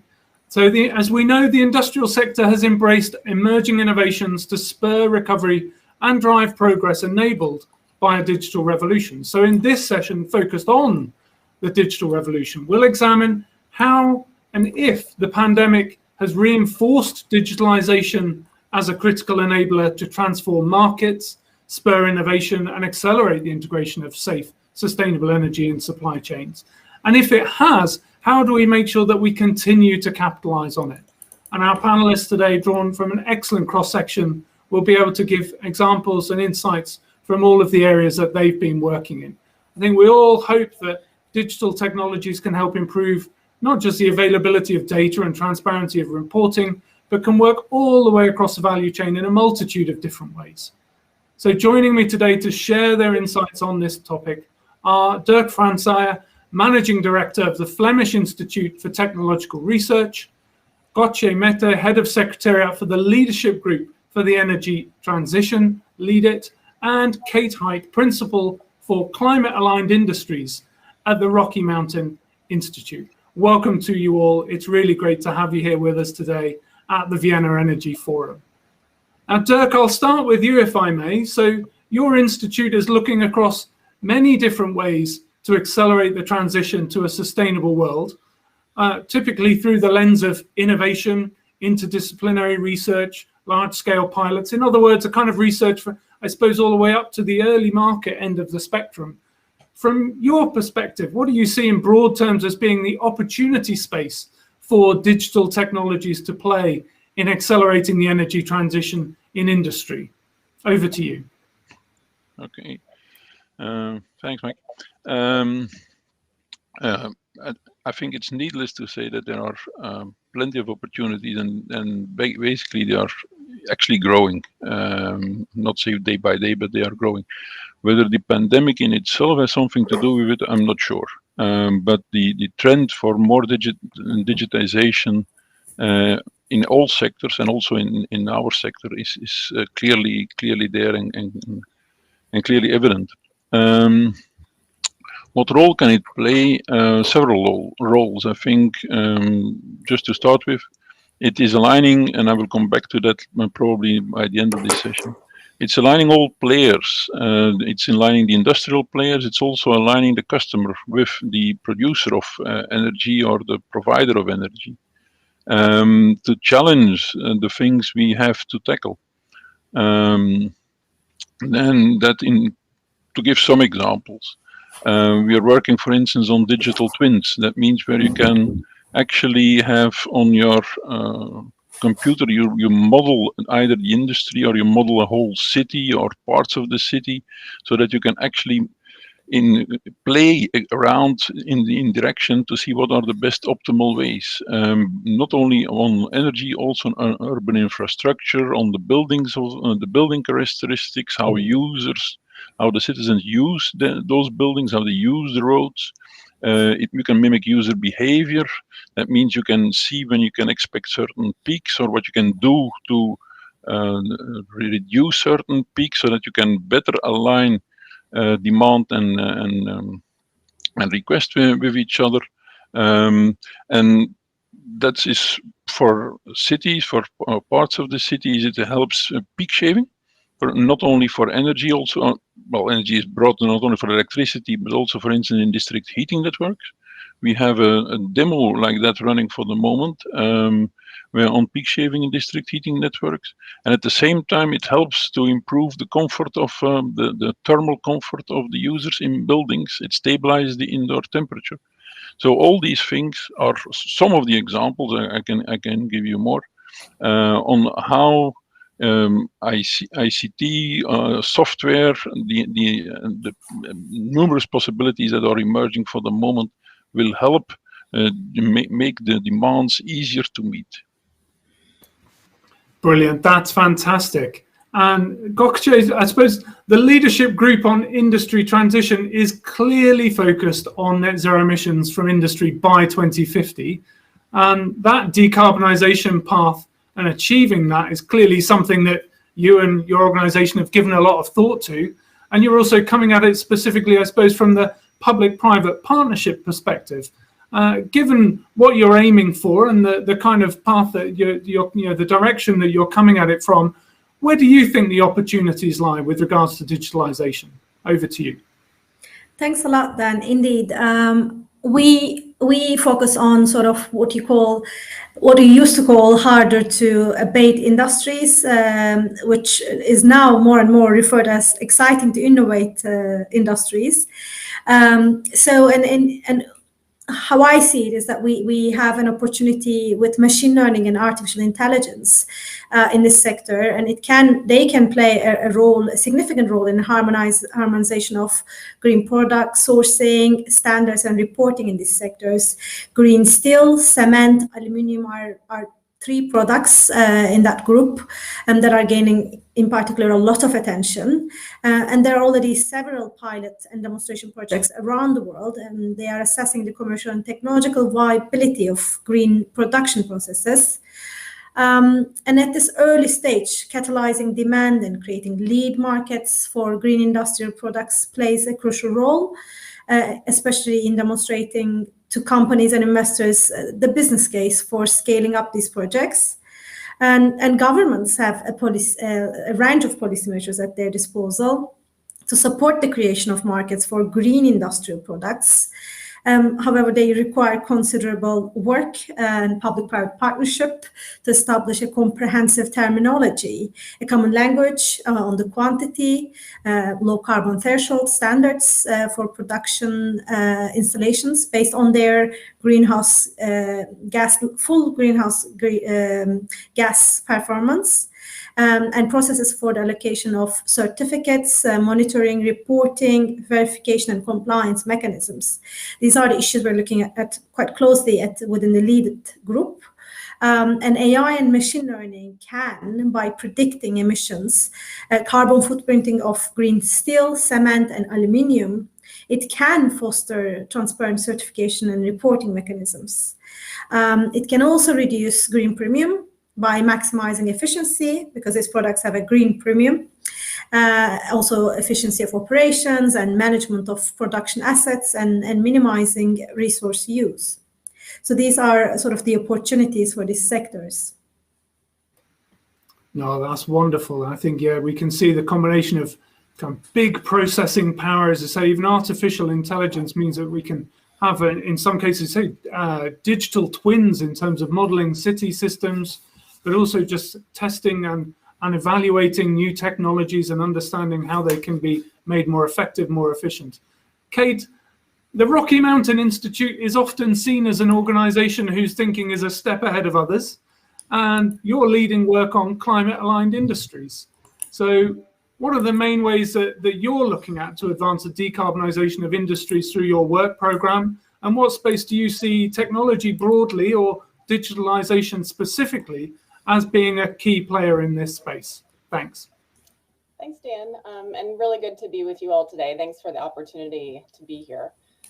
So RMI is part of a group called the Mission Possible Partnership. You heard from my colleague, Anthony Hovley, from the World Economic Forum earlier. That's really focused on how we decarbonize these traditionally seen as hard to abate industries. Digitization is going to be a key component of this. There are sort of two opportunities in the digital space here. So the first is market creation, right? Creating demand for that sort of market differentiated product, enabling consumers to have additional transparency. And then the twin to that is accountability, right? So how can consumers believe that the products that they are purchasing that may have a green label on them actually are greener, better for the climate, et cetera? So I think that right now we're really at a moment where the technology is aligning with the demand and the opportunity in this space. At RMI, what we're working on through our climate intelligence program is considering how we can make supply chains more traceable using digital technology, right? So that we can think about, right, we were talking about green steel. How do we actually know the steel is green? Being able to, sort of trace it from cradle to grave is going to be one key component of that. And if we can demonstrate that in a digital way that is traceable, that is accountable, this is going to be something that's going to enable us to create a market for differentiated commodities in a way that we've not seen yet, just due to lack of trust in those products. I think that's a really excellent and interesting insight, actually. I think you see from the interventions that we've received already, different kind of ends of the spectrum. I mean, certainly when I think about the opportunities for digitalization in this space, artificial intelligence feels like kind of one of the ones that blows my mind, quite frankly. Quite how do we integrate this and think about this in this space? But then also thinking about how digitalization can help with accountability, with tracking and monitoring and verification, compliance mechanisms.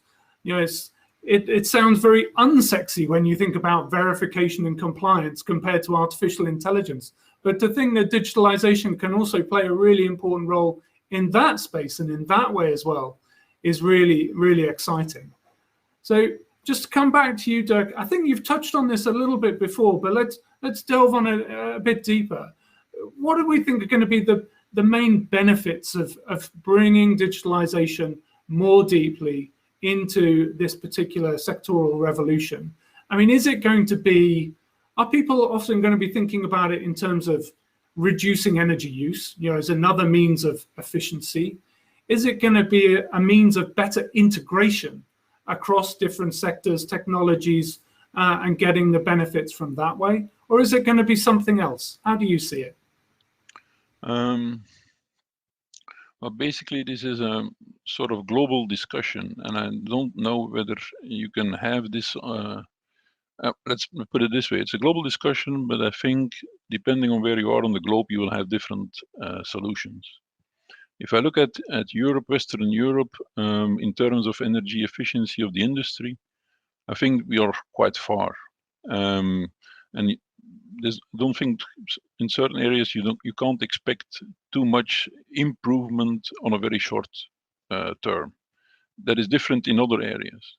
So in terms of where are the benefits, it's clearly that in let's say Europe, the EU, you should expect more in the comfort of use, in the demand response reaction, in a better, people will not so much be aware of what is happening, but it will go smoother. It will allow the transition easier because it has been proven, it has been tested before.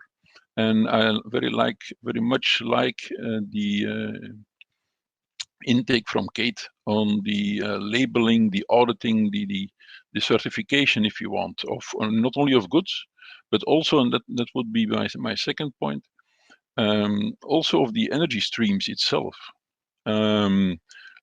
Europe has made a point of going for one, energy efficiency, second, electrification, and the third one, largely forgotten, I think, are what they call the green molecules or the renewable fuels or whatever.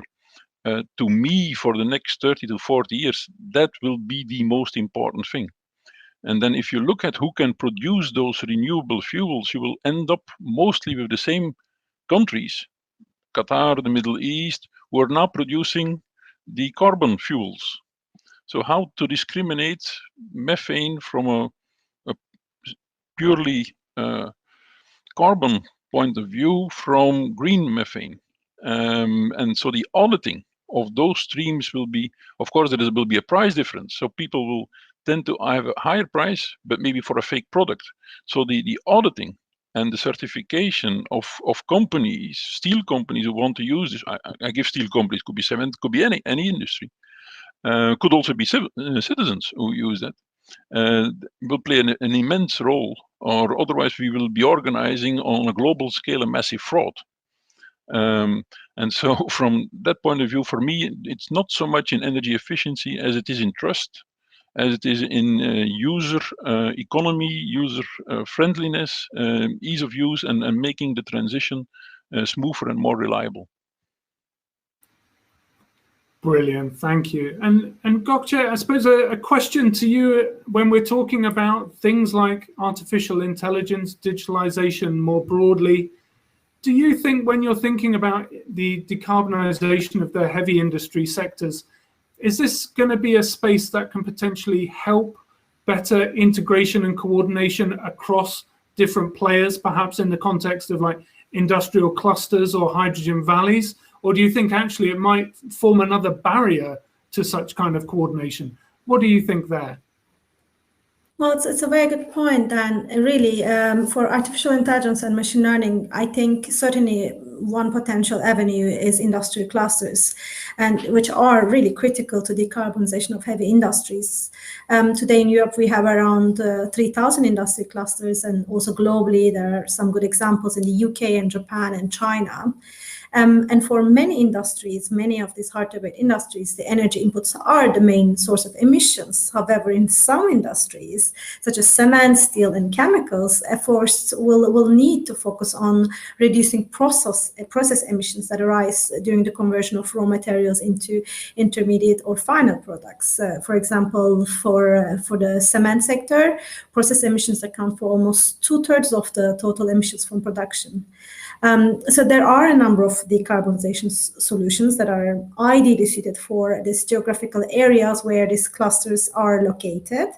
And so some of them were mentioned, also systemic efficiency, clean electrification, hydrogen, and CCUS, carbon capture and storage, utilization and storage. And when we look at it, indeed, almost 1/3 of the planned carbon capture and utilization and storage projects involve development of industrial CCUS hubs with a shared CO2 transport and storage infrastructure, so sort of a shared economy. But that said, actually, the investments in CCS is still very modest, and that's because there's no real market for the use of CO2 at a scale needed. So that's why carbon recycling here can play a role. For instance, if we can use CO2, captured CO2 for synthetic fuels, or as a binding agent in the construction sector, and we can put a value on it. And in this context, AI and machine learning can predict and forecast CO2 release from industrial plants and optimize the capture rate. It can inform and accelerate to design out CO2 collection, optimize the circular carbon economy business models, and streamline the infrastructure needed. But I also want to add that digitalization and since I've already mentioned the construction sector, steel and cement, I want to add that digitalization of green public procurement implementation can also play a role in accelerating the industry transition. Recently, LEADER teamed up with Clean Energy Ministerial and UNIDO to draft a how-to guide for cement and steel sectors green public procurement in these sectors. And we did recommend employment of software tools that can help GPP policy bodies to streamline GPP implementation, as it can really automatically disseminate the new GPP targets and help facilitate bid evolution work. Perfect. That's really helpful. And actually, I think that's an interesting segue into a question that I'd like to ask you, Kate. I think two elements that I kind of hear come up from time to time, in fact came up in the first panel today. One is the question about, to which degree we need greater focus on implementing the technologies and solutions that are already proven. And the other is the degree to which actually we need to build and innovate and develop the solutions of tomorrow to get us where we need to be. It's often presented, I think, in many ways as a kind of false choice. We really need both. But where does digitalization sit in this spectrum? It's often not talked about explicitly as a term. It's kind of talked about implicitly under each of the technologies or each of the solutions that we're talking about. And I suppose the second part of that really is about how do government policymakers and regulators either kind of incentivize or at least accommodate and support and not act as a roadblock to the integration of greater innovation and digitalization technologies in this space. Over to you. Thanks, Dan. I think that's a really good question. So before I came over to RMI, I worked for US EPA for many years, and the greenhouse gas reporting program was part of what I did, which requires a number of different, about 9,000 installations to report their emissions directly to the US government. We did run some sort of digital verification checks on that. That program had an enormous impact in our ability to kind of get a snapshot of what emissions were looking like from US facilities. However, it's not the level of granularity or accuracy that's really needed or possible in this new paradigm that we're entering into. So I really think that policymakers have a real opportunity here to learn from the entrepreneurs in the digitization space and to build policy that allows flexibility for new tools as they come around. So I was really encouraged by Dirk's comments on needing to make sure that you're differentiating on energy supply. And I think that Dan and Gökçe, you're exactly right. You need all the things when you are talking about decarbonizing heavy industry. So you need to be deploying technologies that exist now at larger scale. You also need to be investing in new innovative technologies that are going to get you there. And one of those new areas for innovation is certainly transparency into supply chains, and digital tools can really help us a lot with that. So one of the things that I think is super important when we're considering industrial decarbonization and how to move forward on these digital tools, on new energy supply, et cetera, is to have an honest broker who's going to enable you to really build that trust that Dirk was talking about. This is not yet another greenwashing thing that industry is putting out there trying to make themselves look good. Rather, it's a partnership with industry to determine what these solutions are going to be. And from industry's perspective, this is a winning bet, right? Those industries who are able to differentiate themselves according to their climate performance are going to be the leading companies in the future. And so something that we're seeing right now in the Mission Possible partnership in the 7 industries that we work with is that industries are coming to the table to help us construct what that roadmap is going to look like over the next 20 years in terms of what investment is needed, what sort of support is needed from government in terms of public procurement requirements, in terms of standards for different sorts of energy products, et cetera. We also need finance to come to the table, and we need customers to come to the table in a big way.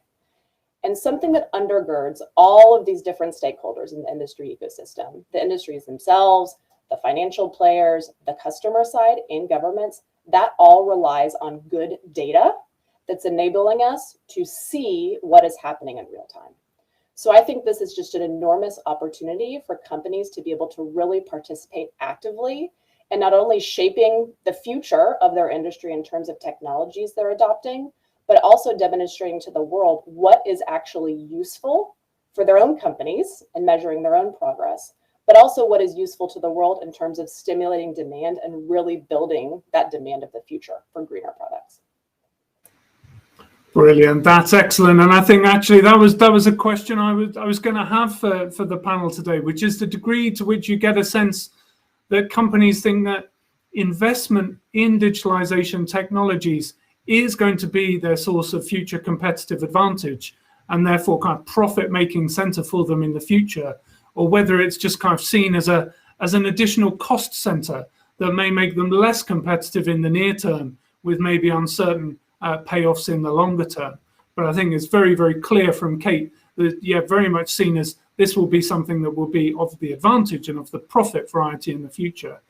Dirk, I just wanted to come back to you, if I may. So I'm really curious about in the industry, in the industrial sector space and in the energy sector space and the intersection between the two, the sense to which you think the right players in that space are giving digitalization and the role of digital technologies enough attention, giving it a high enough priority and focus, possibly from the research and innovation end of the spectrum through the development space and into the deployment space. Is it an explicit part of sustainability and decarbonization strategies, do you think? Or do you think, you know, kind of sustainability and decarbonization thinking is happening in the left hand and technological innovation and digitalization thinking is happening in the right hand?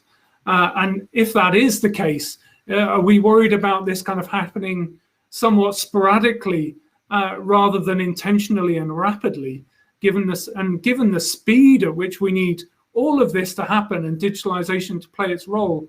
What do you think we can do different or better to make sure that these things really are considered holistically? Thanks. Thanks for the question. Just before I go into that, to come back to the 2 previous speakers or the previous question. For instance, first of all, we are talking about decarbonization. I think for the next 30 to 40 years, carbon neutral will be a much better word than decarbonization.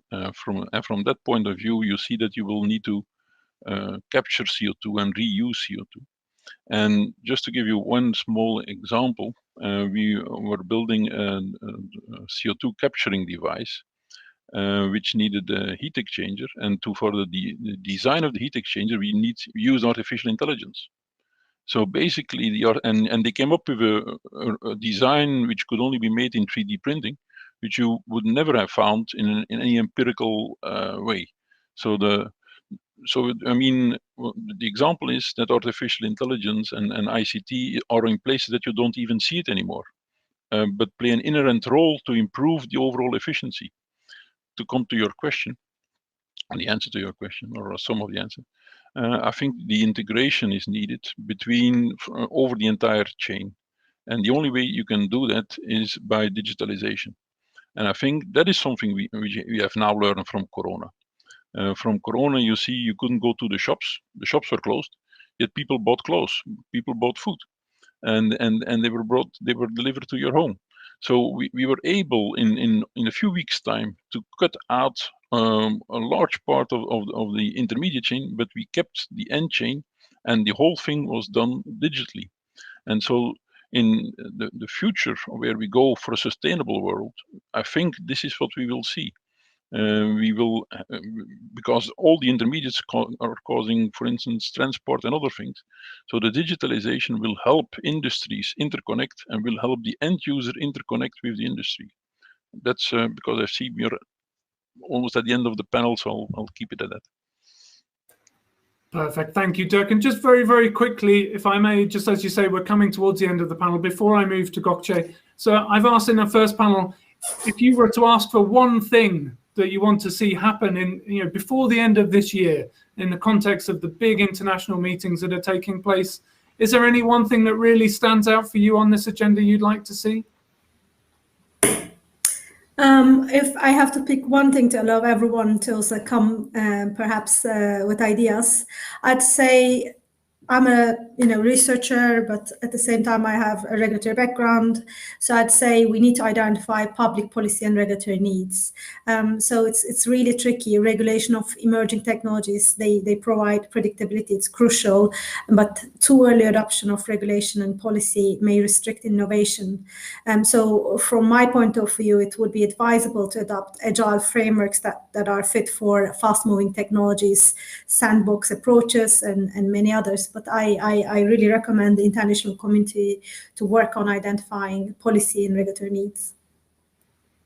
Yeah, I think that's an excellent point, and you touched earlier on the green procurement campaign that we're working on together. But I think that's just representative of what we see as being a broad suite of policy instruments at government's disposal on the supply side, the innovation side, the demand side.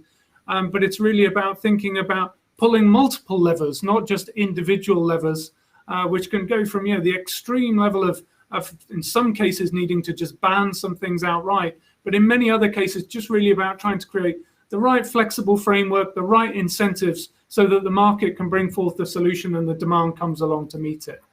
And Kate, from your perspective, I'm sure you've got more than one great thought that you'd love to share with our audience today, but if you had to pick one, what would it be? It's 100% stimulating demand. So I would love to see wide-scale government procurement requirements for greener fuels and greener products, because the demand will lead the market. And I think that's the way that I would love to see it go. And governments have the biggest pocketbooks out there. Yeah, absolutely. And very, very clear. And I couldn't agree with you more. I think there is still a lot that can be done in that space. And I think that could really supercharge the whole transition in these sectors. We've got just one more minute left, Dirk. I didn't get a chance to ask you this particular question, so let me give you a chance to come back on this one. What would your one thing be? By the end of the year, that's very fast. But I would very much like to see that the user gets a better place in the entire system. Now the user is put at the end, and basically will have to pay for all the rest almost. And so I would like to see a better integration, because as has been said before, there are huge benefits. And so I would like to see the end user also be able to reap some of those benefits. And digitalization is the ideal equalizer, I think, to allow this, provided, of course, the others allow it.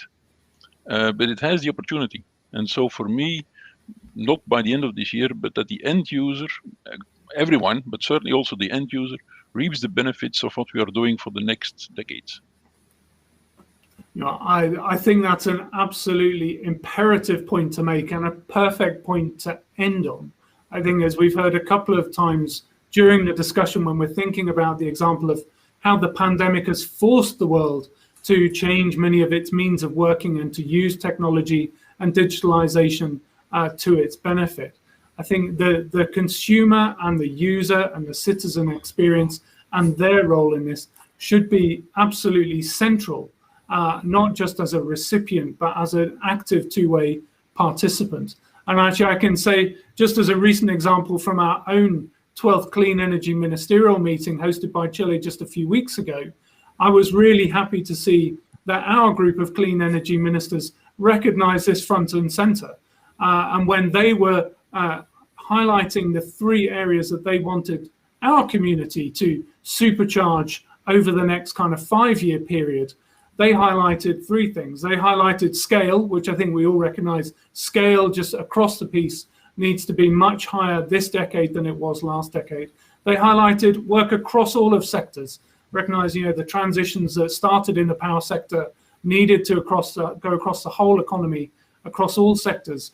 But the one I really wanted to highlight was the 3rd one, which is society. They really emphasized the fact that it needed to be a whole of society approach that didn't just start and end with kind of country, national governments and companies, but also spanned all the way through to consumers and citizens. And they wanted our work program to reflect that. And they launched a new Empowering People initiative specifically to take forward on that front, co-led by Canada, the United States, and the European Commission. So I think that is being widely recognized, including at the ministerial level, that that's an area where we need to see a lot more activity going forward. I'm conscious of time, so I should really just thank all of our panelists in this great panel on digitalization. Thank you, Dirk. Thank you, Gökçe. Thank you, Kate, for joining us and sharing your insights today. And with that, I will just wrap up the overall plenary session at the Vienna Energy Forum on industry integration. And I think it's fair to say that for too long, the decarbonization of industry, the role of industry, particularly heavy industry, has often been perceived as either too hard to do or something that does not need to be done right now. But that view has very clearly, and I think categorically, changed. Even if it was once perceived, even in some cases may still be perceived as being hard to abate, it's absolutely impossible to ignore. And we've heard today from across the spectrum that attitudes and actions are changing and accelerating very, very quickly. And we need to be ready to respond to that and to leverage that and to build on that, because it's still not moving fast enough. It's certainly moving up the political agenda, and I'm sure we'll see that happen in the UN high-level dialogue on energy in September and at COP26 in November.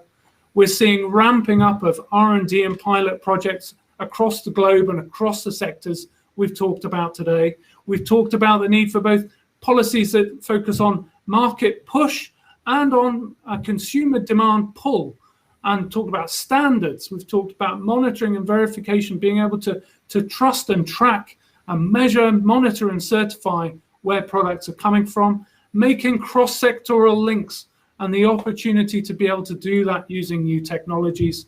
And we nicely closed on the need to focus on people, focus on consumers, have that people-centric view of how we achieve a clean and sustainable industrial revolution. I'll stop there. Please do enjoy the rest of the Vienna Energy Forum. It's been a pleasure to join you today. Thank you.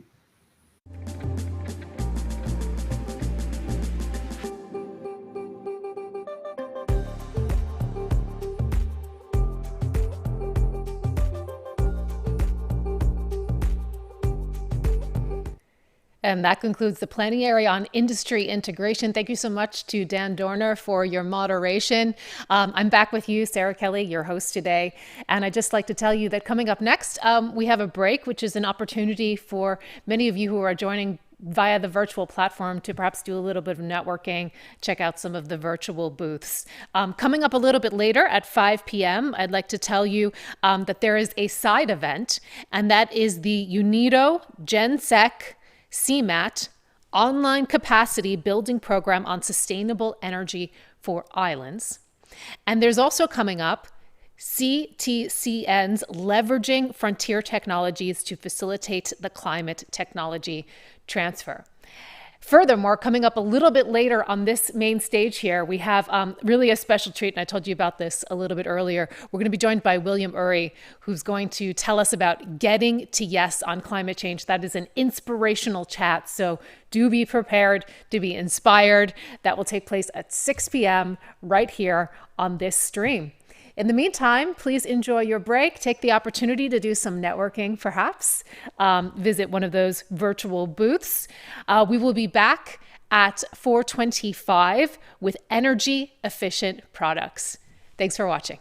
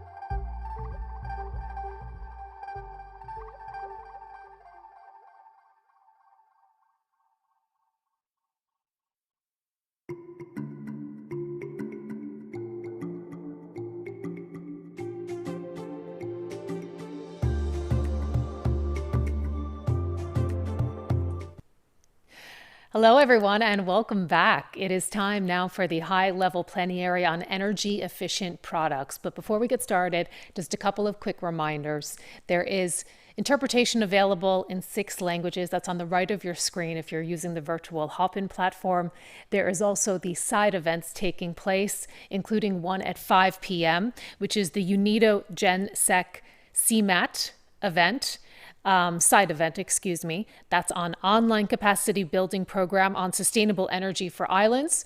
In addition, there is also the CTCN, leveraging frontier technologies to facilitate the climate technology transfer. So that's beginning at 5 p.m. Do feel free to click around on the virtual platform and explore some of those if you are indeed interested. We have coming up now a real treat. This is the high-level plenary energy efficient products. This plenary is broken up into 2 sections. We will begin with the sustainability versus profitability section, which will then be directly followed by affordability matters. And now I have the great honor of giving the floor to the moderator, Mr. Stephen Kokura, Executive Director of the International Copper Association. The floor is yours.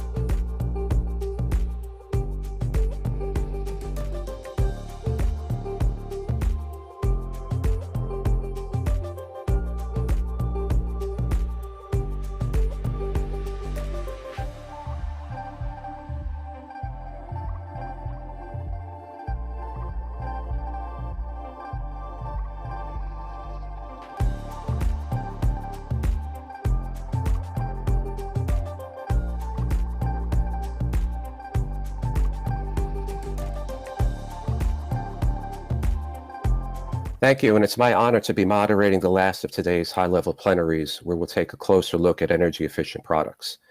Now, the energy efficiency product market presents a significant opportunity for countries to support economic development, to achieve climate targets, to support efforts to alleviate poverty, and to accelerate progress on social issues, such as promoting gender equality and youth engagement. There are, however, many challenges ahead. And this high-level plenary will explore the action-oriented solutions that have emerged to encourage the large-scale adoption of energy-efficient products, and that will enable mass market access, and will hopefully shed some light on the potential of energy-efficient products to positively impact multiple facets of sustainable development. Now, energy efficiency is near and dear to the International Copper Association, and we bring more than 20 years of experience in partnership building to the discussion. Our members are the responsible stewards of the world's copper industry, and their investments into ICA are making a positive impact on nearly all 17 of the UN SDGs, and SDG 7 in particular. And in that space, our flagship program is United for Efficiency, and U4E is transforming developing world markets towards energy-efficient appliances, industrial equipment, and lighting. U4E is addressing more than half of the world's electricity consumption, and it aims to reduce CO2 emissions by more than 1 gigaton each year. And more broadly, U4E serves as an energy efficiency accelerator in the Sustainable Energy for All initiative, and it's also a part of the 3% Club, which brings together the leading partnerships and initiatives that are committed to bringing the world on a path towards meaningful reductions in energy and associated CO2 emissions. Now, this and the other discussions taking place at the forum will feed into the UN high-level dialogue on energy in September, and ultimately at COP26 in Glasgow in November. Now, the event is organized around 2 distinct panel discussions, and these will be framed from interventions from the ministers from both Ghana and the Dominican Republic. Matthew, I'm told Matthew Prempa is the Minister of Energy from Ghana, and he is here, and I'm pleased to welcome him for this first intervention. Mr. Prempa, the floor is yours.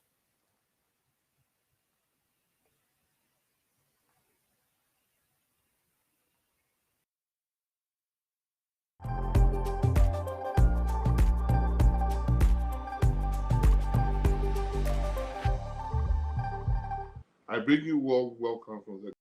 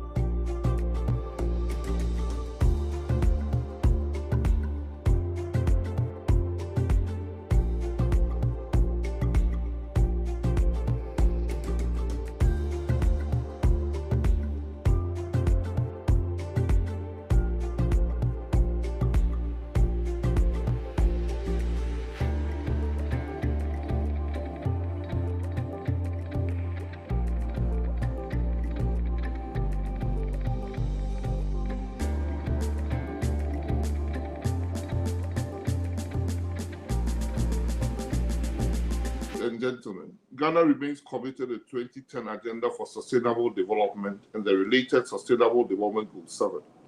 We have therefore mapped a number of priority areas and taken various actions to accelerate our sustainable energy and climate change agenda. Ghana has made significant strides in sustainable energy and climate change mitigation through our National Electrification Scheme, a public sector-led approach focused on extending grid and off-grid electricity to parts of the country. We have been able to achieve an electricity access rate of 85.17%. Ghana is focused on its commitment towards the Paris Agreement and is working towards achieving universal access by 2030. This milestone can be achieved more quicker if we get the necessary support from our partners. Even though Ghana is not a major emitter of greenhouse gases, we have demonstrated our commitment under the Paris Agreement to lower our greenhouse gas emissions by 15% by 2030. It is hopeful that we can attain another 30% reduction if the expected external support becomes available. In line with this agreement, we are currently reviewing our nationally determined contributions to include enhanced commitments in areas such as clean cooking and mini-grid development. My ministry is employing the use of renewable energy-based mini-grids to achieve Ghana's last-mile electricity access. These mini-grids have a tremendous impact on the lives of indigents living in these localities. Electricity in these areas has spurred productive ventures such as artisanal businesses as well as local commerce. Those with the support from the Space Development Agency, 5 of such mini-grids have been done, and we are constructing 3 more mini-grids in island communities close to the capital. This project, upon completion, will deliver green and sustainable electricity to about 300 households, 30 micro, small, and medium-scale enterprises. I have no doubt that the project will first open the ecotourism potential of the area and will become a game changer for the revenue stream in the inhabitants thereof. In addition to the implementation of these ventures, we have also pursued other interventions in the area of energy efficiency. Last year, my ministry procured 12 million pieces of LED bulbs for distribution through the local assemblies and other public facilities to improve the energy efficiency and power of conservation. We are ensuring enforcement of strict compliance to standards and labeling requirements in place for air conditioners, refrigerators, and light bulbs. We are developing standards and labeling requirements for 20 other additional appliances. All these interventions are geared towards utilizing our energy in an efficient manner to conserve the power that we generate. Ghana passed into law the Renewable Energy Act in 2011, and we went ahead last year to amend it. The goal of the Act is to promote renewable energy and reduce the burden of high tariffs on consumers. This act mandates all fossil-based wholesale electricity suppliers, fossil fuel producers, and other companies that contribute to greenhouse gas emissions to complement the global effort of climate change by mitigating in investing in non-utility scale renewable energy technologies, such as the mini-grid system, as part of their renewable energy purchase obligations. In December, when we passed this amendment, the promotion of distributed solar PVs under the net metering scheme became a thing in common. This scheme would ensure that public institutions, small and medium-scale enterprises and households invest mainly in solar rooftop projects to generate energy for their own consumption and export any excess energy into the distribution networks of the utility companies and be compensated for such an export. The implementation of the net metering scheme is one sure way of promoting renewable energy penetration, which presents a win-win situation for both business, utility company, and the investor. In May 2019, the Ministry of Energy installed a 60 kilowatt solar system on top of our main building here. This has considerably reduced the cost of electricity for the ministry. My ministry is leading the implementation of such systems around the country to ensure that electricity is produced locally and it becomes cheaper for the inhabitants. Since January 2018, the ministry has been leading a collaboration between its technical agencies and private sector players to develop a framework to promote electric vehicles in Ghana. Our government is totally committed to providing an enabling environment to introduce tax-free incentives to promote electric vehicle production in Ghana. We have also pursued some non-electricity climate-friendly interventions. In this area, we are currently implementing one of our flagship interventions in the area of clean cooking. The production and distribution of 500,000 improved cook stoves to rural and peri-urban communities. These improved stoves require fewer trees to be cut as fuel, as the stoves burn more efficiently. In this way, we are able to ensure that our forest resources are utilized in a more sustainable manner. This project is in the first phase, and we hope to scale this project up considerably. Distinguished ladies and gentlemen, Ghana is actively pursuing these goals and is committed to expanding our scope of operation in clean energy. If our collective goals for a more energy-efficient global community is to be achieved, then we must continue to work together and share our stories for the common good. I wish you all the very best. Thank you. Thank you, Your Excellency. And if I may, a few more seconds of your time. I'm not sure if you heard my introductory remarks, but I mentioned an initiative that we helped to lead called United for Efficiency. And U4E did an audit of the policy landscape in Africa last year. And at the time, there was only one country on the continent that had minimum energy performance standards for distribution transformers. And I was pleased to learn earlier this year that Ghana is the second country to put these standards in place. So congratulations on that great achievement. And 1/3 of the transmission and distribution losses in Africa come from inefficient distribution transformers. And we're launching a continental-wide initiative to try to encourage all of the countries to harmonize on standards for this important product. And I think there'll be an opportunity for Ghana to join and to share its best practices and experience and to help the other countries in the region to move forward. So I just wanted to say that and thank you for sharing the breadth of the amazing work that's being done in your country. Thank you. Thank you. Thank you very much. Okay. All right, and now with that, we'll move on with the program. Our first panel is organized under the theme Sustainability versus Profitability. And I think I could safely say that this is a topic that permeates all corners of the business world. And I can also say with confidence that in recent years, we have seen a shift to the reality that sustainability and profitability are no longer at odds with each other. Sustainability equals profitability, in my opinion. And I hope our discussion over the next 30 minutes or so will support that belief. Now, for just some additional context as to why these discussions on energy efficiency are so important, according to the IEA, energy efficiency has the greatest share of action that's needed to achieve the Paris Agreement. It's 40% or more, and that's greater than the share of either renewables or e-mobility, which tend to dominate the discussion on climate action.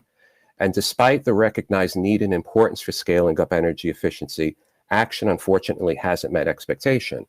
At a recent IEA event, it was stated that we need to triple the increase in energy efficiency globally versus what has taken place in recent years. So there's still quite a lot of work to be done here.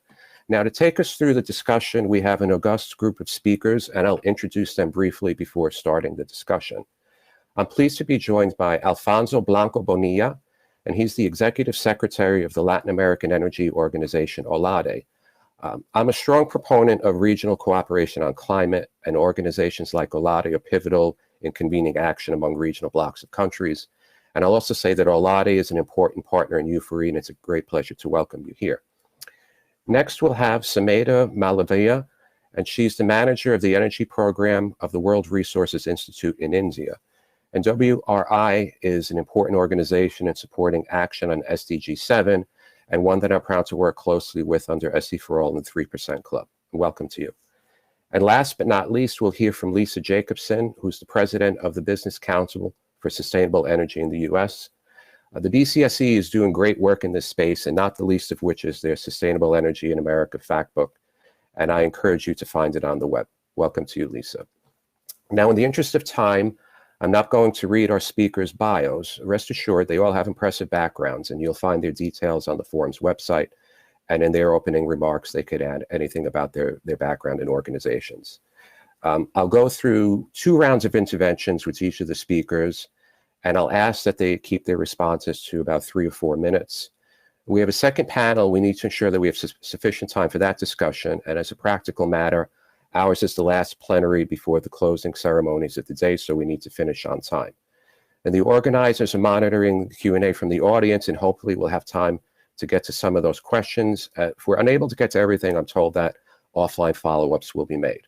All right, so we'll begin the discussion, and this first question may be a bit basic sounding, but it's a critical one. And I'll start with you, Alfonso. I'm curious to get your perspectives on where you think we stand in the development and the uptake of efficient products and appliances. Thank you, Alfonso. Well, thank you very much, Stephen. It's a pleasure to be here in the Vienna Energy Forum from the perspective of the Latin American Energy Organization. I can provide you the situation of the Latin American region and what we are working in the region, and what are the problems that we are facing regarding energy efficiency. We recognize in the energy efficiency a very important tool to tackle the climate change in the world, and particularly in the Latin American region. The Latin American region has a lot of efforts during the last decade in order to implement energy efficiency. Most of the countries have developed some legal frameworks in order to promote the energy efficiency. We have 11 countries from the Latin American Energy Organization. We are 27 countries around Latin America and the Caribbean, and 11 countries has energy efficiency laws in the Latin American and the Caribbean region, and there are other 5 countries that are working in energy efficiency laws in order to promote and have the business environment to promote the energy efficiency. There are important efforts regarding the implementation of energy efficiency standards in the Latin American and the Caribbean region, applied to different products and appliances in the region. The region has developed an important advances in energy efficiency standards in most of our countries, and that is an important issue to be highlighted. The other important advances is regarding the energy efficiency management standards, like the ISO 50000. There's a lot of countries that has important advances in the implementation of the standard regarding energy energy efficiency management. In OLADE, we have an observatory with the collaboration of the IDB in order to follow as an observatory the development of the implementation of management energy efficiency management standards. But there's a lot of problems regarding to obtain and to achieve the potential that energy efficiency has in the region. First of all, there's a lack of continuity in the energy policies in order to obtain a business environment to give the energy efficiency the possibility to convert in a business model in our region. It's very difficult because most of the countries has some effort, but in other administration they move to a different approach of the energy efficiency, and that is an important issue to highlight. The other aspect is the role of the subsidies to the energy in our region. It's very difficult to maintain a business model for the energy efficiency markets in some countries of our region if we have energy subsidies and we don't have the possibility to design business models in order to promote the energy efficiency, and that is very close related to the possibility to have access to financement for energy efficiency projects, and that is an important issue that we have to talk in our region, how we can work in the financement, in the creation of business models for the energy efficiency in the near future. I wrote for the economic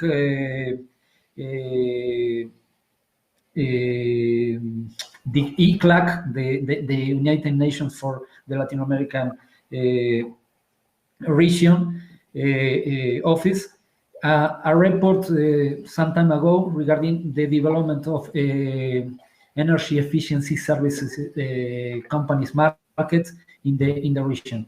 We advanced in some countries in the situation of the business for the energy efficiency, but in the region we have a lot to do. Okay.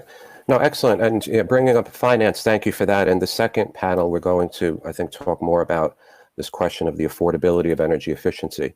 So 27 countries in the region, 11 have energy efficiency laws, 5 have them in progress. So if my simple math is correct, then there's 11 countries that still have some work to do, right? So the regional cooperation, as I said at the beginning, is really critical if we're going to accelerate action in this area. So thanks to you, Alfonso and Olade, for your work in that space. Okay. So next, Sumeda, the floor is yours with the first question. Sure. Thanks, Stephen. So just a brief about WRI. WRI is a research organization that works on issues at the nexus of environment and development. And I'm based out of India, where we are also looking at the global trends in energy efficiency, in addition to the trends in India per se. So if we look at the product development side, Alfonso talked about the minimum energy performance standards as being a key policy instrument for bridging this gap between the development and the uptake of energy efficient products. In 73 countries have MEPs for air conditioners now, one of the rising cooling sort of the sector which is going to see a very significant increase in electricity demand over the next couple of decades. We have also made progress on the development of ultra-low GWP refrigerant-based cooling appliances, something which was demonstrated in the global cooling price, for example, where many of the manufacturers who had participated were able to produce and manufacture 5 times less climate impact based air conditioners, and when scaled, such technologies can prevent close to about 132 gigatons of carbon dioxide equivalent emissions, and cumulatively mitigating about 0.5 degrees of global warming by the end of the century. So as far as cooling appliances is concerned, it seems that the product development is catching pace with trends. But if you look at some of the development, some of the needs of energy efficient appliances in the developmental context, there is a lot of work that needs to be done. For example, in access ready appliances. So we do a lot of work in Africa and India. And if we look at off-grid appliances or DRE powered appliances, there's a lot of the product development needed in those contexts. So there are, for example, health equipment and appliances serving livelihood needs like milling equipment, agricultural cold storage, where according to the Efficiency for Access Coalition, these are sitting at the junction of being prototypes to reaching the market. So there is a significant amount of work that needs to be done in designing these appropriately, making them durable and high quality to promote their uptake in some of the poorer parts of the world and also the most climate vulnerable parts of the world. So that's with respect to the development side. And if we look at the uptake, according to the IEA, the performance standards and labeling have continued to improve. As I mentioned, they have continued to be strengthened. But if you look at just air conditioners, the average AC efficiency is still around 1/3 of the best available technology installed. And half of what is being sold in the market today and it is half of what is being sold of the market today. So most of the ACs which are available in the market are 2 to 3 times less efficient than the best available technologies. So there is a huge gap between the BAT and what is available in the market. So this is reflective of the ineffective MEPS policies many markets are adopting, where the standards continue to be voluntary versus being mandatory. So there is a lot of room to cover as far as uptake of efficient ACs is concerned, even though the development is something which is happening in parallel. The same sort of applies to some of the other DRE ready and off-grid appliances like solar water pumps or refrigerators, for example. There's a significant role that these appliances also play in livelihood applications. And they are again sitting at the junction of being completely developed, market ready, but there is still a huge potential for them to be completely penetrating some of these off-grid markets, underserved and unserved markets in Africa and in India. So yeah, a lot of room to cover both on the development and the uptake side. I'll stop my comments here. Thank you. No, great, excellent. Thank you for bringing cooling products to the front of the discussion. It's such a critical segment. If I'm not mistaken, the electricity, despite the advancements in efficiency, that the electricity demand just for, let's say, residential air conditioning and refrigerators are set to more than double over the next 2 decades, right? And you highlight a really important point about, MEPS are only as good as the technology that they're supporting. And if the MEPS are that far behind best available technology, then even if I think you said 73 countries have MEPS for air conditioners, there's still so much more work that needs to be done here. So thank you very much indeed. Now, Lisa, I'm going to turn the floor over to you. I want to take a slightly different spin on this first question. And I'd like to ask you, is there maybe a forward-looking benchmark that shows the importance of energy efficiency, let's say, to the investor community? And this is a critical stakeholder group that I think needs to be part of this broad discussion. Yes. Thank you, Stephen. And on behalf of the Business Council for Sustainable Energy, it's really an honor to be part of this forum and the work that we're leading up to COP26 in Glasgow in November. The Business Council for Sustainable Energy, for those that aren't familiar with the organization, was founded nearly 30 years ago around the Rio Earth Summit. We are a business-led organization. We represent primarily commercially available clean energy technologies, so energy efficiency is front and center. We also work with renewable energy, natural gas, sustainable transportation, and emerging sectors like hydrogen and carbon capture, utilization, and storage. So we are a very broad business network. Our members are global, but our focus is largely in the United States. So my comments now, I think, are applicable in many countries, but I'm coming from a North American perspective. So, you asked about kind of a forward-looking signal in terms of the value and the urgency to deploy energy efficiency products and services. One area that I've been working on more in the last couple of years is investor-led. It's in a movement that many are probably familiar with, environment, social, and governance, ESG investing.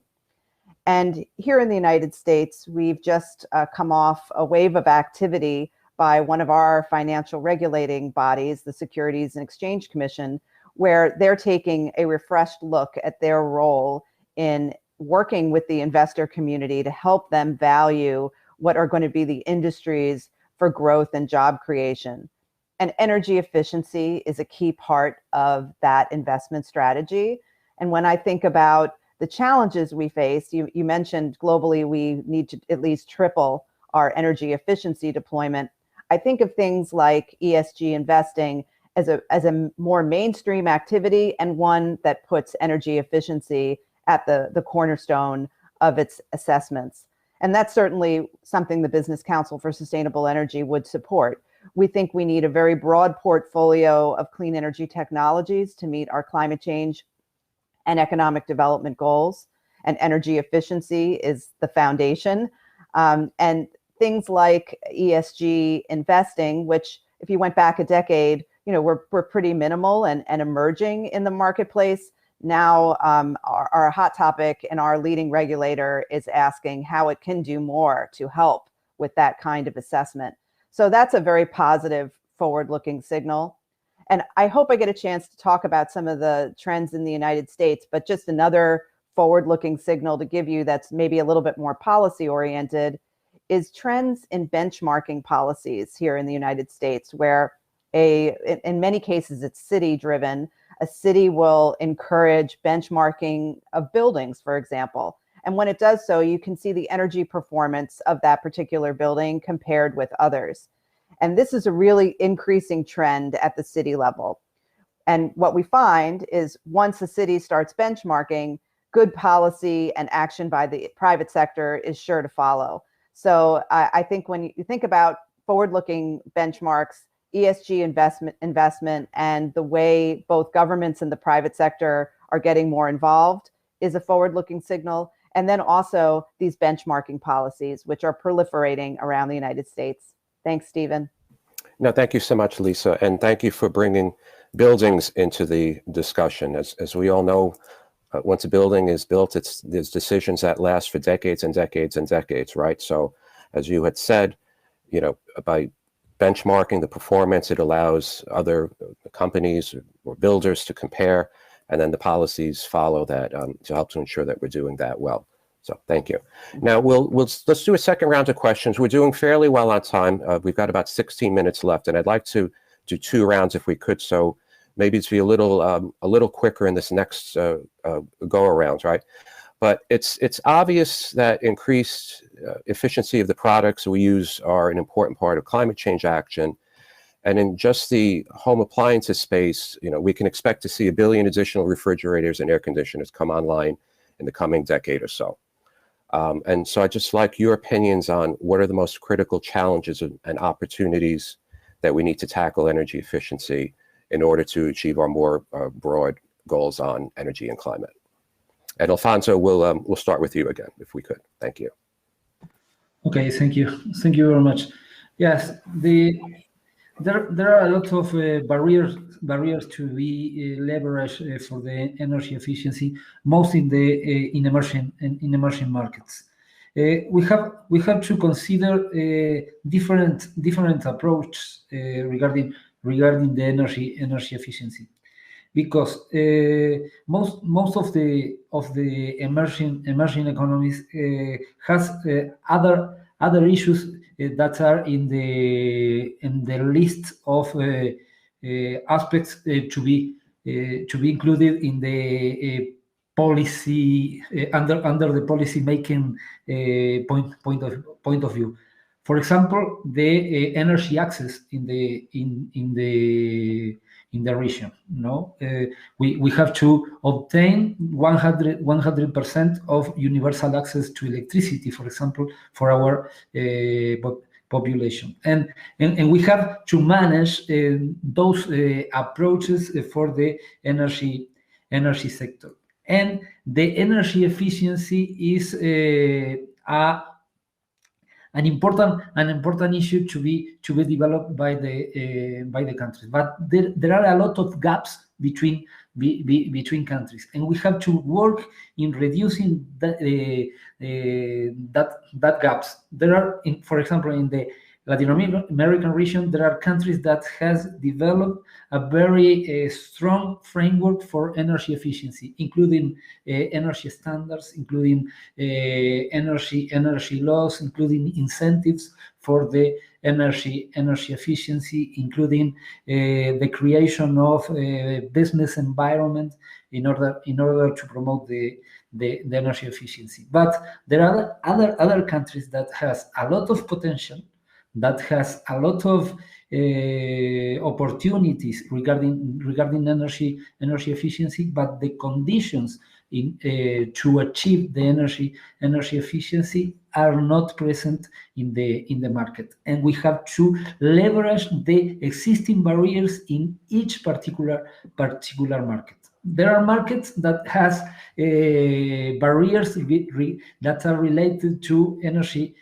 subsidies. We have to work in the role of energy subsidies in the energy sector that are a very important economical barrier for the adoption of high efficiency technologies in the market. If you don't have the economical benefits in order to adopt the efficient technologies, it's very difficult to develop the energy efficiency market. There are other markets that doesn't have, for example, the legal conditions to follow energy efficiency labeling, or to follow the adoption of energy efficiency standards for appliances. We have to support those countries in order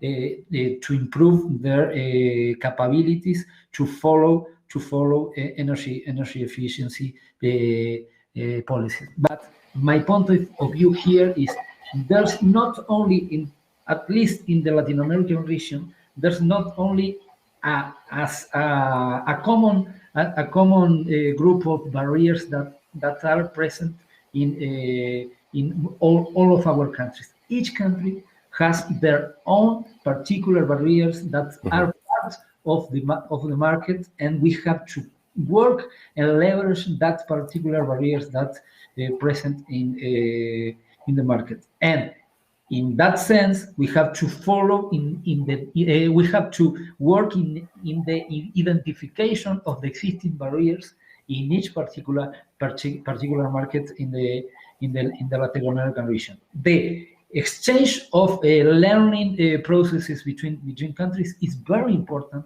to support this kind of strategies with all of our member countries, and that is the work that OLADE is doing in the region in order to promote the energy efficiency, and with the creation of a legal framework, with the creation and support to the countries in the energy efficiency long-term policies in each country.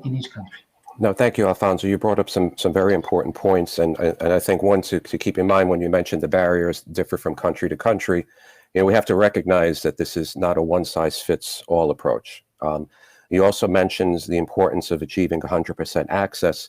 That obviously presents many challenges, but I think there's the importance of integrating energy efficiency into the access for these people, so that it's not just access for the sake of access, that it's done efficiently and sustainably. Okay, so Sinead, we'll go to you now with the same question, please. The floor is yours. Sure, thanks, Stephen. I think Alfonso talked a lot about some of the major barriers, whether it's the presence of energy subsidies, whether it's high upfront energy efficient equipment and products, or whether it's the lack of regulatory and policy support. And I think he brought up a very interesting point about the importance of energy efficiency in achieving developmental goals and developmental objectives. Many emerging economies, including where I live in India, electricity access, while we have achieved 100% electrification, we still have reliability concerns across many geographies in India. Efficiency has a very important role to play there in providing not just the way to cut energy bills in the case of unreliable electricity, but also to meet critical livelihood needs as well. So I feel as a efficiency community, we have known about the barriers for a really long time, and we still haven't seen the rates of improvement, the doubling of the efficiency improvement every year that we are working towards. But I guess as a community, we have not been very effective in quantifying the co-benefits of energy efficiency. And Lisa brought up a very interesting point about how the investor community, once it understands the benefits efficiency provides in job creation or economic opportunities, that creates sort of a selling point on the financing sides. So I feel that we still need to continue to do a lot of work on quantifying some of the impacts of energy efficiency. There is a lot of work happening on identifying indicators and metrics for measuring impacts, but countries are still lagging behind in data collection, harmonizing the data collection process. We are still United for Efficiency does a lot of work on testing standards harmonization. There are still significant opportunities there in harmonizing not just the testing standards, but even protocols for enabling the faster technology transfer. So a lot of work is being done, but a lot needs to be done there as well. And I feel this is, given that we are living in the age of roadmaps and action plans, I think we need more product-specific roadmaps, especially with respect to the target of achieving this net zero ambition that everyone is talking about by 2050. But at the same time, keeping the targets realistic in the interim, having 2030, 2040 goals as well within those product-specific / end-use specific roadmaps. And I'll stop there. Thank you. No, perfect. Thank you, and thank you for highlighting the importance of reliability in the grids. Now, of course, if we're more efficient in the products that we use, then that helps the grids to become more stable. And you also talked about how this impacts, multiple areas of sustainable development. You probably were backstage, but I mentioned briefly to the minister from Ghana that we're starting a project in Africa on distribution transformers, which at its heart is on grid stabilization. And we were able to say with confidence that if we achieve our goals for the project, it makes a positive impact on 10 of the 17 UN SDGs. So thank you very much for that. Now, Lisa, once again, I think I'm going to maybe have you go in a different direction. At the beginning, I mentioned that you, along with Bloomberg New Energy Finance, publishes the Sustainable Energy in America fact book. So you're obviously tracking quite a few metrics on energy efficiency. So what do you see as the barriers, and where do you see the areas in need of improvement? Well, thanks, Stephen. And yes, and I wholeheartedly agree with my panelists' comments about the drivers for energy efficiency. When we think about North America and the US, when we've been successful in having rapid scale up of energy efficiency, there's been this combination of good policy and then the partnership with the private sector to leverage government funds in some cases, but also taking that market signal from the policy framework and bringing that more broadly into the marketplace. And so just in thinking about some of the data we've seen in the Sustainable Energy in America fact book, and thank you for highlighting that, we've seen, big picture, US energy productivity has improved over 70% in the last 30 years. And there's steady state annual improvement. So that's the comparison of our growth as an economy, our gross domestic product, and then our energy consumption. So we are using less energy to grow, and that is good. And energy efficiency is a key part of that. But despite our continued growth, when we look at different benchmarks like investment in energy efficiency by utilities, or kind of the rate of uptick or enactment of new policies that drive energy efficiency. We had a dramatic increase over a 10-year period starting at the beginning of 2000, but then we've been, somewhat flat, both in terms of policy and investment across the board. And as you said, if we look at the IEA numbers, we need to not only increase, we need to increase threefold or more. So just one comment in thinking about another situation that reminds me of the situation we're in now is when we were coming out of the financial crisis in 2008.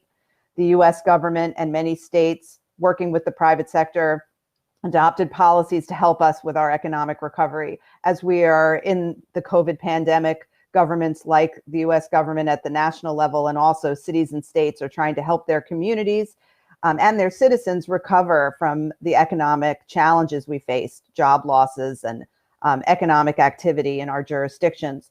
So they're looking at what they can do, and energy efficiency offers us so much benefit in terms of affordability of energy, resilience of our energy system, job growth, climate mitigation, and economic benefit. So energy efficiency is something we're looking at. And what worked after the financial crisis was really being bold and big with our policies and with the incentives we offered the private sector to purchase energy efficiency or to take advantage of energy efficiency services. And so I hope that we will seize the moment and we'll see the same results that we saw, which was a very strong uptick in scale of energy efficiency as a result of that moment in time. So we need to meet the moment again and provide those types of market signals for energy efficiency. No, that's perfect. Great remarks there. And thank you for, and not just you, the other panelists for highlighting, we're talking about barriers, but there are many, many benefits as to why we make investments in energy efficiency and why we need to do more. We've all mentioned the IEA at different points, and I encourage the audience to look up the IEA's energy efficiency benefits flower. It's a graph in the shape of a flower that shows the many, many areas where energy efficiency makes positive contributions to different areas of society. So we have a couple of minutes left. So I'd like to maybe, if you can just take 30 or 45 seconds each of you, and we'll start with you, Lisa, this time. And just really, what do you see as the key actions we need to take between now and COP26 to ensure that we bring our goals closer to reach? How do we ensure that energy efficiency products are high on the list of priorities in these discussions? Well, I think it's really important that governments at the national level are thinking about increased ambition and revising their nationally determined contributions. When they do that, it's kind of like the benchmarking example I gave before. Once you look big picture at where your resources are, where you want to go, and what types of technologies and efforts you can take to get there, energy efficiency comes up because of what you just said, Stephen, of all these benefits. And we have not fully explored that in this panel today.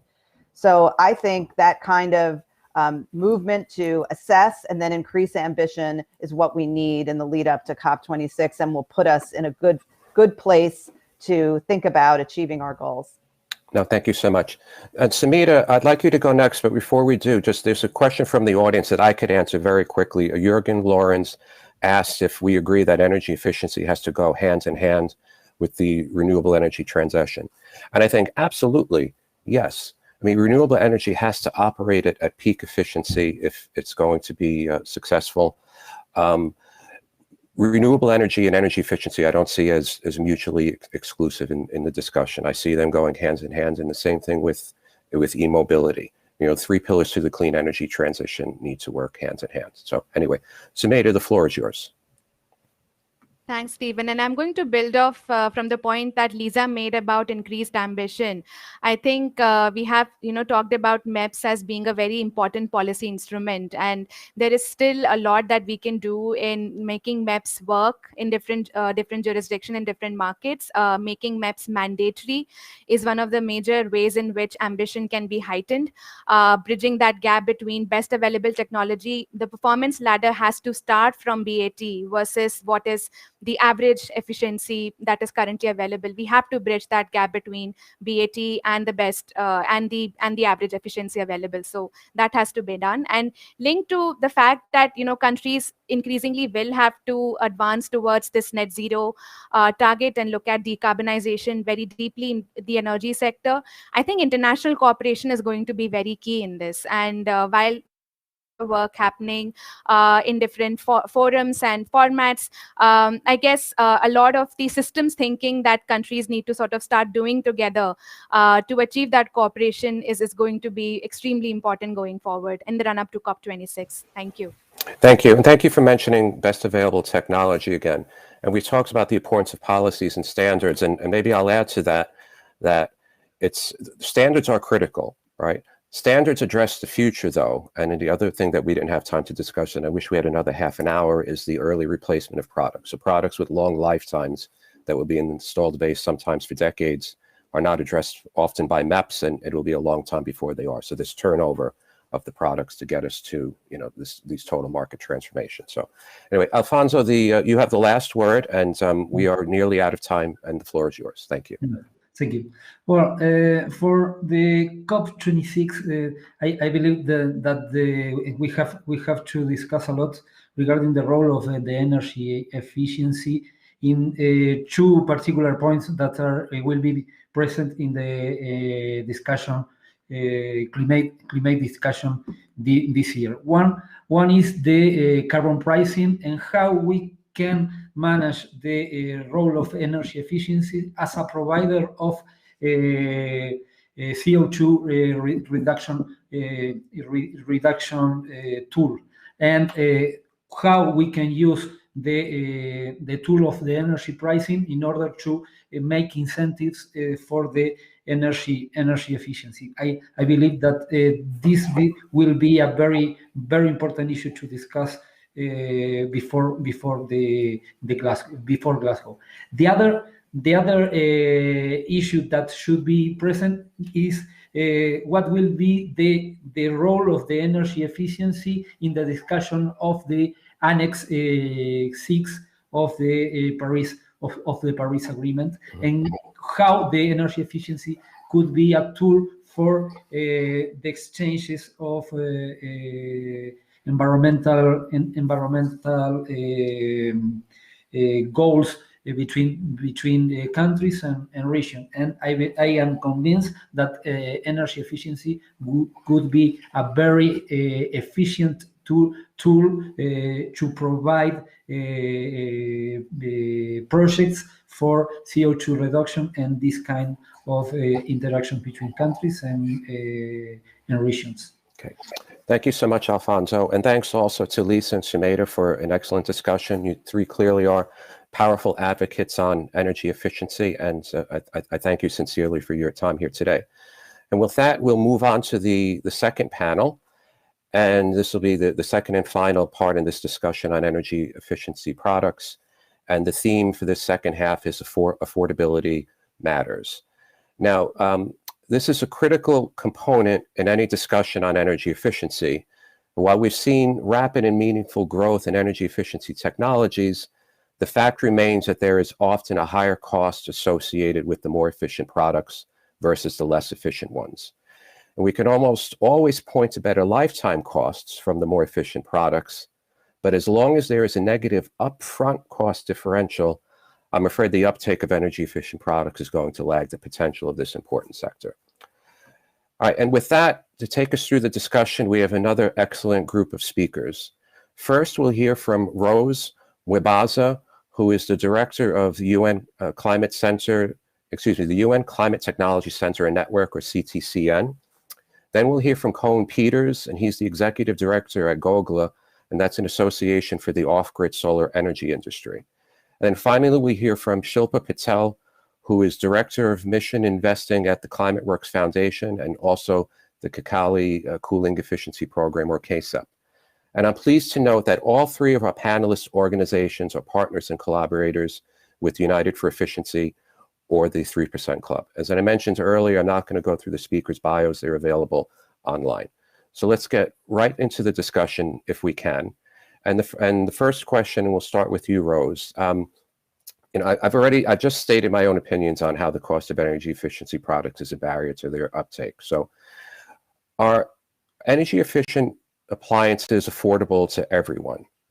And if you could, I'd like you to elaborate on the challenges and opportunities and the issues related to the access to technology for women and youth, because this is an important part of the discussion as well. Rose, the floor is yours.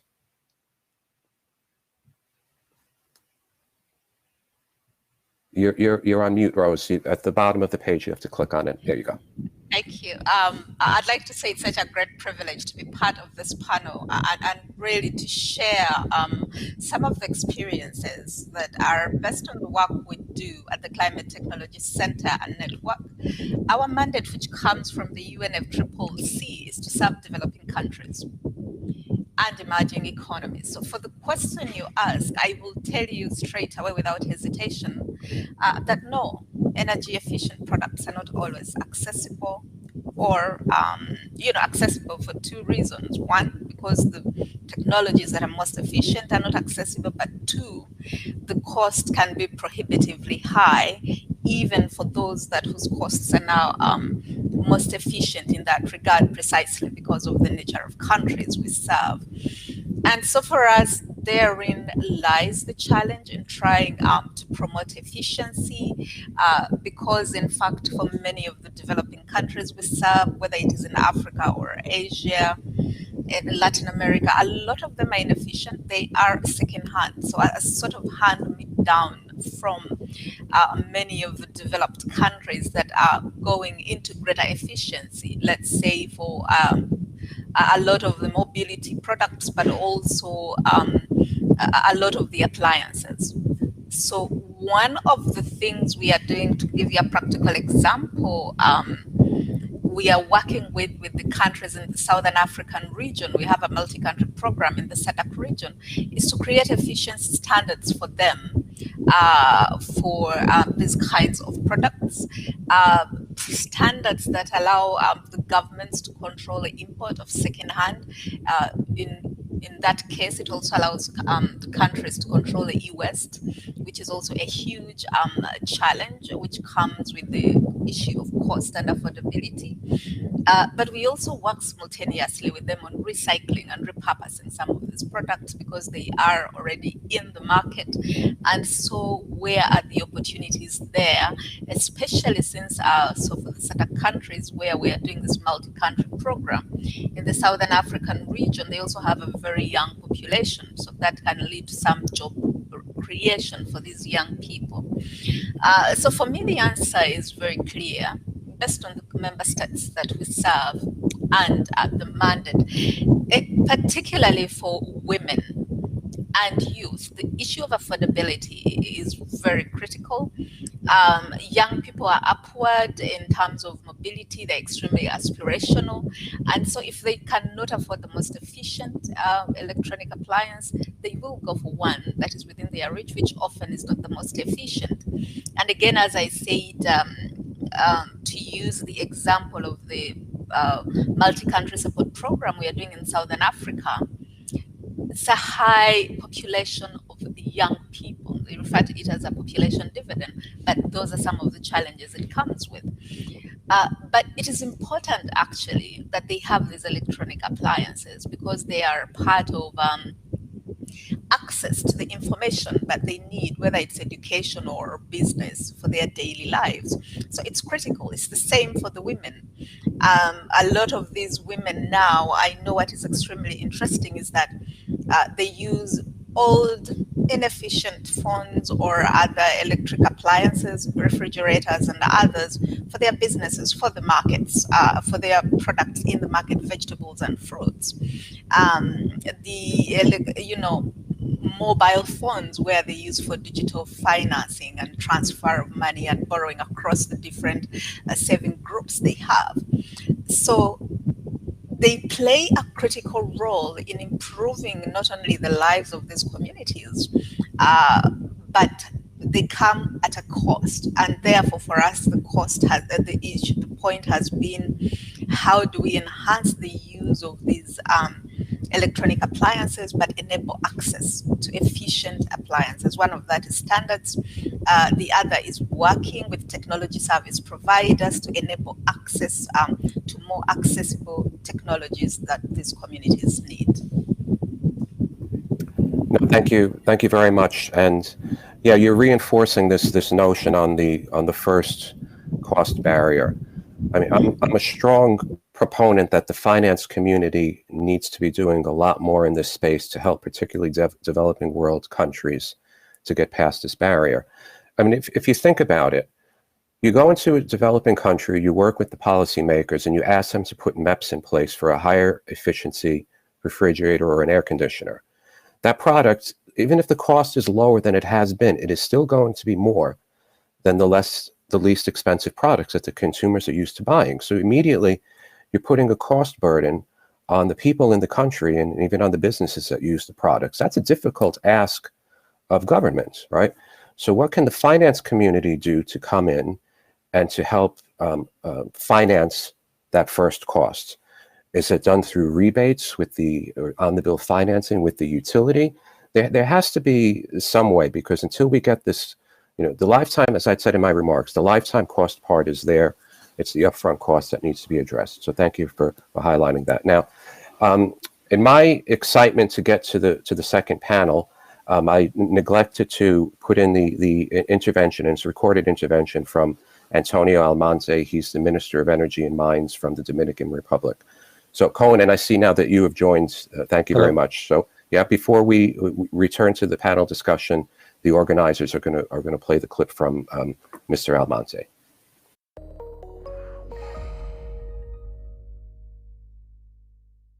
Señores participantes en esta plenaria, en nombre de la República Dominicana y en el mío propio, agradezco a los organizadores de esta plenaria acerca del tema productos energéticos eficientes el honor que se me confiere para dirigirme a ustedes.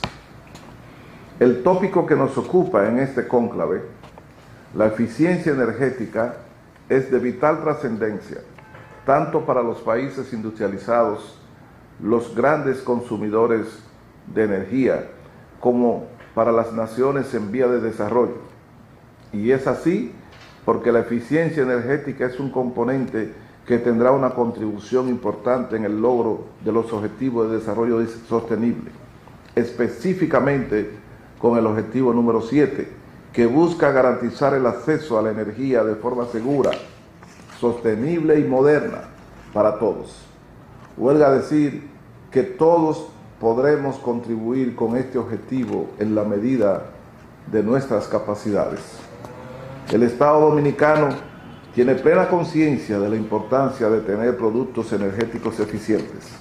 En esta dirección ha establecido compromisos de políticas públicas, estrategias, planes y proyectos y acciones con el objetivo de reducir la intensidad energética del país, lo que se traducirá en el uso más eficiente de la energía y en la reducción de la velocidad con que se incrementan las emisiones de CO2.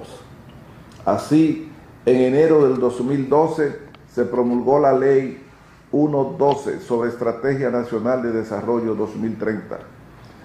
En el Objetivo General 3.2 de esa ley, que corresponde al tercer eje estratégico de desarrollo, se plantea el logro de energía confiable, eficiente y ambientalmente sostenible, con las dos líneas de acción que se enumeran a continuación. Primero, desarrollar una cultura ciudadana para promover el ahorro energético y uso eficiente del sistema eléctrico.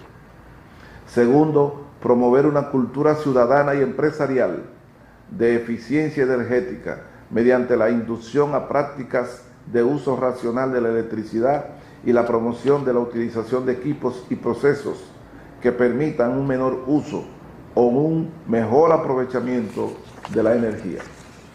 La Comisión Nacional de Energía CNE, creada mediante la Ley General de Electricidad 125 del año 2001, es la responsable, entre otras atribuciones, de trazar la política del Estado en el sector energía y elaborar planes indicativos del sector energía. En consonancia con su misión, la Comisión Nacional de Energía, en su Plan Estratégico 2014-2018, delineó como uno de sus objetivos estratégicos impulsar la eficiencia y normativa del sector energético nacional, y se planteó como objetivo específico promover la eficiencia energética con el resultado esperado de reducción del consumo energético con el indicador de impacto, reducción de la intensidad energética. Estos objetivos están vinculados con la Estrategia Nacional de Desarrollo 2030. Por su parte, el Ministerio de Energía y Minas elaboró en el año 2020 un anteproyecto de ley de eficiencia energética, cuyo objeto declarado en su artículo 1 dice: la presente ley tiene por objeto establecer el marco normativo legal para el fomento y promoción del uso eficiente de la energía en la República Dominicana, con la finalidad de contribuir al desarrollo sostenible de la nación y disminuir los impactos ambientales negativos a través de la reducción de las emisiones de gases de efecto invernadero. Tenemos que aceptar que tenemos mucho trabajo por delante para comenzar a ver los resultados tangibles de los planes y proyectos que ha emprendido el Estado Dominicano en lo relativo a la eficiencia energética. Finalmente, sería injusto no reconocer los avances percibidos en la eficiencia energética nacional, fruto de la iniciativa privada, tanto la empresarial como la de consumidores de energía residenciales. Ellos han buscado la forma de reducir su consumo. Los primeros mejorando sus procesos productivos en cuanto al consumo energético. Los segundos adquiriendo luminarias, refrigeradores, aires acondicionados, calentadores de agua y otros electrodomésticos más eficientes. La República Dominicana, consecuentemente, está dando los pasos básicos, tanto en términos normativos, de incentivo y estímulo a los diferentes sectores de la vida nacional para la transformación o la transición hacia una economía y una vida social que consuma energía en menor proporción y de mucho menor impacto en el medio ambiente. Muchas gracias.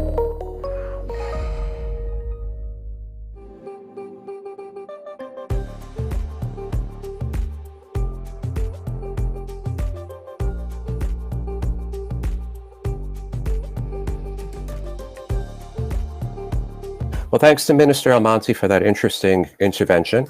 And let's get back to the panel. So we'll return to this first question, and next we'll go to Shilpa Patel. So again, this question, this overarching question, do you see energy efficient appliances as affordable? And once again, if you can, elaborate on the challenges and opportunities as they relate to women and youth. Thank you so much. Thank you, Stephen, and thank you for having me. I'd like to approach this question in the context of efficient, clean cooling. And if you permit me a slight little digression, cooling is not really top of mind for people when they contemplate the climate crisis, but cooling is a ticking time bomb. As global temperatures surge and urbanization grows and incomes around the world continue to rise, cooling demand for personal comfort, food storage, medical necessities, etc., is booming. But today's cooling technologies consume massive amounts of energy and release super polluting greenhouse gas emissions into the atmosphere. This basically feeds a vicious cycle in which more cooling causes more global warming. So now, today, ACs and fans consume 20% of electricity used in buildings around the world. But by mid-century, cumulative greenhouse gas emissions from air conditioners and refrigerators could use up to 85% of the remaining carbon budget to limit global warming to 1.5 degrees. You see why I call it a ticking time bomb. So efficient clean cooling is what the Kigali Cooling Efficiency Program, or KCEP, is all about. Now, specifically on your question, access to cooling is pretty uneven, but those who likely suffer the most from a lack of it are also likely to be least able to avail of it. Take youth. It is hard to study and learn when it is extremely hot. Yet most schools in the developing world do not have adequate cooling. And I'm not talking about air conditioners or even fans here. Many rural schools may not even have access to electricity. This is where passive cooling solutions can have huge impact. Things like solar reflecting or cool roofs, urban greening, or provision of shade. Another area of poor access to technology concerns cold chains, starting at farm gate. Now, the FAO estimates that 14% of food is lost between harvest and retail globally, with considerable variability between regions. In India, for example, food losses are sometimes as high as 40%, with the brunt being borne by the farmer. Tending to cattle tends to be a woman's responsibility in smallholder farms, with small surpluses sold to generate some income. Access to cold chains is essential here, as it is for higher value perishable produce such as fruits and vegetables.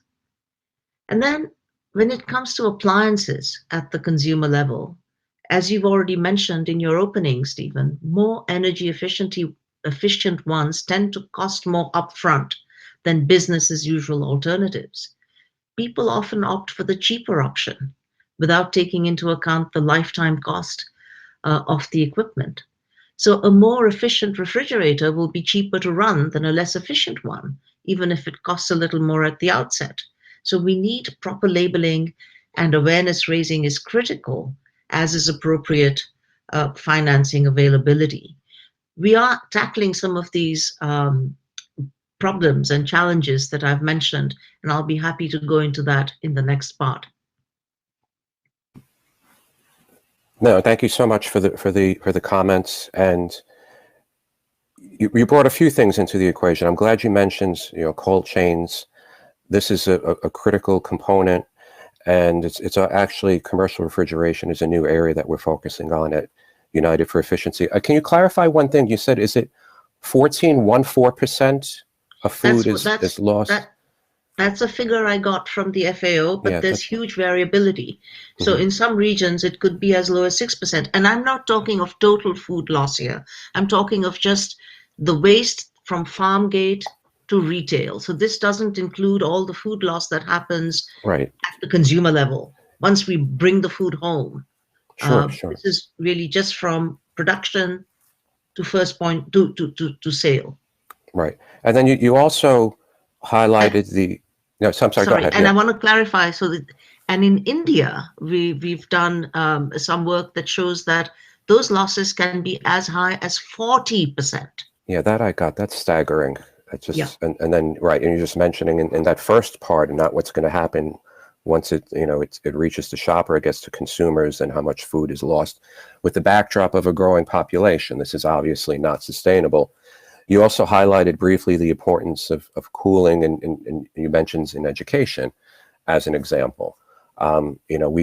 It's always unfortunate we don't have enough time. We never seem to have enough time in these discussions.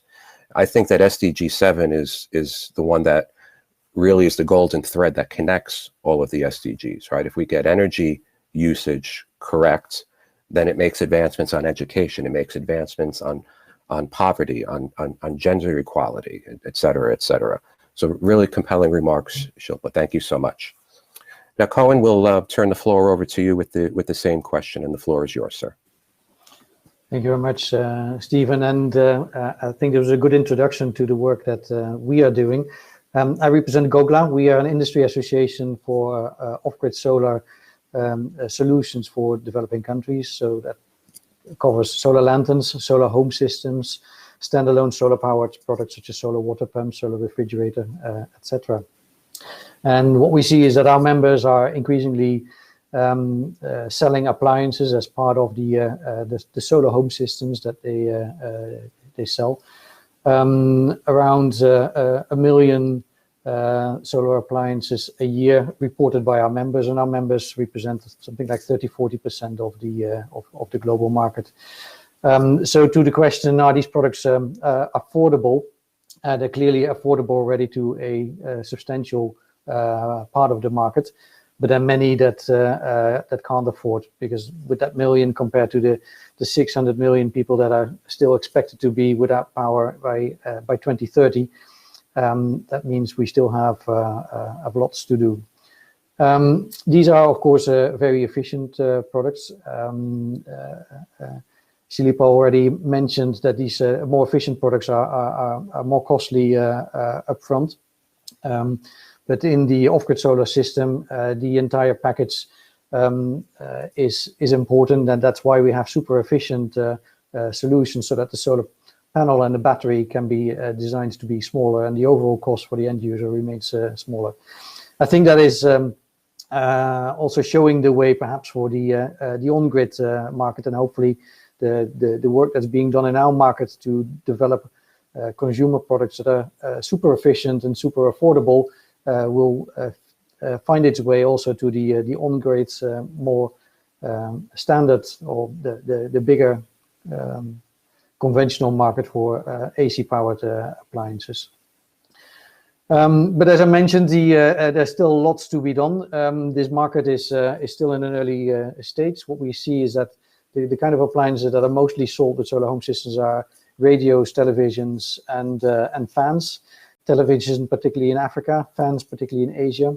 Fans typically sold as cash over the counter. Televisions typically sold as a pay-as-you-go, therefore with a payment package coming together with the solar home system.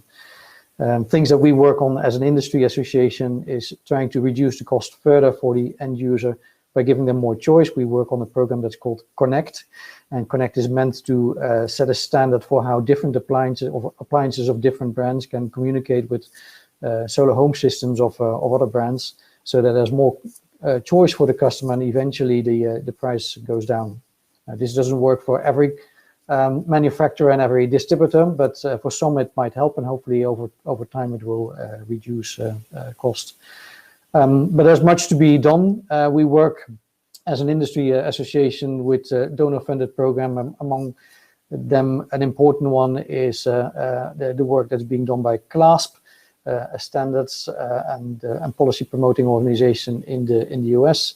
They have a program around quality in standards. They have a program around pushing innovation and development on quality, and hopefully that will bring back prices as well. But we've also seen some result-based financing schemes, which are subsidy-like schemes that are meant to help distributors earn a little bit of extra margin, so that they don't have to pass on the full cost to the end user. And those programs are also help to push the market. So some promising results, but also at the early stage of what this market bring, and we definitely need to work together with all stakeholders, with governments, with donors, with investors and industry, to make sure we push out these products much faster and in much bigger numbers. No, thank you for those remarks. And your comments on the solar home systems and that you're using super efficient appliances is greatly appreciated. We had a question from the audience in the earlier panel that asked whether there's a connection between energy efficiency and renewable energy. And I think from what I'm hearing from you, that's a resounding yes. So thank you so much for that. Yeah. And you also talked about how the message I was taking away too is that programs exist to help in this space.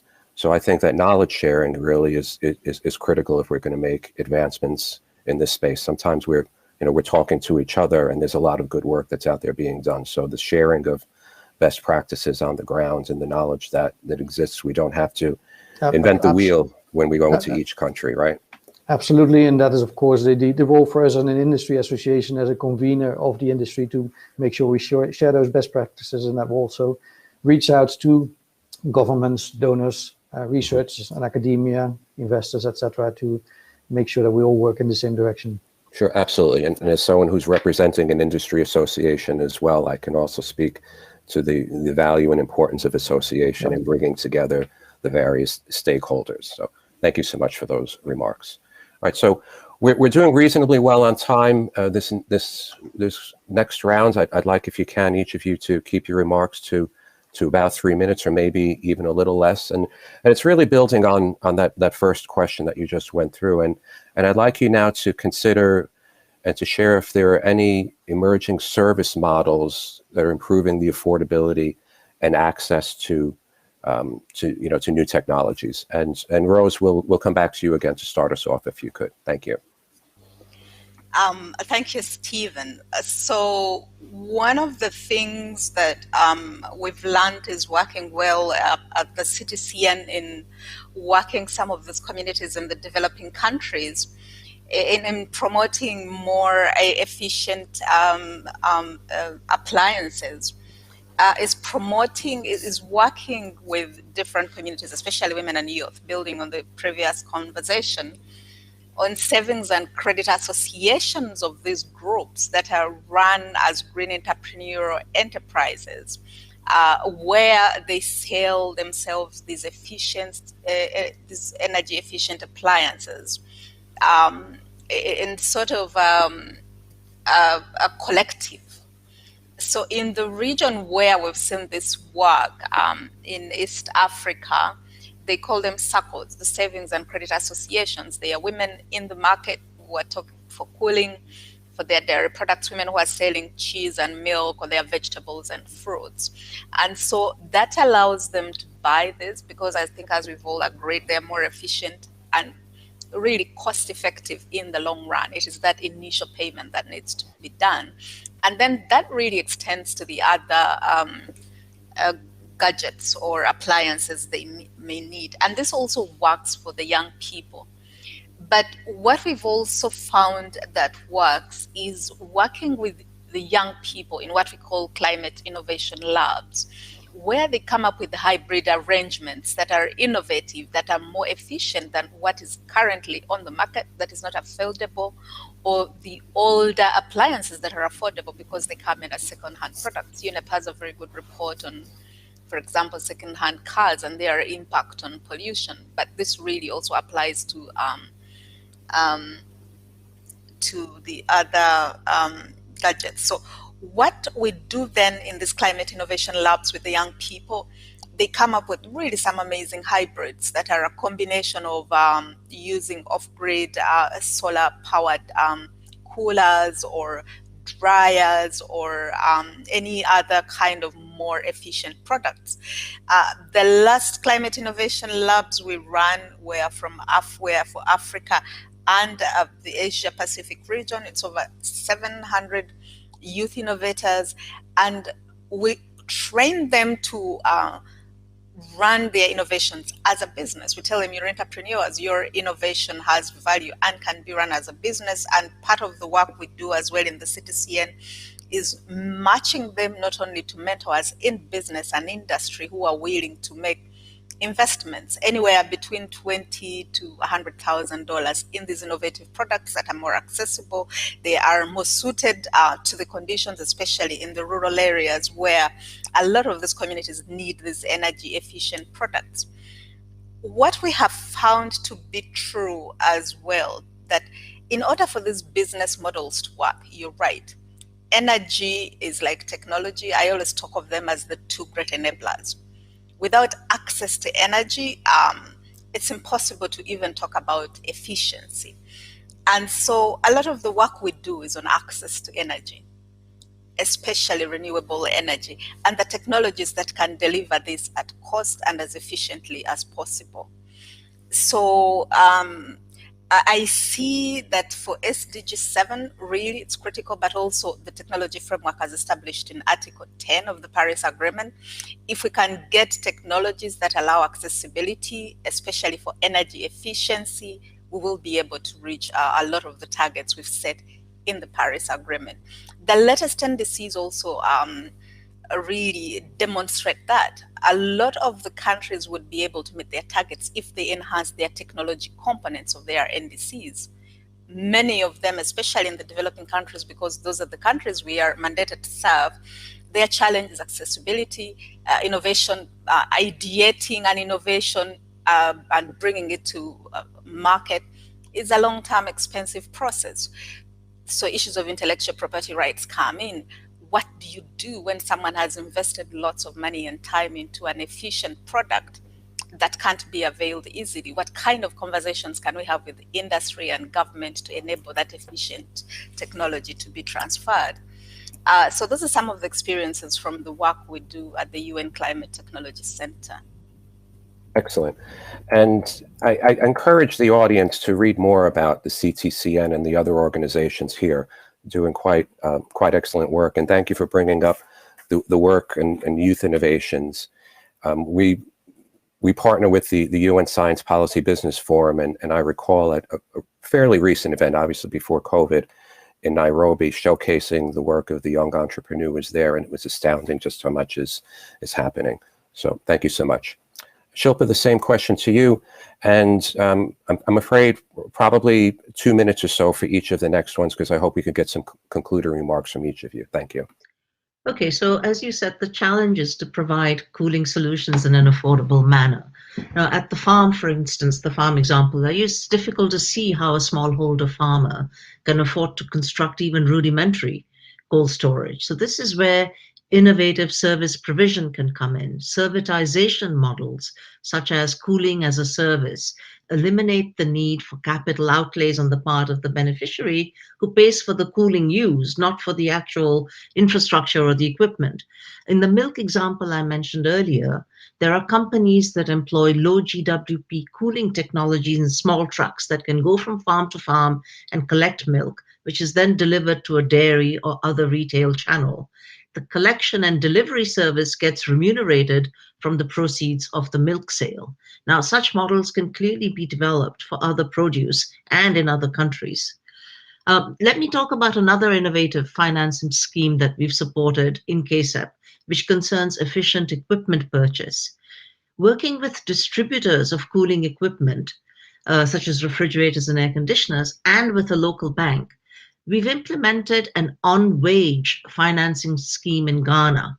The idea is to facilitate purchase of high-efficiency equipment by an ordinary consumer who pays off the purchase through a deduction from the wages that are deposited in their bank account. The bank does not charge interest.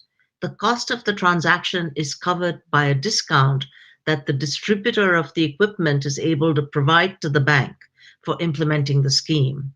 Variations of this structure can happen with on-bill financing, where the payment is collected through the utility bill. So why isn't more of this happening? I think one big constraint is finance, as you've alluded to. Companies need capital to invest in these servitization models. It's difficult to get bank loans with appropriate tenors to ensure more rapid growth. I also want to point out the very crucial role that public policy can play here. Higher performance standards you've already alluded to, but governments can also create a strong market pull and exert downward pressure on price through bulk procurement.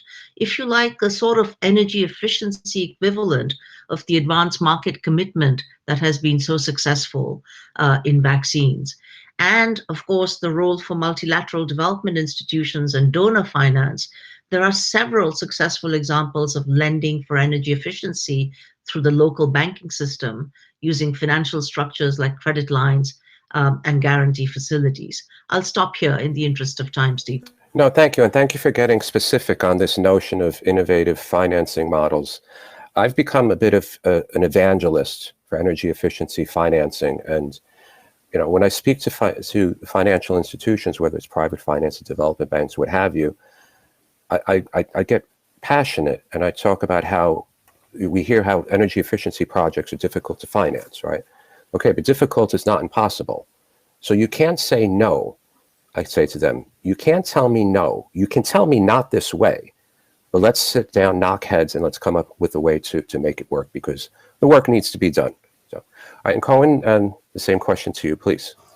Yeah, so the off-grid solar market has developed remarkably over the last decade. Actually, it had two pushes. One 10 years ago, when there was the arrival of LED lighting together with dropping prices on solar panels, which allowed entire systems and lighting systems in particular to be packaged in much smaller formats and become much more affordable.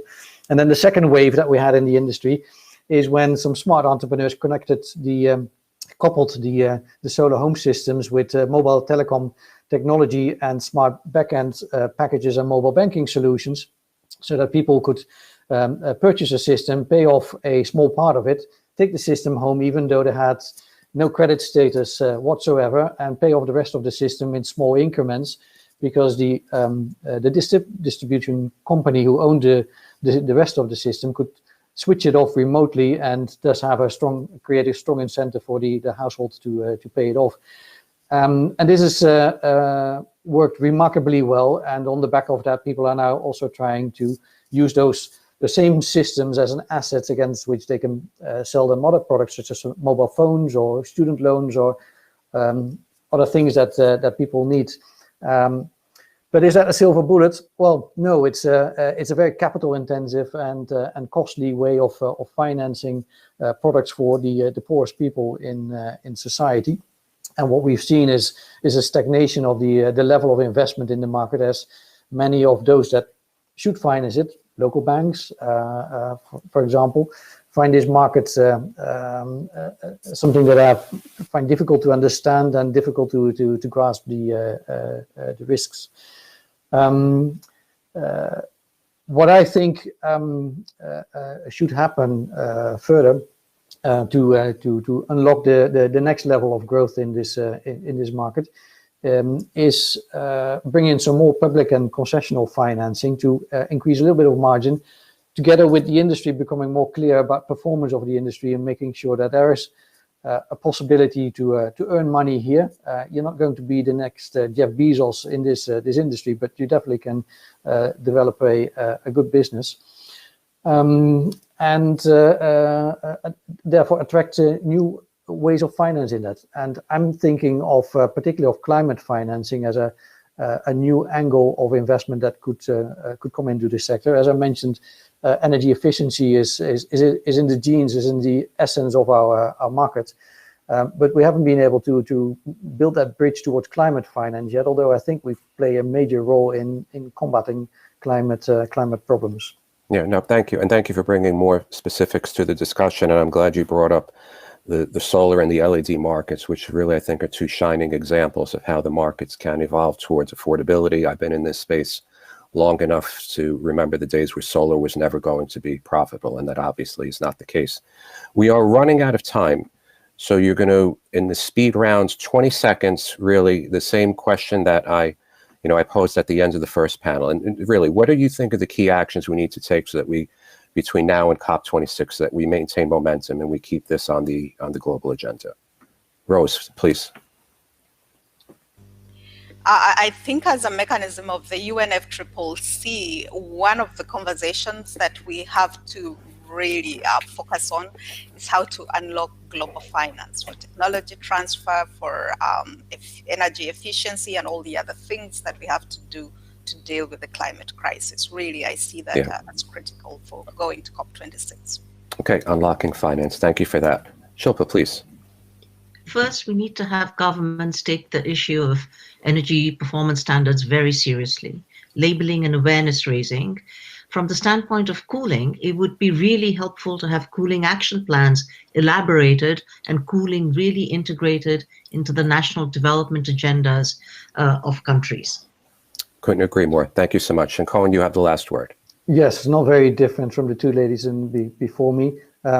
Governments and industry really working together to deliver common goals with an emphasis on financing and climate finance. Yeah, excellent concluding remark. And with that, I'll thank the panelists for an excellent discussion. And we are nearly out of time, so I'll spend maybe just a minute with my own thoughts and reflections after an interesting and informative hour and a half. I hope for the audience that you recognize the importance of this space and energy efficiency in products.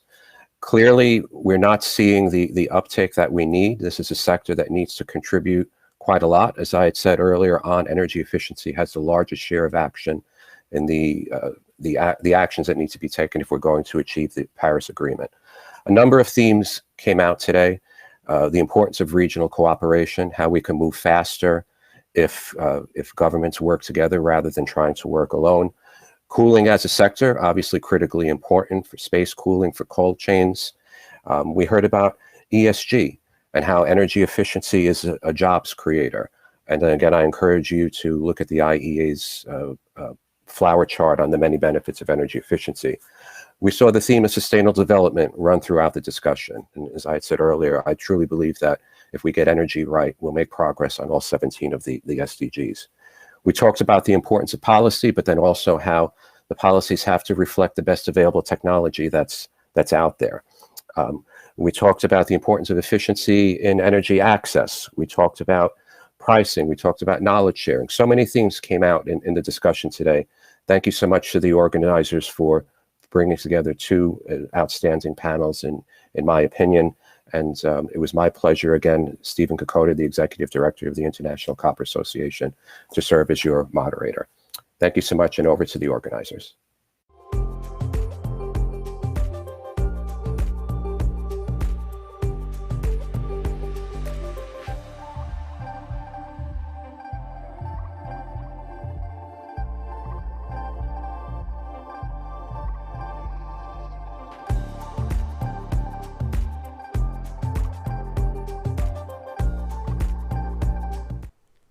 So that was energy efficient products. Coming up now, it is getting to yes on climate change.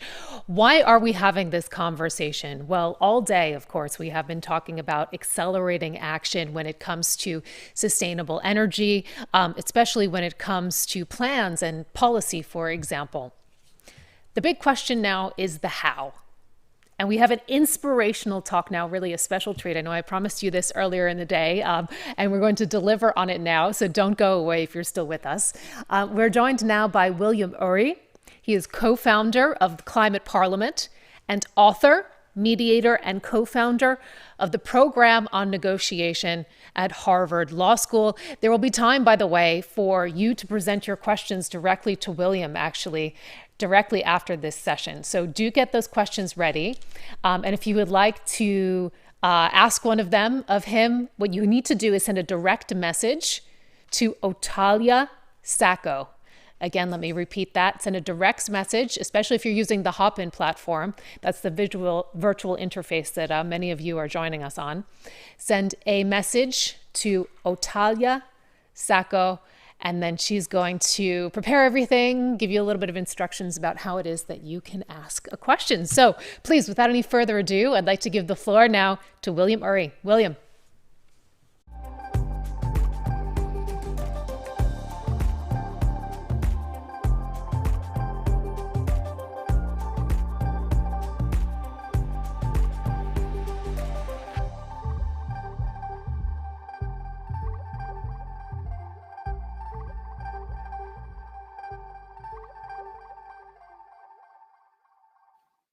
Thank you, Sarah.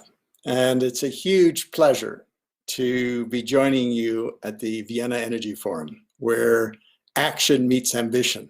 And that's what I would like to talk to you about. Is my proposal to you is that where action meets ambition is through getting to yes. It's through negotiation. It's through collaborative problem solving.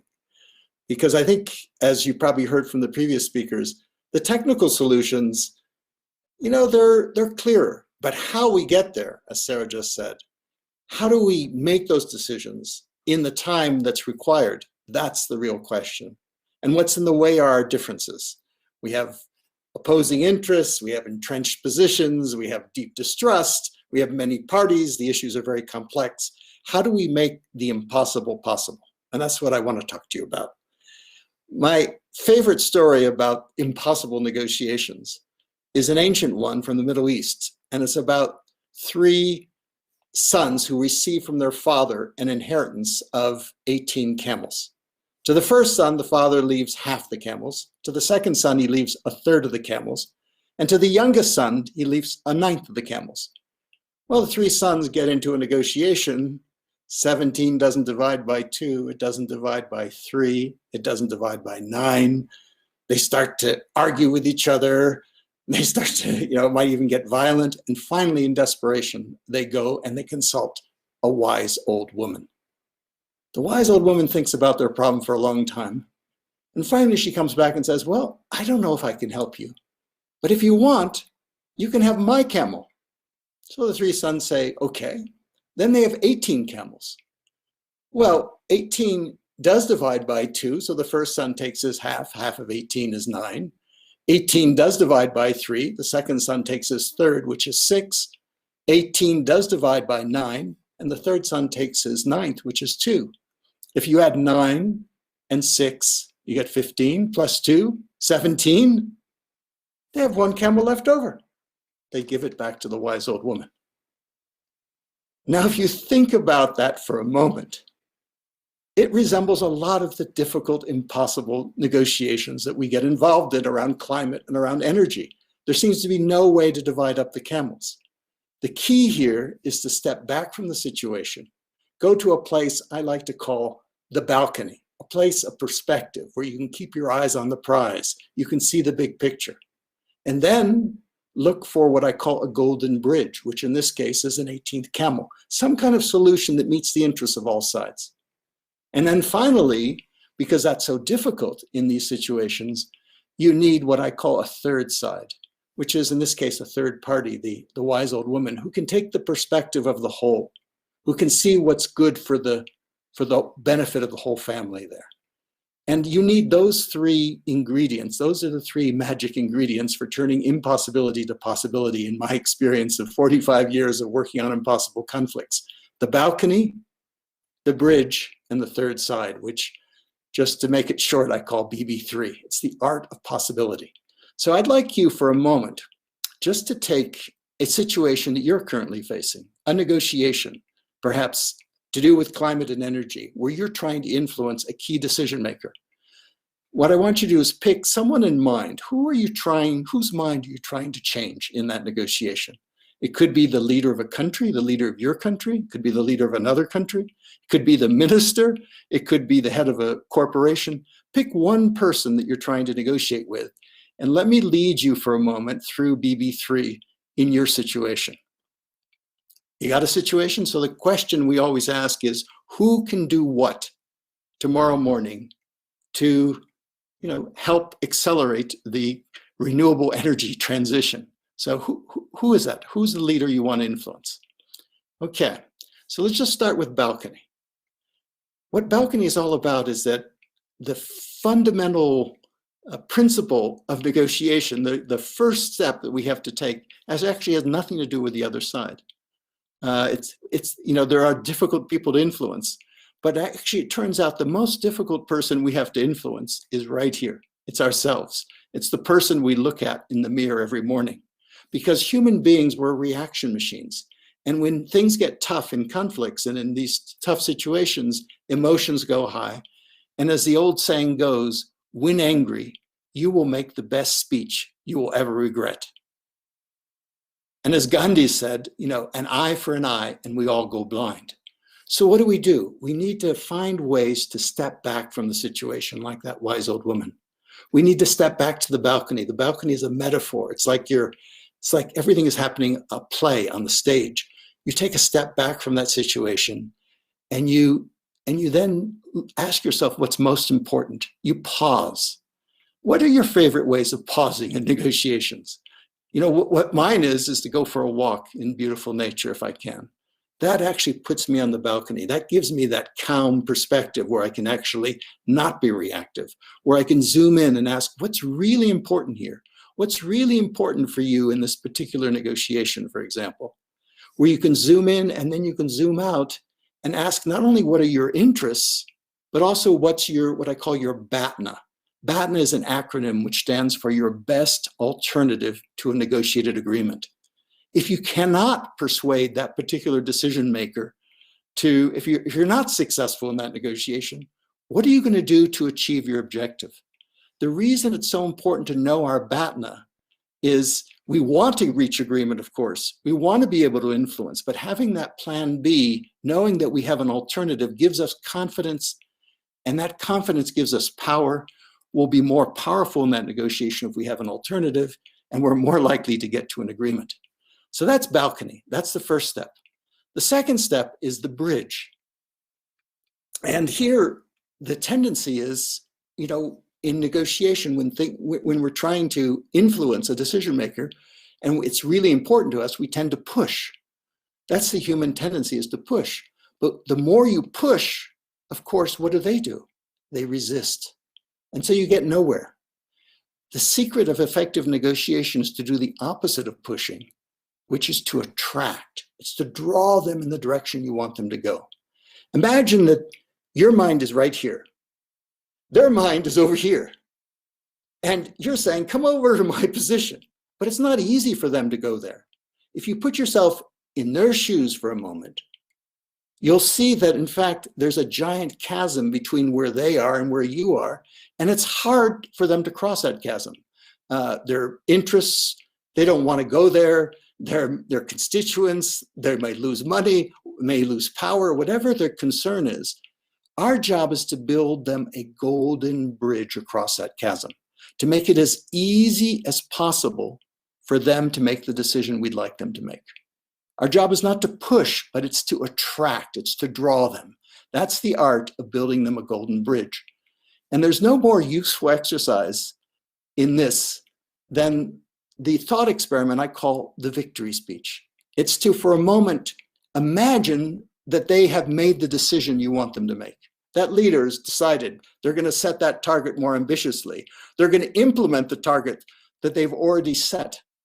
Now imagine that they have to give a speech describing that to their people they care about, their constituents, their voters, their board of directors, whoever it is. Write out their victory speech. Think about it. What would be the key themes of that victory speech? What could they say that would make them look like a hero? Because that's our job in negotiations, to make the other look like a hero to the people that they care about. Write out their victory speech and then think about how to make it easier for them to make the decision you'd like them to make. That's the art of building them a golden bridge. Now imagine you've done that. You've actually written out their victory speech. You've actually looked for how to actually meet their interests. You know, what are their core interests? How can you meet their core interests? Now comes the third step, which is the third side, which is how do you help them get there? How do you help them cross that golden bridge and make the decision you'd like them to make? You know, the American president, FDR, once met with a group of activists, and they were telling him he's got to do something. And he said to them, you know, I agree with you utterly, wholeheartedly. I agree with you, absolutely. Now, go out and make me do it. And that's what we have to do. The politicians, the political leaders, they might agree with you, but they need that pressure, as it were, that constructive influence to actually help them. So here the key is to build, the third side is just a name for the surrounding community, which is latent often, but we have to mobilize that community and build what I would call a winning coalition for a yes, a winning coalition to help that decision maker make the decision you'd like them to make. So for example, just take out a sheet of paper and write down in one column, the winning coalition. Who is in support of this particular proposal? Who's in support of setting the target higher? Who's in support of implementing the target in this particular fashion? Write those organizations and individuals down in the winning coalition column. And then in the opposite column, write down the blocking coalition. Who's opposed to it? Who are the biggest opponents of that? And then think of your job as, how can you add people and organizations and countries to the winning coalition?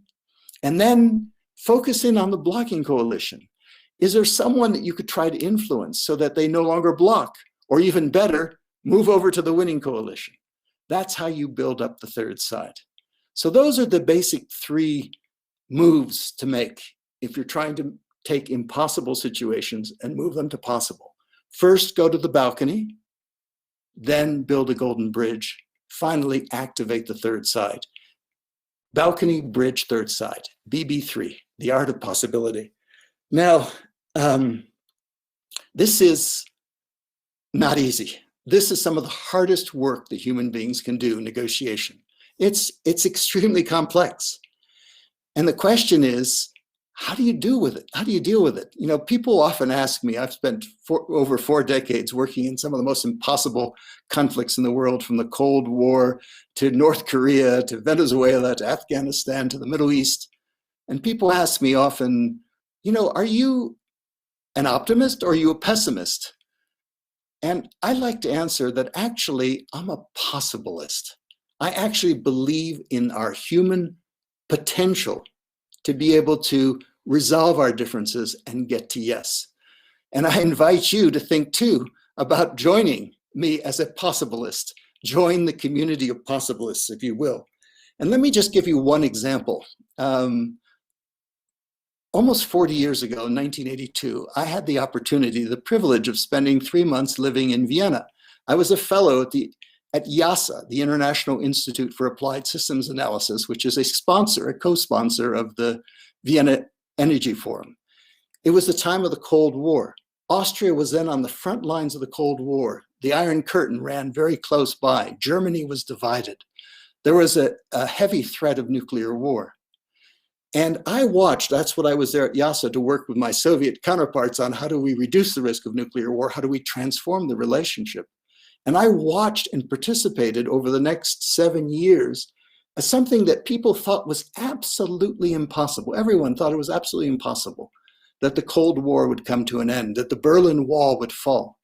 And yet it happened. And my suggestion to you is that's exactly what needs to happen now with energy, with climate. We need that same kind of mind shift, that same kind of shift that will allow us to get to where the planet needs to be, where humanity needs to be on energy and climate. So I would just say to you, just in concluding this talk, if we don't do it, who's going to do it? If not us, who? And if not now, when? So I wish you, I believe in you. I really do. I believe in all the activists, all the organizations, private, public, and nonprofit, working together in a united third side to bring about the changes we want. Thank you very much. Wishing you much success in getting to yes. Thank you so much, William, for that inspirational talk, getting to yes on climate. Really appreciate hearing your insights and your advice in terms of, what people should do, how they should approach it. We have some reaction. We promised that the participants would be able to ask you some questions. Standing by for us is Liliana Morales. And, as we queue up Liliana, I just want to remind everyone that if you would like to ask a question yourself, just as Liliana is doing, just send a message over the virtual platform to Otalia Sacco. Liliana, the floor is yours. Please ask William what you would like to ask. Hi, it's very nice to meet you both. Thank you for giving me the floor. My question is the following. How do you think your negotiation methods can help accelerate climate action? Thank you very much. Great. Well, thank you, Liliana. What I envision is that there are teams of people taking particular decisions, and there are many decisions that need to be influenced if we're going to accelerate climate action, and a team on each one of them applying what I call this BB3 technology. And I'll give you an example. I'm privileged to have been a co-founder of something called the Climate Parliament 20 years ago, which is a forum, in person and virtual, of parliamentarians from around the world. Most of them are actually in developing countries who are working together to find solutions to the climate crisis. And one of the initiatives of the Climate Parliament back just a few years ago in 2014 to 2016 was we helped organize a group of parliamentarians in India. And this group worked behind the scenes to see if we could double the renewable energy budget of India. Now that's a huge country and a huge budget, but the idea was to double it. And so those parliamentarians worked as parliamentarians do. They put questions to the finance ministry. They held hearings, they wrote letters, and believe it or not, they doubled the renewable energy budget for the entire country of India. That's an example of what needs to be done. It's that coordinated work by teams, each one taking one of the decisions that needs to be made to accelerate the climate transition. That's really fantastic. Thank you so much, William. I'd like to just follow up with a question to you, if I may, that comes from myself. And some of the things that you said really struck me, especially when you were talking about stepping back. I think you called it the balcony moment, for example. The title of this year's Vienna Energy Forum 2021 is Where Action Meets Ambition. And what we've been talking about all day is how to accelerate action, how this has to be the year of action. In fact, we've heard a number of representatives, and you can almost hear the frustration when they're talking about, targets not being met, that we're not on target, for example, to reach the Sustainable Development Goals by 2030. So, I was wondering, when you hear step back, that seems to be the frustration among many, that there are too many out there who are indeed stepping back. So tell us why that is not counterintuitive. In fact, Right. Tell us why it does make sense in the year of action to actually step back. Well, it's a really good question, Sarah. When I was a boy, I did long jump. And when you want to jump far, what do? You have to go back a few steps in order to go even further, right? So you step back to go forward. It's not just step back.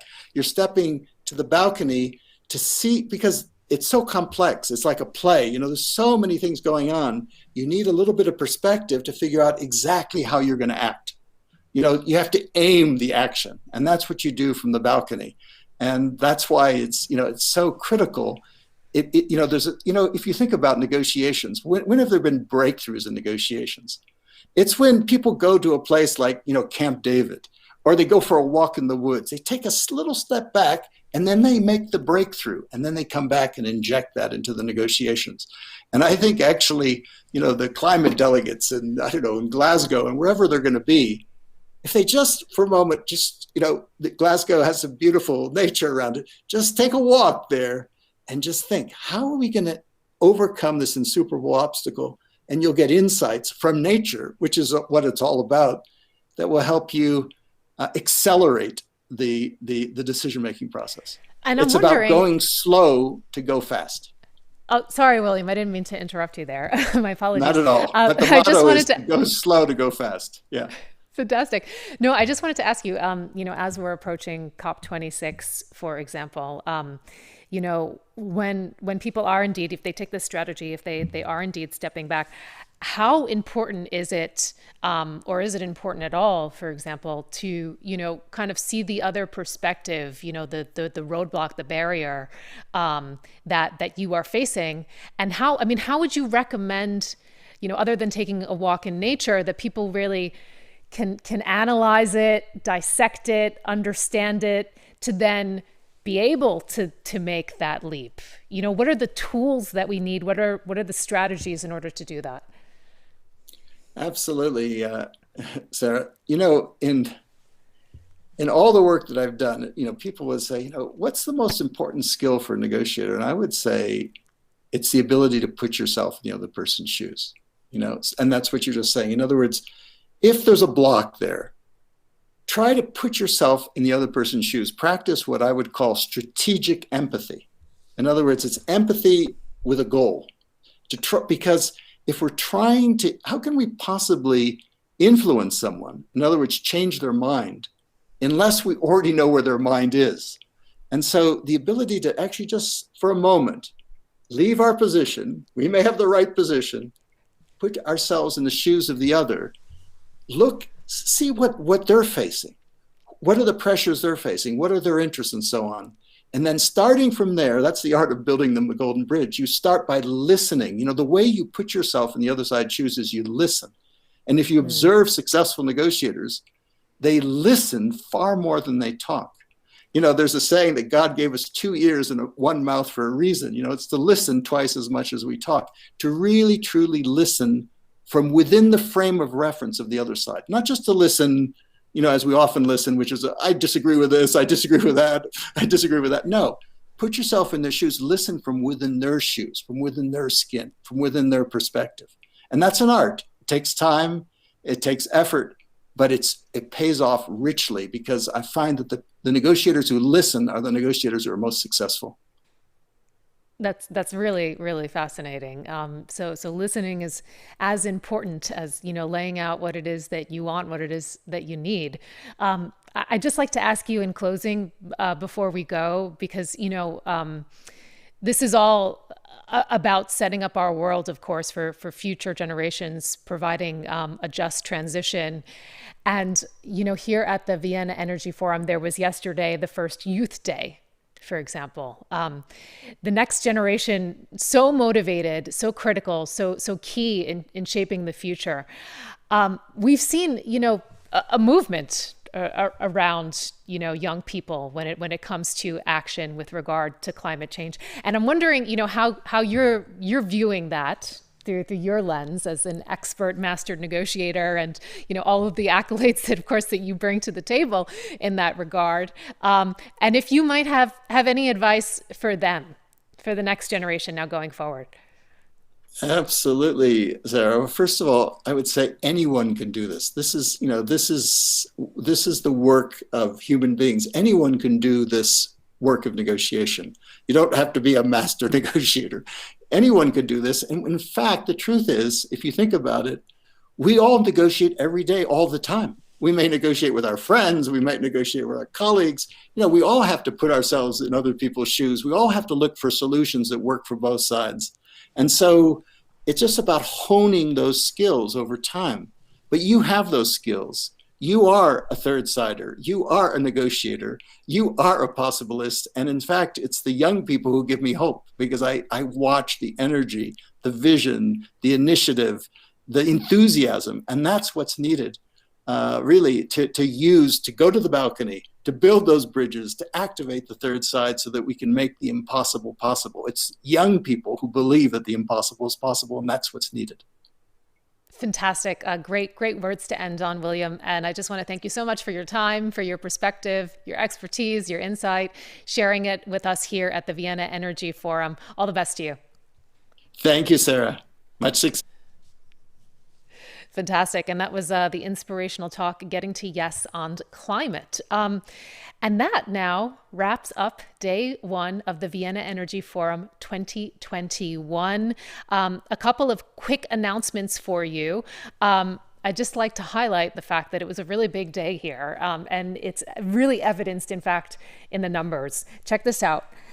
There are more than 2,000 of you, in fact, who have registered as participants for the Vienna Energy Forum 2021 from 142 countries. 150 plus meetings were scheduled just today. So really, bravo. You guys are meeting, you're getting things done. It's really all about action, no matter how you make it happen. And that action continues tomorrow at 9 a.m. It will kick off with reimagining our energy systems.